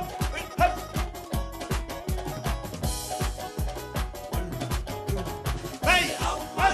Dua. Ayai. Sama dia apa? Bas. Sama dia apa?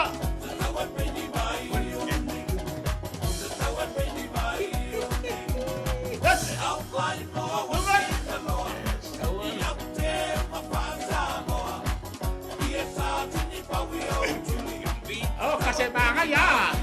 Ayo, lo sino. Bas. Dua. Ayo, lo sino.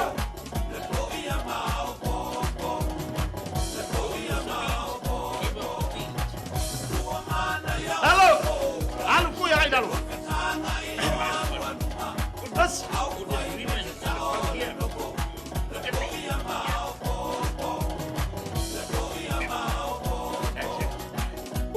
Iya, dua. Ayo, halo. Ada apa? Dua.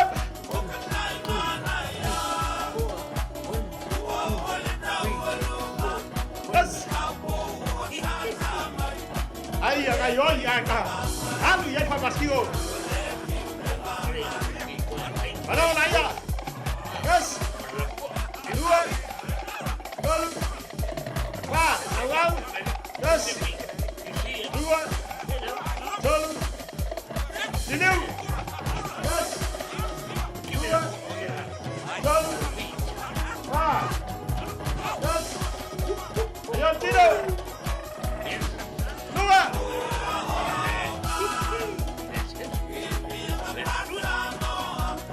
Agafa.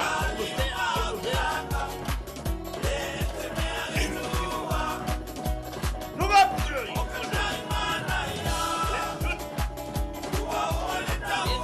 Halo Laya. As. Dua. Aya. Iya, malo, vale ya boleh. Pasti lo lei jaya Sa diska kopesi, fenska kopesi o bakoi.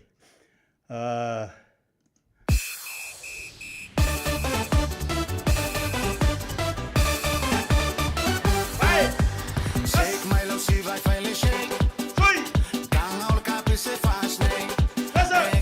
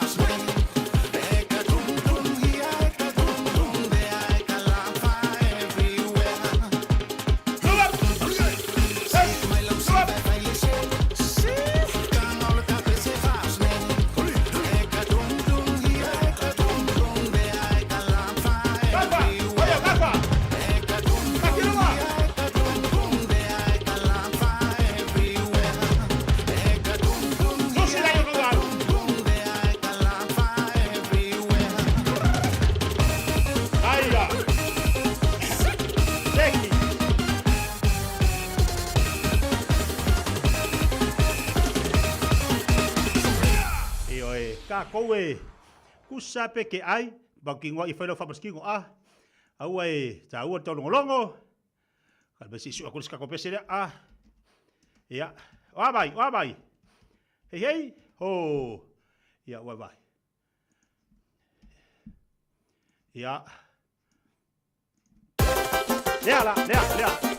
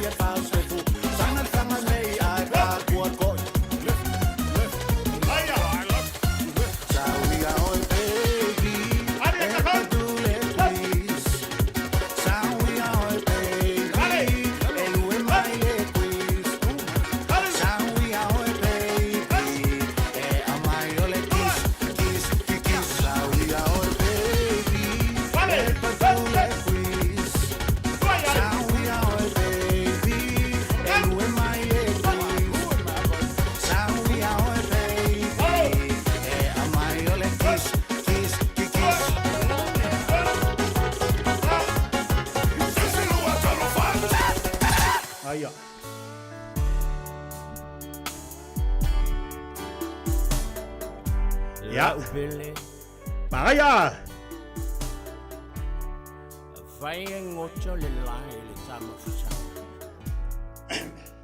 Ya, lupa. Jas. Dua. Con. Pa. Lima. Sama-sama. Tentang kalau jas.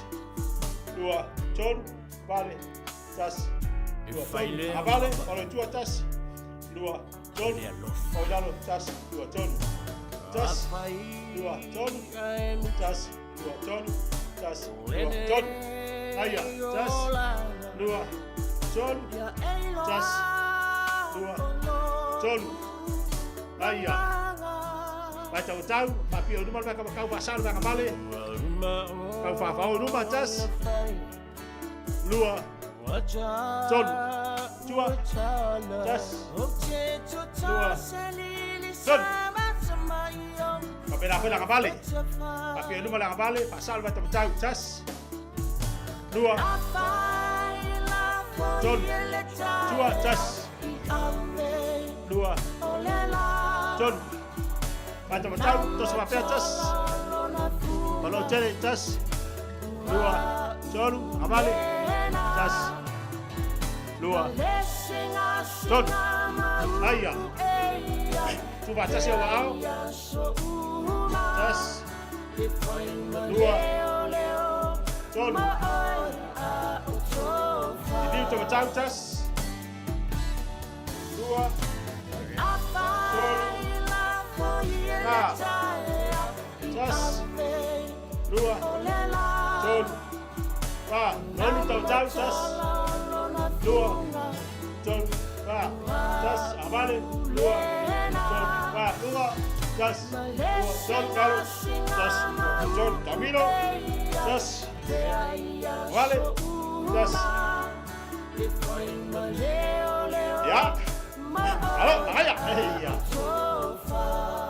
Oka se bakaya. Baka ngi kayau. Ya, malo ya, emang ia ka ku fa mal skingoa. Ya, bia leli, ba se popo vi ele tu le tayau, ta tu foye. Ta tu te faia la vano e. Mau la vano fa ta tu fa marstino. Al ta tu sumpaya so fua mas fa le tu ua. La nga ta ua ta long. Ai bole tu lang fa ta tele ta tu wat no le tayau. O le se le manga yo mo le fa le ki sai so. Sa o le afu. Sa o le afu mal talangona fu we swinga la to. O le malo sul tino. Ala mo tayau. Pada savali toi fa wa fa marstino ko so. Manga yo. Wala la lu tau sami. Fa ya lu fa marstino. Ai mole tu lang fa te tele la volta tu atu le tayau mo tatu sumpa awon ngalo tatu asong fo vas fo atu no la fa tasi mari sunga fa fenga yo pa au. Ya on fai fo le tatu fa marstino le tayau le songa fo ya o tatu pese ia a lena sa ulo fe fiau ia fa ngese fo o kanga ia fa va ve kanga fe fiau ia fa te tele la sa mole tu pele mo tatu sumpa le tayau ni tamama le tina fa marstino mai la vai mota malawa ia ma le tatu wa tunu pe ona iai ia ai awani ngalo ma ia la fa marstino fa ngola vayaso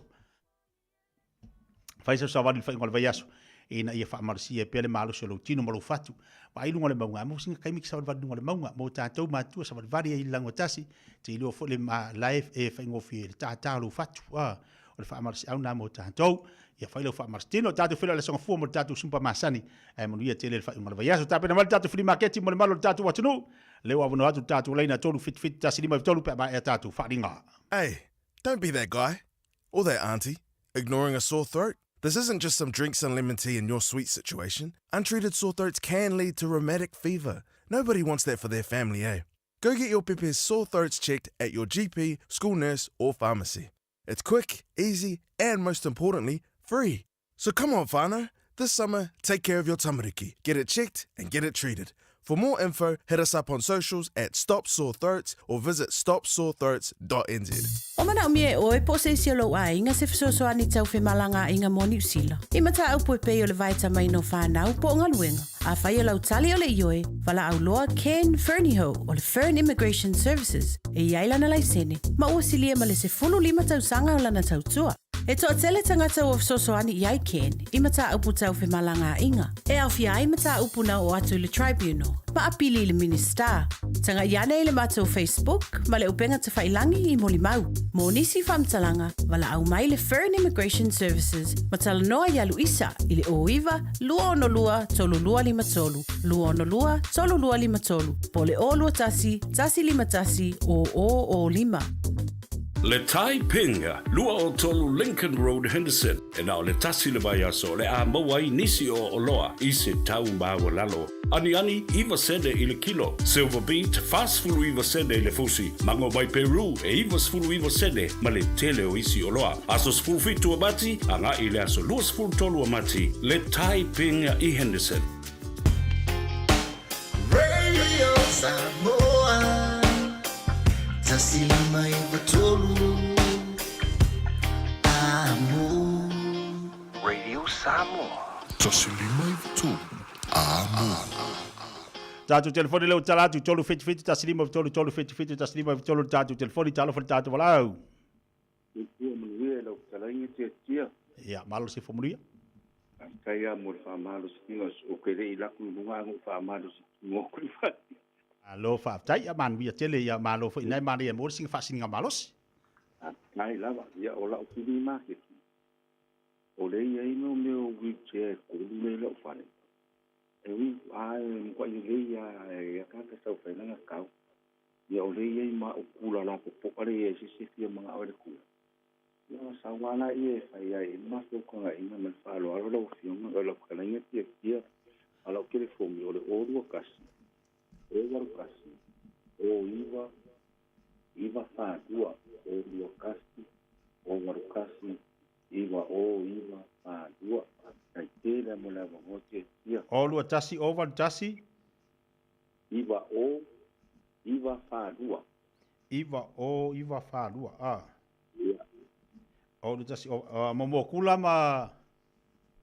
Ba meu wheelchair. Okay. Lele mo wata ma faftai mo niel tayau. Ke la mo niel wa. Pa pena foi talo fa.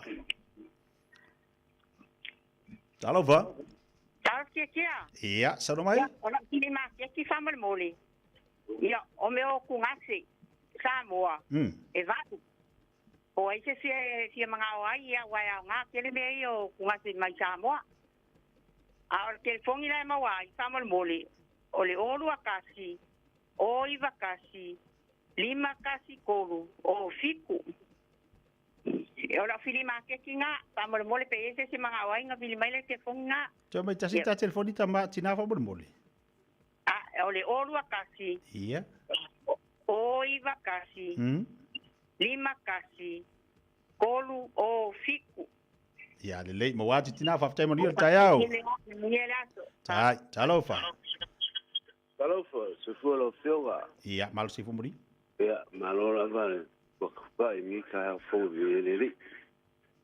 Ia, ola o film make. O mo muri fale foi Oua muri foi a foke fale a ngai Samoa. Ia, e mo muri ai se mga wai.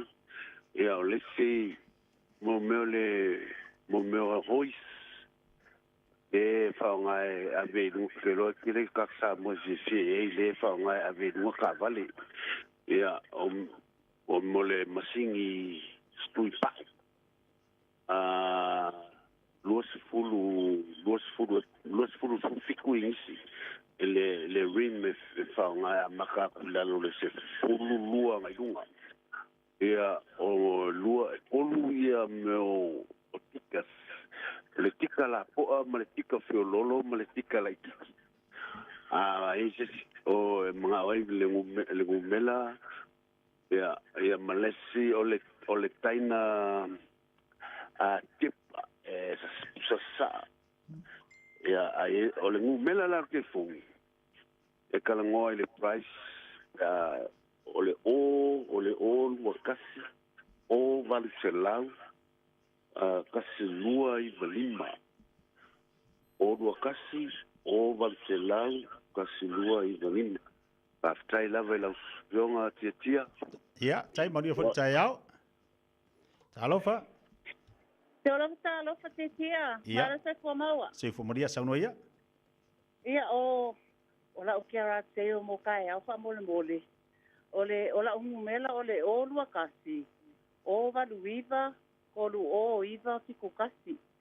O lua kasi o valuiva kolu o iva fiku kasi. Pole ngumela le ole o lua kasi. O lua ono fa ono fitu ono fa. Ia o karakter o le fa mo e ya me ave fu e mo mai moenga ai su mai makala mai pe a ye se nem na mia fa mo le lava tia pe a sai mo fina ngalo la tu atusi mare ta tu atusi ole ono lima e Messi Road ono lima Messi Road e Messi Road mangele na mo le lava ia le mo watu tina ia ole manuelo wa apena foi mo dio tayau se foi talofa. Talofa, o la fini ma keki o pusai sa tatia, ko tikia ko lua kausa na kia ua roa ko e whakauese e ke le maola le pusai sa. Ia i mali microwave, e ke le fo le microwave o le ola le. E kasi le pusai le ko e ave i wha moli i Samoa. Ia i mali TV 5 furu ingisi, e ai malonga remote.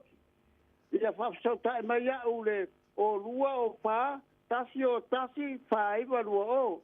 O lua o pā, tasi o tasi whaiva lua o, ia pole o lua tasi tolu, wha o ono walu. O lua tasi tolu, wha o ono walu. Vili mai ia udu melona e lua pa malau i oloa ia e lua, ia whaptai lava. Tai Maria tai au, talo fa. Malo si Maria sa do mai.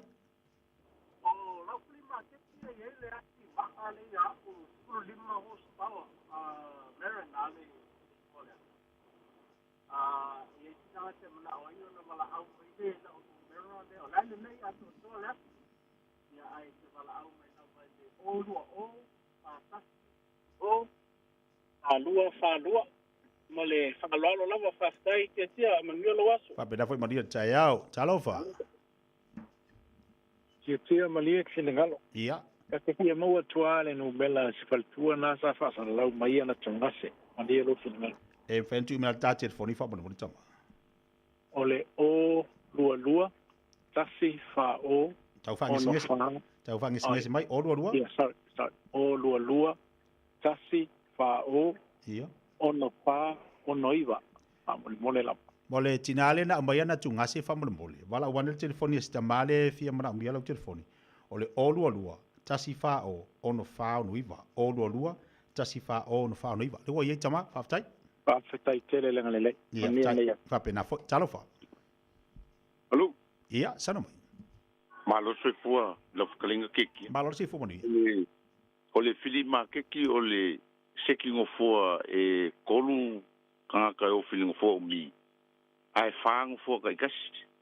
Ongo suka la, a mga alpau, mau alpau, male stereo, ngwhakau le lua pisuluiwa. Ole soning. Ole fui ola. Ia aua, le lor ko inga kongeki waia ia. Sausi se ave mai ole pas sukala, lima sukala. Le lau wakwela filima ke kinga.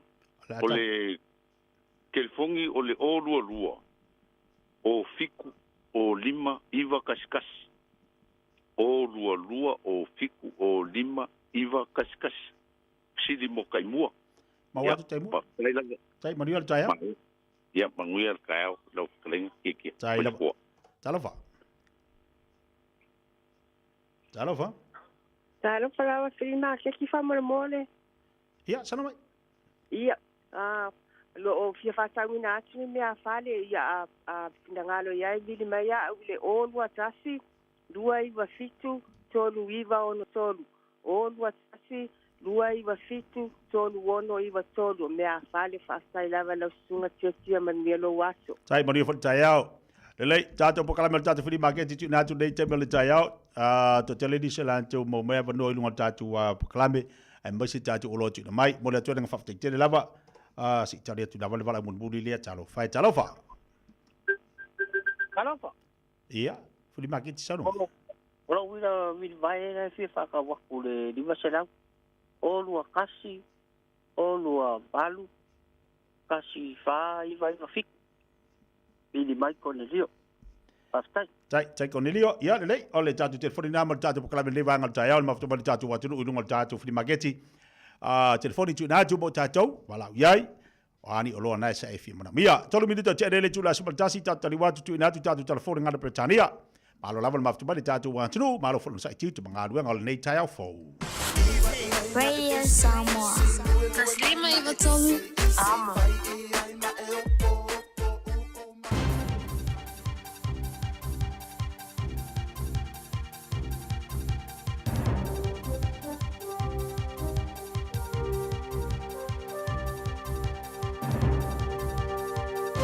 In this update, one of our largest retailers believes it's starting to turn a corner. The Warehouse Group is back in the black with its latest financial results. Business reporter Michael Sergel runs through the numbers. Operating profit across the Warehouse Stationery and Noel Leeming stores is down 55%, while sales are down 1.6%. But first half net profit is $11.8 million, up from a net loss of $23.7 million. Chair Dame Joan Withers says the company has been cutting costs and capital expenditure and focusing on the fundamentals, but it still has work to do. More uncertainty about who will be and won't be included in Donald Trump's upcoming agricultural tariffs. Here in New Zealand, we're still in the dark about whether we'll receive an exemption for things like our growing exports of hamburger meat. Over in Australia, analysts believe they're very unlikely to get an exemption.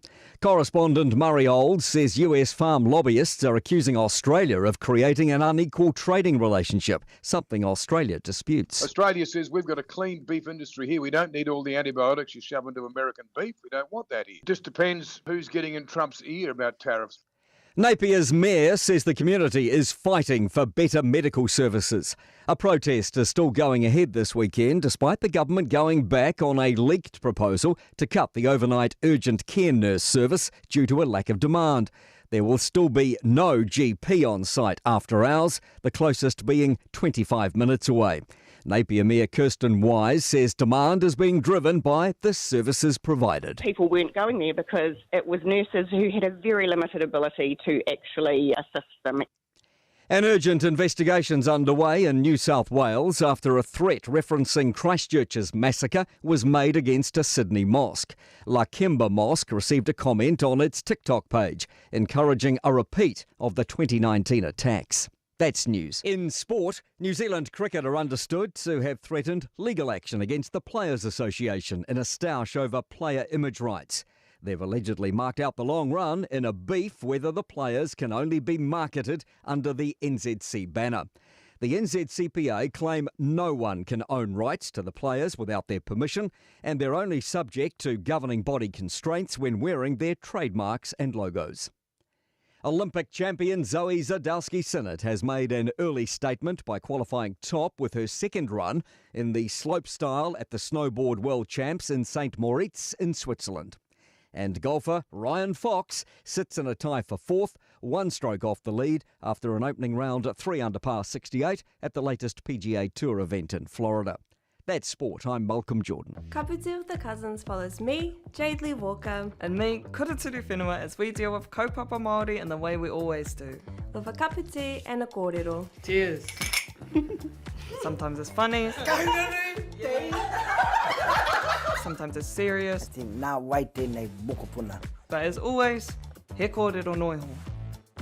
He mana tō te cousin. Kaputi with the Cousins. We're on YouTube, Instagram and TikTok. Karawhiua! Karawhiua! Are debts piling up and weighing you down?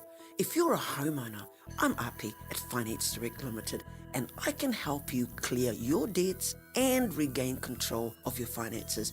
I provide professional, family-like service to guide you every step of the way. Take the first step toward financial freedom. Call me today on Oluolua, Ovalu, Fafa, Lima, Tolu Tolu. Api at Finance Direct Limited, your path to peace. Le Tai Pinga, Lua o Tolu Lincoln Road Henderson, e nao le tasi le vai aso le a mawai nisi o Oloa, i se tau mbawa lalo. Ani iwa sede i le kilo, Silver Beat, fast fulu iwa sede i le fusi, mango vai Peru, e iwa sfulu iwa sede, ma le tele o isi Oloa. Aso sfulu fitu amati, anga i le aso lua sfulu tolu amati, le Tai Pinga i Henderson. 24 hours a day, 7 days a week. Radio Samoa streaming live on www.radiosamoa.co.nz.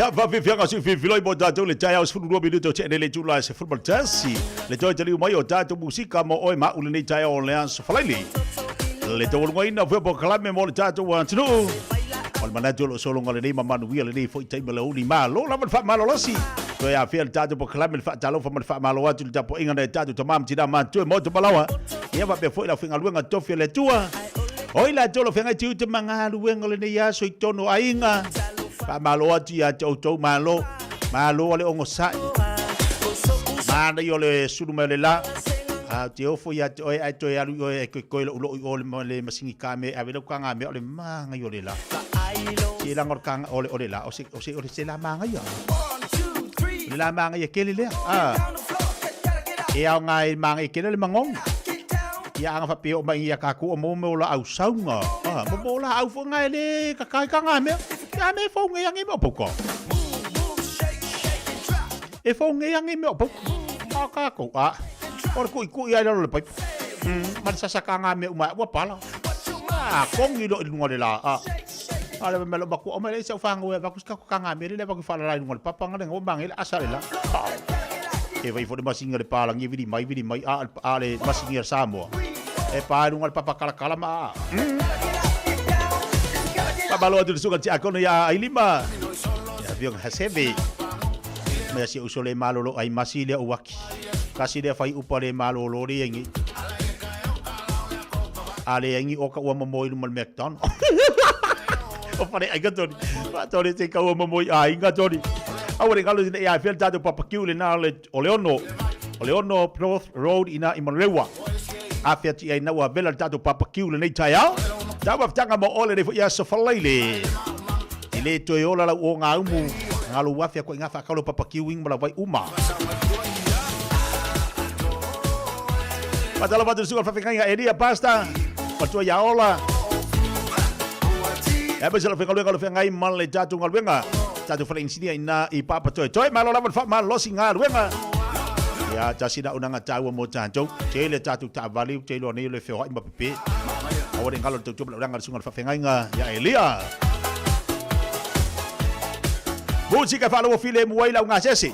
Aya ia au banga fo ia wa kum ko ngal fa inga. Baloa tu le sungal ya anai. Jasilia Tangata le isi ngaduenga i farfenga ruenga ai nga ole a usuare kai au a ke lo a fa ku au ke fai ku ole ale farfenga ruenga e vecchi uma ya soma e map ya soma pa ale isi ngaduenga e map le fani a va pela la ku fenga ruenga e makar fiku ai e kale va uma ore kai mi fenga e makanga map mo le falo angai farfenga ruenga ke lo nga a se lo uma kwa mo le ya pisfa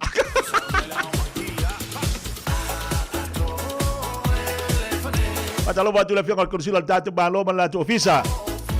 Komisina fafta wainga, pa malo atu pokala bede bangal tayao. Ya bese di sol bamalo tatu atu lo fiang tiu tu bangal wenga moto samo ina imangele. Meta vale fai bali tu sale nei foi tayao. Fai le moto fai balo filima. Bes bese atu fa fiatu le tau le rede samo mo oe.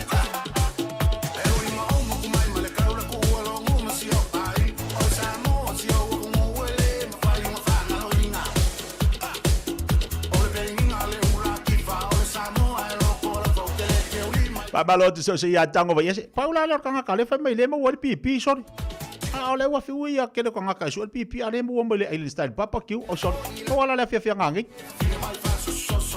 le fa mai le sunga le pula island style papa kiu o ngangi mo le pipi ale fi ka ko ka mi sorry o lo winga le ko fo kanga kale fa ko angal ko nga pipi ri o so ala fatu ba nga lu nga le fi na nei tatu fa inga ina ilalo le tatu papa toy marketi market foi de faina pa patoi toi la wala mo ka ko pipi le fi ngangi mo la to uma fi tau sabe de pipi dia mo island side papa kiu le fi na nei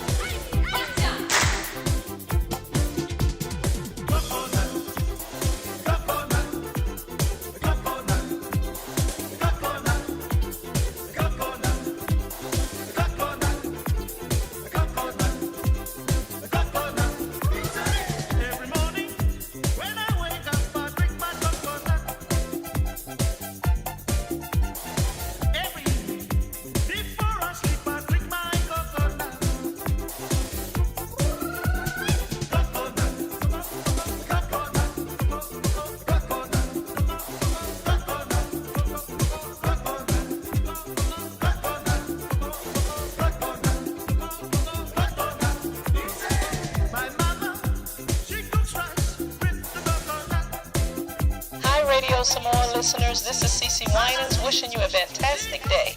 God bless you and keep listening to Radio Samoa, 1593 AM.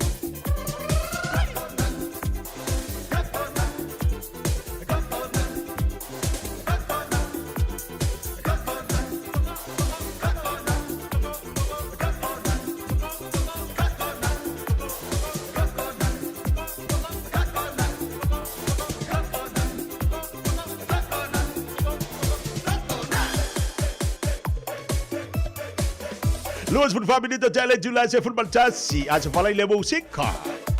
Pajalo pa so ya taiso. Chasi le atu falai inga le se tupe. Papalo Diamanti Feni si malo se football de va kal chai ao.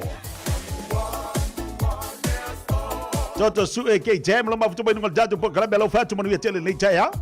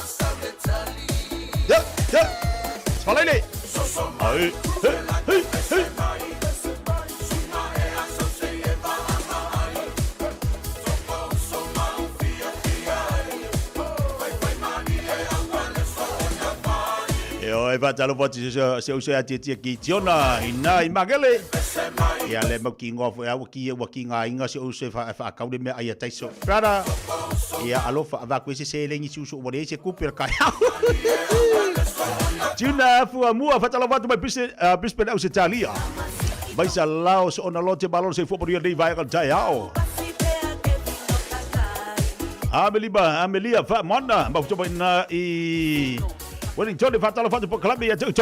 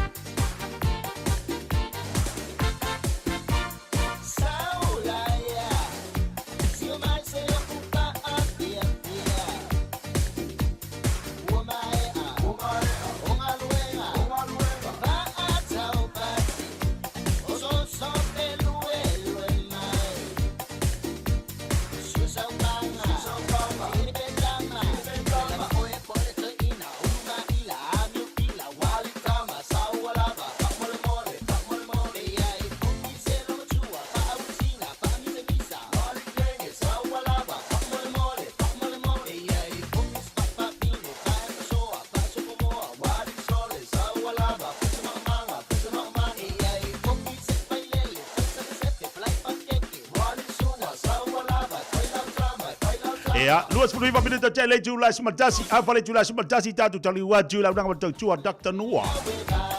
Inal tatu fale ba imangele lam fa so by for inisio vai ngai pui tatu bol so fu malolo ina de label ba malon tatu wajnu. Ayo tatu papa kiula na susungu de le pitonu ule mal rewa. Le to tele la tu ofisini mai fa oleono pro road ina i mal rewa. Awale banga bevela papa kiu.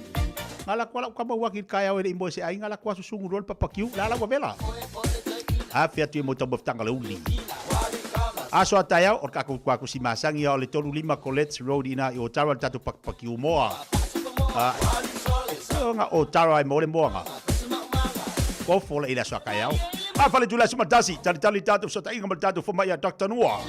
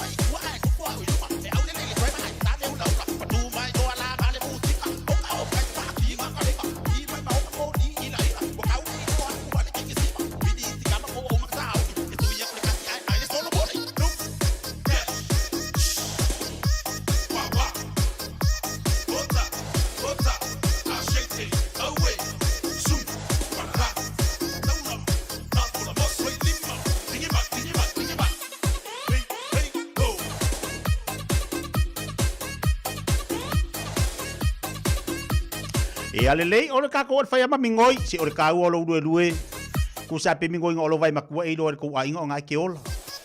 E a fa pe fo wa mingoi vai makua ai pe o nga vai. Ia vai la il makau ki o le langa nga we ola. E mingoi ka mai vai ai mingoi o ia ai do foi la ia fa pero or kamanga e mor ko nga nga mingo yo kama vai mingo nga vai i lo foi lo bakua le kulanga sa e ia sola lo ko bingang ke de va vela wal e ke ngi se lo mo vai mai le markala lo bakua ia wa foi nga ia le balo si wa wakua ko sa wa kener ko fia mo ia wa ku sa ai ia balo ba to ba tatu wa tru Tatu talu atu la unanga martau tua Dr. Noa ile au unanga masani mo tatu fale mai pe ona iai fa ilo fo tu langa e vai nga tau tau na mai tatu watu nei tai au mana yo la fa so mai el tatu fo mai mo tatu watu no ai mai tatu umalava ina ia mafai ona so sani mo oi mai se ne tatu tamamtina matua o lo iai ngase ia tatu ele ase se le mai ai tau yo fa so mer sunga fo mai mo tatu ile nei tai au matalo fatu bolanga fa lo sunga fo mai hinua malo si fo mo nei tai au fo Ma lo so fo man mea fatalo fatu e lo fioma ia fa pe foi e mai se le fa fonga Samuel nei tu la ma lo se fo paria ma lo langi mama aso falai le to lunga e tito manga luanga ma nei vaiaso te lo e ai vai nga tau o la ma fai ona fa so ia lo fioma fo mai nei tai au ya wa fa fonga tatu watu no e fai ona te fa ilo nei vai nga mo nei tai au ya tau fo ile mo tatu la lo to na ia tatu ai nga fa ngona vaiaso aftaia to tele misio tato lo mo e mai e tu ma lo nga so pe mai suka to mo lunga lo nga so mai vai fo mai a se fa tuanga la ko kele la va a isi ele man na onisi to tele lo i lunga fala a we te tau na ingu ya so uma la va onisi se te ele manatu na fala a o isi fo ifa pe ma so sale fala a ba alo fa tuanga la va fa tanoanga nita ya e ba ku le kule o ngaluenga e ma faina fai oe mo lo se fo ma lo ina tau se lo se fo ma lo ina fa ta se la wa fala au ma tau singa fo mai o e fe so soani lo ngaluenga e fai oe mo le tau singa la o lo se fo ma lo ina o me la ia e pe ole ko ke le o ma sangi me fa pe ole me ai nutrition side fa ke ai ke le me ai mai se la pe mo lunga ke le nga o le suka ma le masi ma I me kausami fa ka se lola ile ma lunga lua o le exercise po fa malustino te la ko nga fa malustino ese foi I ko nga fa malustino e a nga e fu e le fitness o nga ia po le mafa foi po nga la ia o isi me ke le pe o me nga lua ke le akalongi si le weight loss po fa po po pe o me anga kilo ia ai isi me ka ua kai pe o le moe ia lava le malolo ka se pe le lava I kula ke moe me malolo pa pe nga foi ku kusale le afianga lo kingo mai le lava malolo pe o le o le ai fa pe nga foi le se fa malo skingo o le si me o le o fa malolo ma fa fa fia lo ma fa ke lo kai and then you talk about relationships, the management or what we see pe ke lo kai mi la ke o I ke le fia o le se foi me nga linga mai lisi ia malisi la mea le o le stress management so po le lava le ia mafuanga o mea linga e stress pe le mo le fia ka kau fakala mo fa ise fakakau kai pe o me fa anga ka ko stress kai pe o ke lo fa la ke le stress ai ska marka kam fai se mea like fai ni kai mi fin caro ka ko ia vai kai fai fu fai ni fa la ko ni fa la mo se fa ka ina pa tu menga ia ka so le se kam fai me uma ai lai oi ma le fia ma ai so me la ia nga pe e fa le ka u ke le fa ma natu atu tatu ia ka ko uma awa menga pe fa pe ai singa fa la awa exercise ma le nutrition praise me ke le ka u ke le fo ia e fai oi la vai mo lo so I fo ma lo inga vai pe ngalo ke lo kai ya pe ale in fa la au ale lele ai ale ese exercise pa uma me fa ngo lo so fo ma pa ako koanga nga o me ma fa fai oi o nga luenga fa nga oi ka ma fai ai fi so nge pa fa la au ma vai ngalo fo mai Doctor, ole mana ia yo le vai nga le wa e sa no I le tai ole nei. Ole lava le malolonga. Lava le malolonga. Wa tasi le vaenga o le tatu tiloi. O le wa mata tatu mai tau ina le temi nei lau sunga le foma. Wa fatu pula i le telo ngase o le mai o tatu. O le lava le malolonga. E o valo le telo me fai. Wa tau ma fai ala le tangata foi le fata unu uma ia mea na le temi tasi. Al mara i te le fama nati o le sunga le foma i mo le malo le tatu watunu. Lava le leile malolonga. Fa malolo le mafu. E le tangata foi le lau sunga le foma i e moe. Ai le mo le mafau fau. A o lai mo ingi. Ya, pero está sida vaenga se sosone lo sunga fo mai. Mo le tatu tanga. Sa le alo sa noanga. Ile menga le malolo, vai ka kawanga a ko le pe o le valu I kula I lunga. Te kele o le fa ingo I kulanga ka nga e moe ia mo le lo malolonga. Ai a fa pe ai no ko kilo ka ko ile a ko se valu I kula. I fa fen kan kuli le valu apa a mo fa pa o me na pe o mo I kula le moe. Then that's okay, but you still need to go up to, at least 8 hours and more. Ole moi. Ole si me sa oi like oi si a pe kele me le ma fa fa ole si. Ole si ma fo anga nga lenga le mo moi. Ele malo lo le ma fo la ka o le moi nga fa pe mo I marka. Ai fa nga le lai ele mo malo lo le ma fa fa. So me la nga like the exercise, the nutrition, por if I'm skiing o ma le le kausami. It comes in here because I have pe lai le lo kausami. They follow exercise. Of course, you're going to be a lot more relaxed because of the impacting o me yaki oi. I have a pe le a ko menga o le si menga yo le moi le si lang o le kele o le kele me ma fa pe ka o mo ama le si me o me yo le Facebook kele fongi ma video ma ta fa balu atu e sau no ta na pe mar ta ken ma fa mo le la te fa o lau fa so ma le tele vaenga le wa tal no mai si te te fa le mai le ken mo le sunga fo mai mo ta tau o le tulanga tau ona tatu titilo ia ina I mafai ona so so ani mo ta tau le lava le o malolonga o le ta ua yo nei vaenga yo le fa so mai fo mai mo ta tau ina ia mafai on tatu no fo le ma tatu loa o isi ia vaenga fa tai takta lo ma watu te fa o sa nanga malanga fa lo fa tai le ai wale se venga ia o le lava mo because o me ia kai pe o ke fongi kai ni la ke le kan kai e fale I know it tune in lo Facebook le fai mo kala po a me la ku pa me se ka ku la ku mai o sa mo I comment and that so le se venga linga mo is o fa longo le kio ese por kala me fia ma fa longo ai me se ngai tanka ma ku la ko foi in kalisi I Macau pu le fa kan hoing ai mai se foi la I so TV o le malo lo because of sports po a kai mai la ka pi po a ka lunga fai other people would just stay up late for that o mafu anga la nga o singa o mafu anga lenga le mo isi but e ma ko le ka ka kuli a fa ingo I kula ke mo ya mo le se malo lunga lo mafu fa ma menga le falo wa ile si e fa wa fu ile au ala ile la vale ma fa fa le ako ko le malo si ma fa fa pe fa le kingo la ko wi ia sa ya nga e mo mo fa wa ile doctor fa mo le sunga fo mai o ala fa pe nei la e a fia tanga tele tu nga tulang o ani a fia nga mo tanga tele pe ale ato to le malo soltino le lava le malo longa le lava le malo longa le ma fa o tino le fi o ni afia nga mo le mo lo la yenga singa se pe o mele I mean obviously there's the mental health side of things more le fi like depression or popole anxiety a me ala ko pe o mai ko mo lunga ya lunga lo ko ka se lava malo lo le kingo your body's going to respond to it in a very bad way ele pe o me fa ya ko ai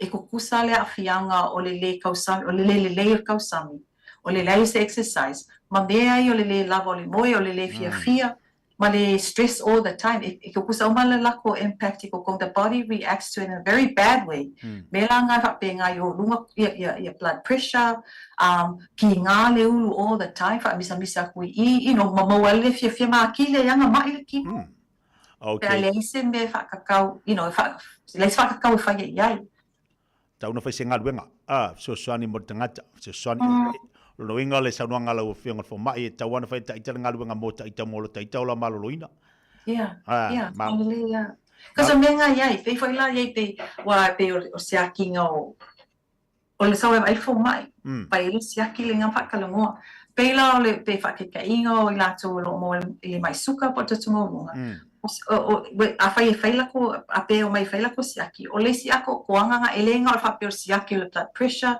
fa pe siaki le weight malia but o isi me nga ye ngai loa e fa ngwa ale le ako koanga nga wa mako pe of ka mo o le ngaluenga le fo mai ma fala au ye bako e fe so soangi le ngaluenga o e fai mo lo se fo ma loinga a fa pe ala le ako ko le ngaluenga le nga ele ma fai fala au nga avaku nga kausi nga dress ma minga le lava malo lo le fia so e fa ka au menga fa pe e ka u fa ka ngor ka e ka proclame le fai because I think people forget e ngalo ia ka ko le ngaluenga ka ko ai e fai mo kausinga ka ko se fo malo lo ele ma fai nga avaku fala au e fa fia ai oi pe mai lalo le blood pressure o mai lalo le mai suka on its own e fai lo ngaluenga ai fa so soangi koe fala au ma le bat kausinga fo mai mana ia tele fai le ngaluenga au mai mal fala au ai le fala ngolangor fala au sungal fo mai tolu ngol tape fa sol ni tai au mai ta mama le tina ma tuia e o atu fo ia vai fo mai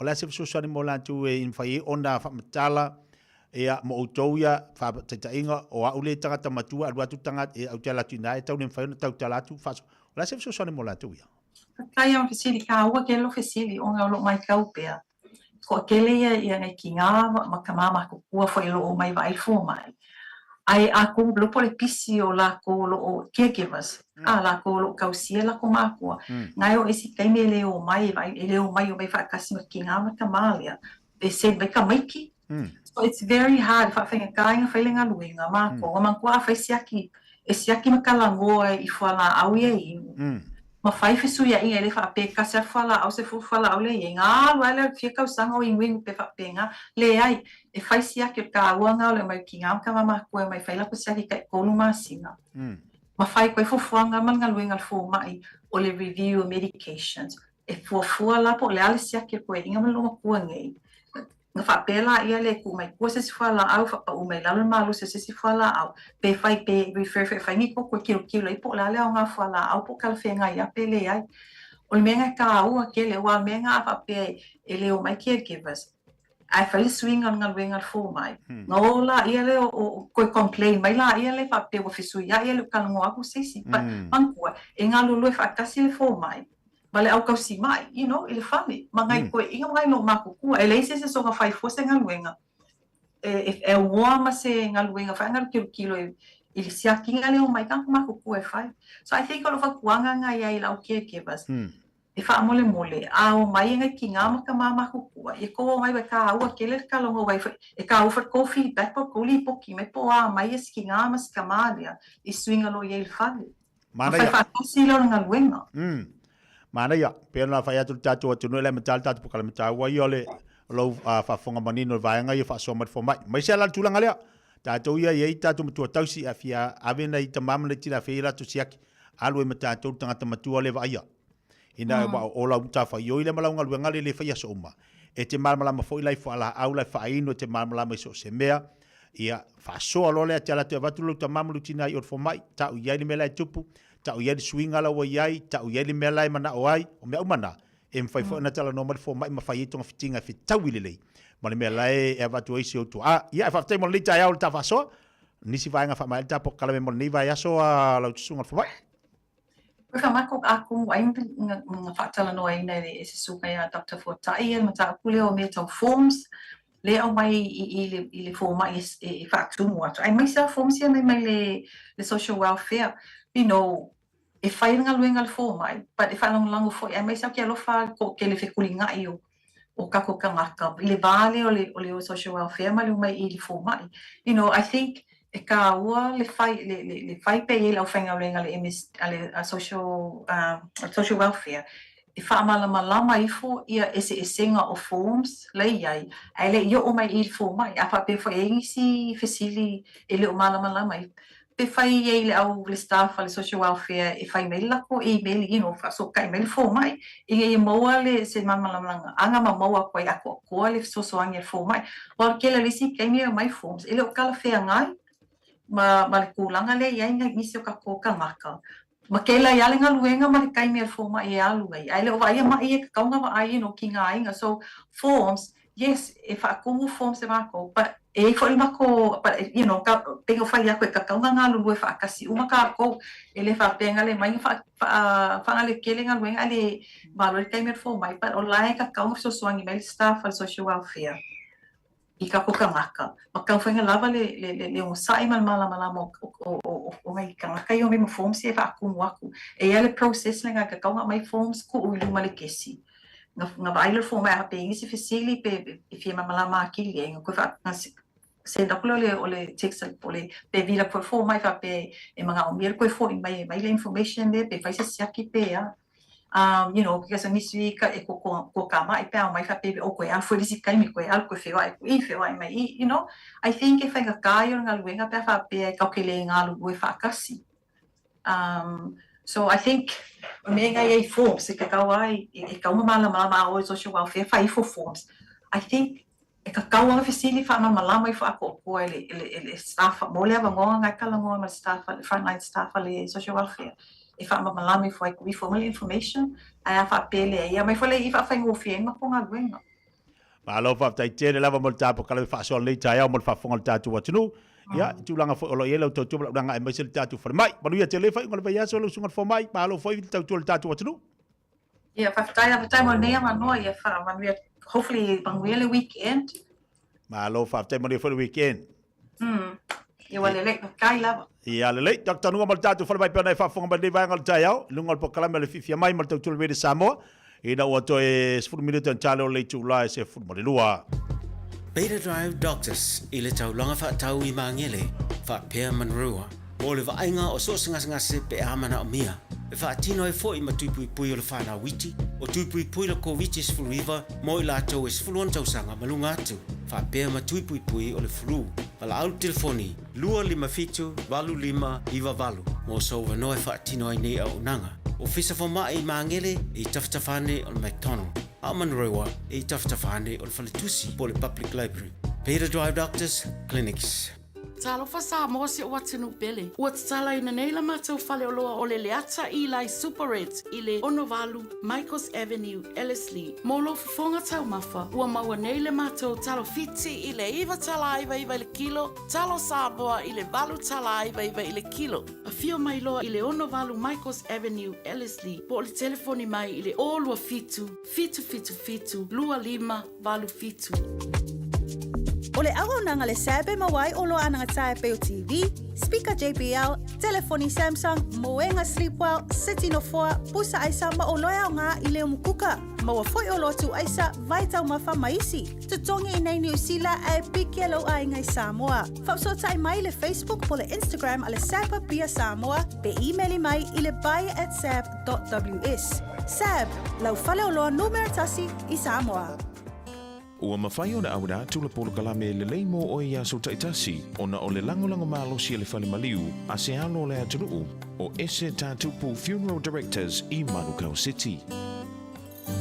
O le ese tatupu Funeral Directors o se whale maliu Samoa o le tali foilea o taimi whaingata o na o le malanga al maliu maleoti e mawhai foi o na latu awina atu ma awina mai tino maliu o e pele mai so o se atu nuo lalolangi mala auno le ese tatupu Funeral Directors I le lua no lua toru fitu o pea fiuane ele se fulu manebalu Norman Spencer Drive Manukau City. Beta Drive Doctors ile tau longa fa tau I mangele fa pe manrua mo le vainga o so singa se pe amana o mia e fa tino e fo I matui pui o le fana witi o tui pui le COVID is flu river mo I lato is flu on sanga malunga atu fa pe matui pui o le flu pala au telefoni lua lima fitu valu lima iwa valu mo so no e fa tino ai nei au nanga o fisa fo mai mangele I taftafane o McDonald Amanrewa e taftafane o le falitusi po le public library Beta Drive Doctors Clinics Oceania Career Academy Sauni Kako hoi kaule kaua He pai ana pai Oase lumangai maguia A whaia sa ilisa la asanga fau moe, a waloe te no whai. O le OCA e a tauina ai o e imtata esese. Maua visenga fau fale, vali fale, palasa, male soi fua maloloina. O le nei avanoa e anga wa ai tangata no mau ma City Seni New Zealand o loo halala i au kilani. Le sitala nei loa i le OCA i le go.oca.nz/apply po le vili mai i le o Varselau ono lua lua valo fitu tasi. O Varselau ono lua lua valo fitu tasi.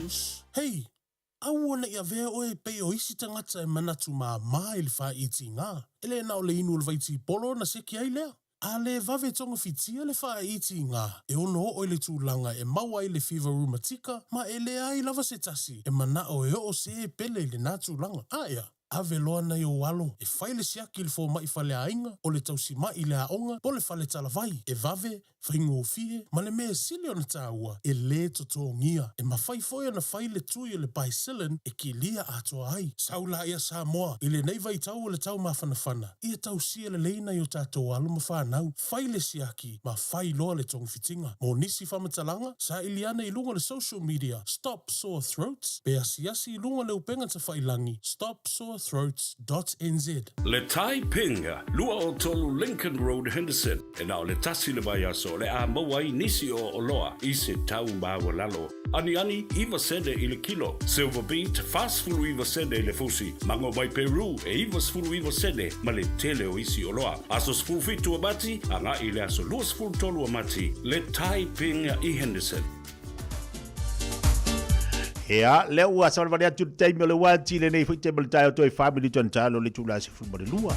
O mai fuite teime te tu on fua tape na mai le to fa fonga mo se man Francis Joane wale fa wina tu tu le vida Samoa. Ea, mas yo atu lava ste mo le uli fa te tele lava Samoa le tu pele tatu maftanga nei va yaso a to bela bela songa fua se pa ia mo le teime le aso fa teime tatu maftanga fa te talo. Tali tapo inga tu ama tu asin sine mo te malawa. Whaafitai lau whingaruenga le atua, ma le loa loa le tātou wātinu. Whaafitai ma vi ia le li, ma vi tere le alu aso. Whaafitai o tātou loto i le atua. I lona anga le leima lona alofa, e malutia tātou iso se mea. Iwi ana lutia le tātou whaulangu i le aso, ma le aso i tofotofonga, o lu i tau o le aso. Ai tātou te whaafitai le atua, o ina tātou te langona ai le ngalue o le anganga o le atua tātou loto. Fisua soani mai ati tātou. Wa ana whea tātou i mai le laulangi. Le laulangi ma whea tātou i whaafitau ni ma tātou vai vai ai. E iri tatonunga tātou te leo le afiafi. E fo tatonunga. E le manuia o tātou ainga. Ai whaafitai le atua. E manuia o tātou ainga o le tātou whalangolango i ante ia. Whaafitai tele le tātou atunu o mo tātou maftanga le vai aso. Whaafitai fo ilo te talo mai ma tāpua i mai whai walo flima. Ia o lo whengai ma lau whengaruenga i le aso ma le aso le tātou le iti. O longolonga pui ali le tātou atunu. I meo lo tupa e meise nei tātou whaafiafianga. Aso atu whai vai malu puenga le tātou atunu. Se tautua ma se ngana te tia o le tautamani i lau whaafonga le nei vai aso atoa. A whai ua sala se ngana. I lau whaafonga. Sa mora ua tunu pele. Te whaafo i mai se whaamtalanga mo le nganga maulalu. Au te malu atu lau titi whaitama. Whaamoe moe atu fo ilo whingalo wha le atua. Toi maue sisi langona ma sisi manatu o le tatu pokalame. Tatu toi mafuta fo ile le vai aso fo le lofo mo le anga leo le tatu tapausi le lang. Ai alofa tele le atua ma fsosoani ma whaamonia i ainga malawa le tatu watunu. O a foi me tupu nei vai aso i fa nei vai aso me o lo i tau el tatu fo launga tatu la fo il tatu atua o ia e mama ai mo so so mai ati tanto ia alo fatu nei aso au ri ngalo tatu papakiu le fa aso ataiao tatu papakiu nai o tara tolu lima Colette Road i o tara fa tatu papakiu a fa le se fulu wa really tau maftanga mo oe te mo inali tatu kale per kale pinga ki te mo inali tatu mo le se mo a otara fakwa e kofo le mo otara e fa ingole mo otara number 1 le mo otara aswa kaya i lo la pela ko kofo la so tayo tatu papakiu la so tayo manuia la single tatu watru au le so na fa tatu papakiu le la wa fu i fa tau so papakiu le ono broad road ina i marewa la wa le va vela manuia la single tatu watru sei fu ma ya manuia.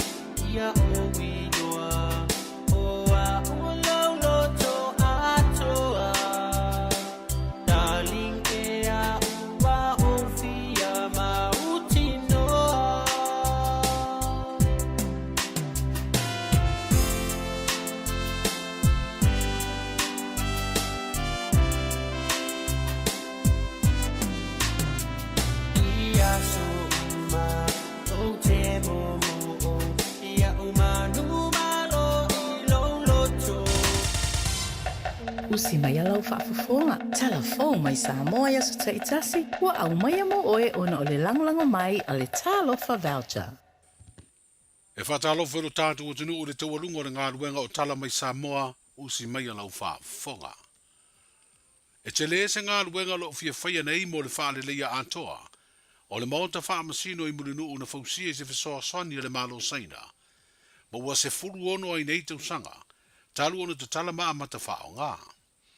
O whaalia le ofisa siri o le pūlenga o le mtanga ruenga o wha masinonga ma le wha fo ino mta butau wha masinonga.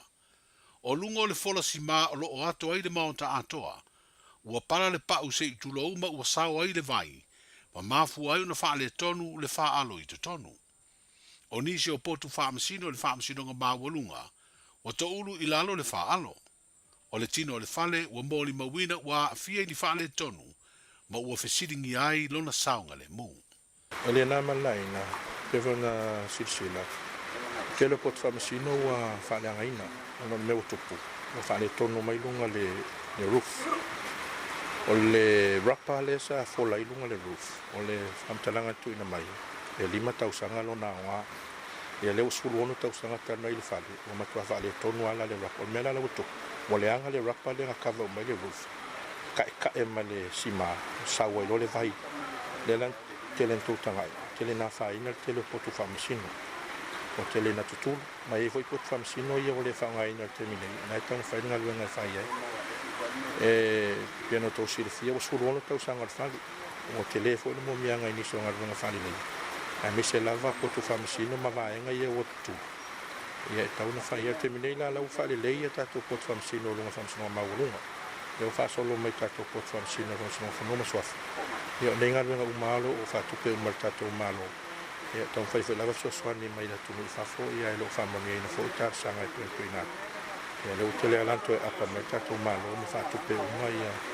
Al wha moe le ia ia to e whai ato ale le roof o le tato whale. Koe re-roof ato a, koe whai ato le maintenance. Alo iei fo le tūlanga ia mai se tato isi nia whapitoa. To siaki I tūlanga le malo si le whale te mine. Wai piano to sisila. O le mea umale o le whakau fusi umale mea lea. Ngā kangu le mea lea whai il whale lo. Malo ila le pole. Ia po koe se where whale mō tātou. E lea la ia mai lisi nia koe whai a koa lang assessment. Ia ma mai lo e toi whai a tō le maintenance. O lai vut fufuanga e toi whai se extension o tātou whale whamasino. E lea nā male la ina wo crow ngā ruenga whaamsinonga. Wo crow fo ila wha ingo whaamsinonga te minei. Ia o le fufuanga la, ia wo crow ngā ruenga, crow whaamsinonga, crow le wa unaha. Ai tō maua le whale. Nā lea la tau whai te whai se extension. Mā lo tau whai tāsanga te minei, ia po wā whai atu nu e whai na sosani mai. Ia lea ia. Ia longa winga o le tātou mālo whai ai. Wai peona iai, lo talia mai fo le tāsanga Pian tui nā tūru mālo. Mo le whauina o tātou whamasino I sale longa. Le la me I me tātou. Le la utalia mai e 1 miliona. Whai e tātou ngaruanga I sale longa. Te minei, lo wha ngā solo a kako tenda. E complete lo le tenda ua e se company o whamani ai. A mataro ngaruanga, hopefully e tau nā mataro ngaruanga ele I a iuni. Le tūlanga sa iei rea amtanga mele ngaruanga ma le a iei nga sa iei mariana. I le tūlanga pōne le maintenance. Ko se isi kupu tausanga. Ia wale mata watu pato a skuru ono tausanga le matua al whale. A leo matua te lea al whale tōna. O ngā ruanga ia o le soswani mai saina. O kampangi sainga fo inga o mai whai. O le mea la o tōku. E le eise maintenance plan o whai o al whale. O man whai ngā ruanga. Pamatu mai saina le whale, o la tō, nei mas tātou maintenance plan a fuafua. Ia, e te longa na wai pa ua le company sa whaia. Ia male, ele alo fo ile atole leon tanga ruenga. Ta taun wha mautu le tanga ruenga le te mire nā. Se maintenance plan. Nei ia whapea o na wha awau pea. Ia le ngā ruenga so tau aulea mai le malo saina. Ia mai e la tō, tau sanga uma, ia me mo mia wal whale leon whale. Ana umano musalta to fale lua sulu o saina o ko kala ke faia ia ka kia menga ruenga ia I mtanga ruenga ia le ala ufenga ia ni mtanga ruenga pelo fa fita u tu e metemine o se tala noanga ba le office sili o le pulenga o mtanga ruenga o faamsinonga ba le faafoina o mata ubuta faamsinonga le sunga papali I John Taimale Langi a Fele. O le ua mai a fausia le fale piliki ua mapu I aile afi e le tise fau, e sidia le tolu se lau afe tā lalo na tau mo le whao ngā ina, e le mta ngā luenga o whaam sino ngai lona ofisa au tui mo le no. O se afi e le tise le ale to e tuta I ai ngā luenga tau whaam sino ngā pe ao ina pe whaafua se I le tise, e pe ona sa tula I mai ia wha le tonu I ni vai aso ua tuanai, ma mafu au na wha soa soe le teiminei, le maua le tise le motu antoa uponu. O le stofi le nei vai aso na umusa I lea ngā luenga, e pe ona sa te tala aloa ia le afi e le tise wha leo leo, e le fionga le tamai te imin stau wha amsinonga, le tō wha matamua vasati siri purufana.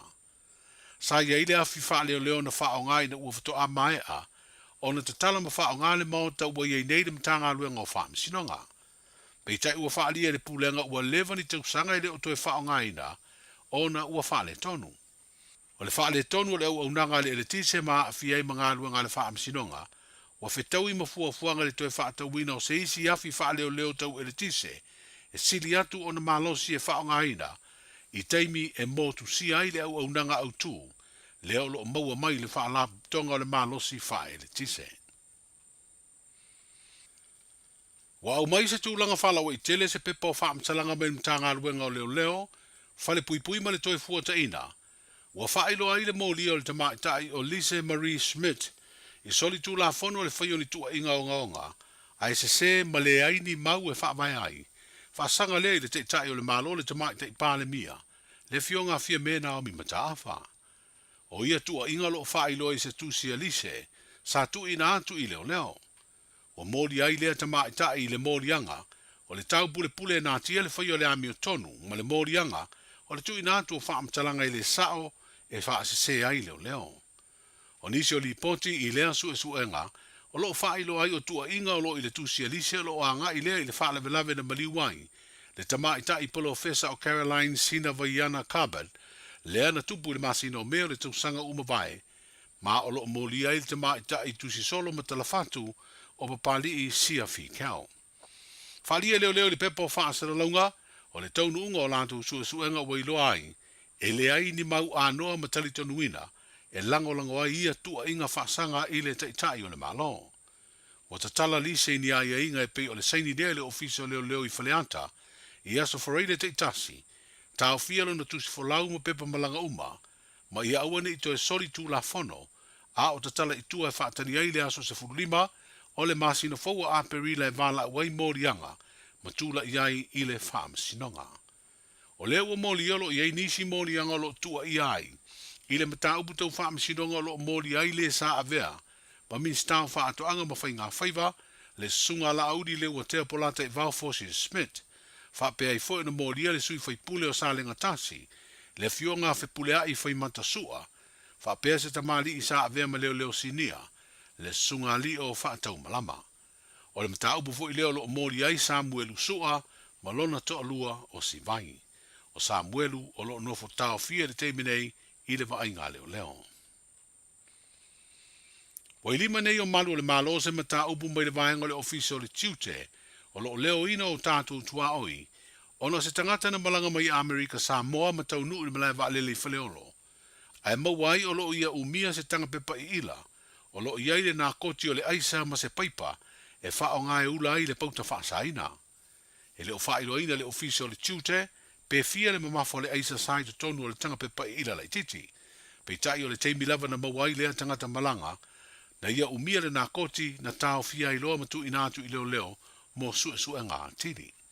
O wha alia le ofisa siri o pulenga o le mtanga luenga o tiute matu pe maua, o lo wha aua o peo na mata alia le o whai ngā luenga e leo ina o tātou tua oi, e le ngā teima lai waalele, ai o wafu wha vau malo, ina ia tau fia le whiawe e ina wha asoli tu la fono, o pauta mafuala au wha saina, ai maisi o le tau fia le uru fale mai, ma o atuai le lau tele o le tātou o tino. Ia, manuia le wha ungo le vā yaso, tātou whiroa I le nā vā yaso fau, ai mōle nei teimi, soifu. Sa lofa lava, o le si ufafonga le nei o Samoa, le radio Samoa.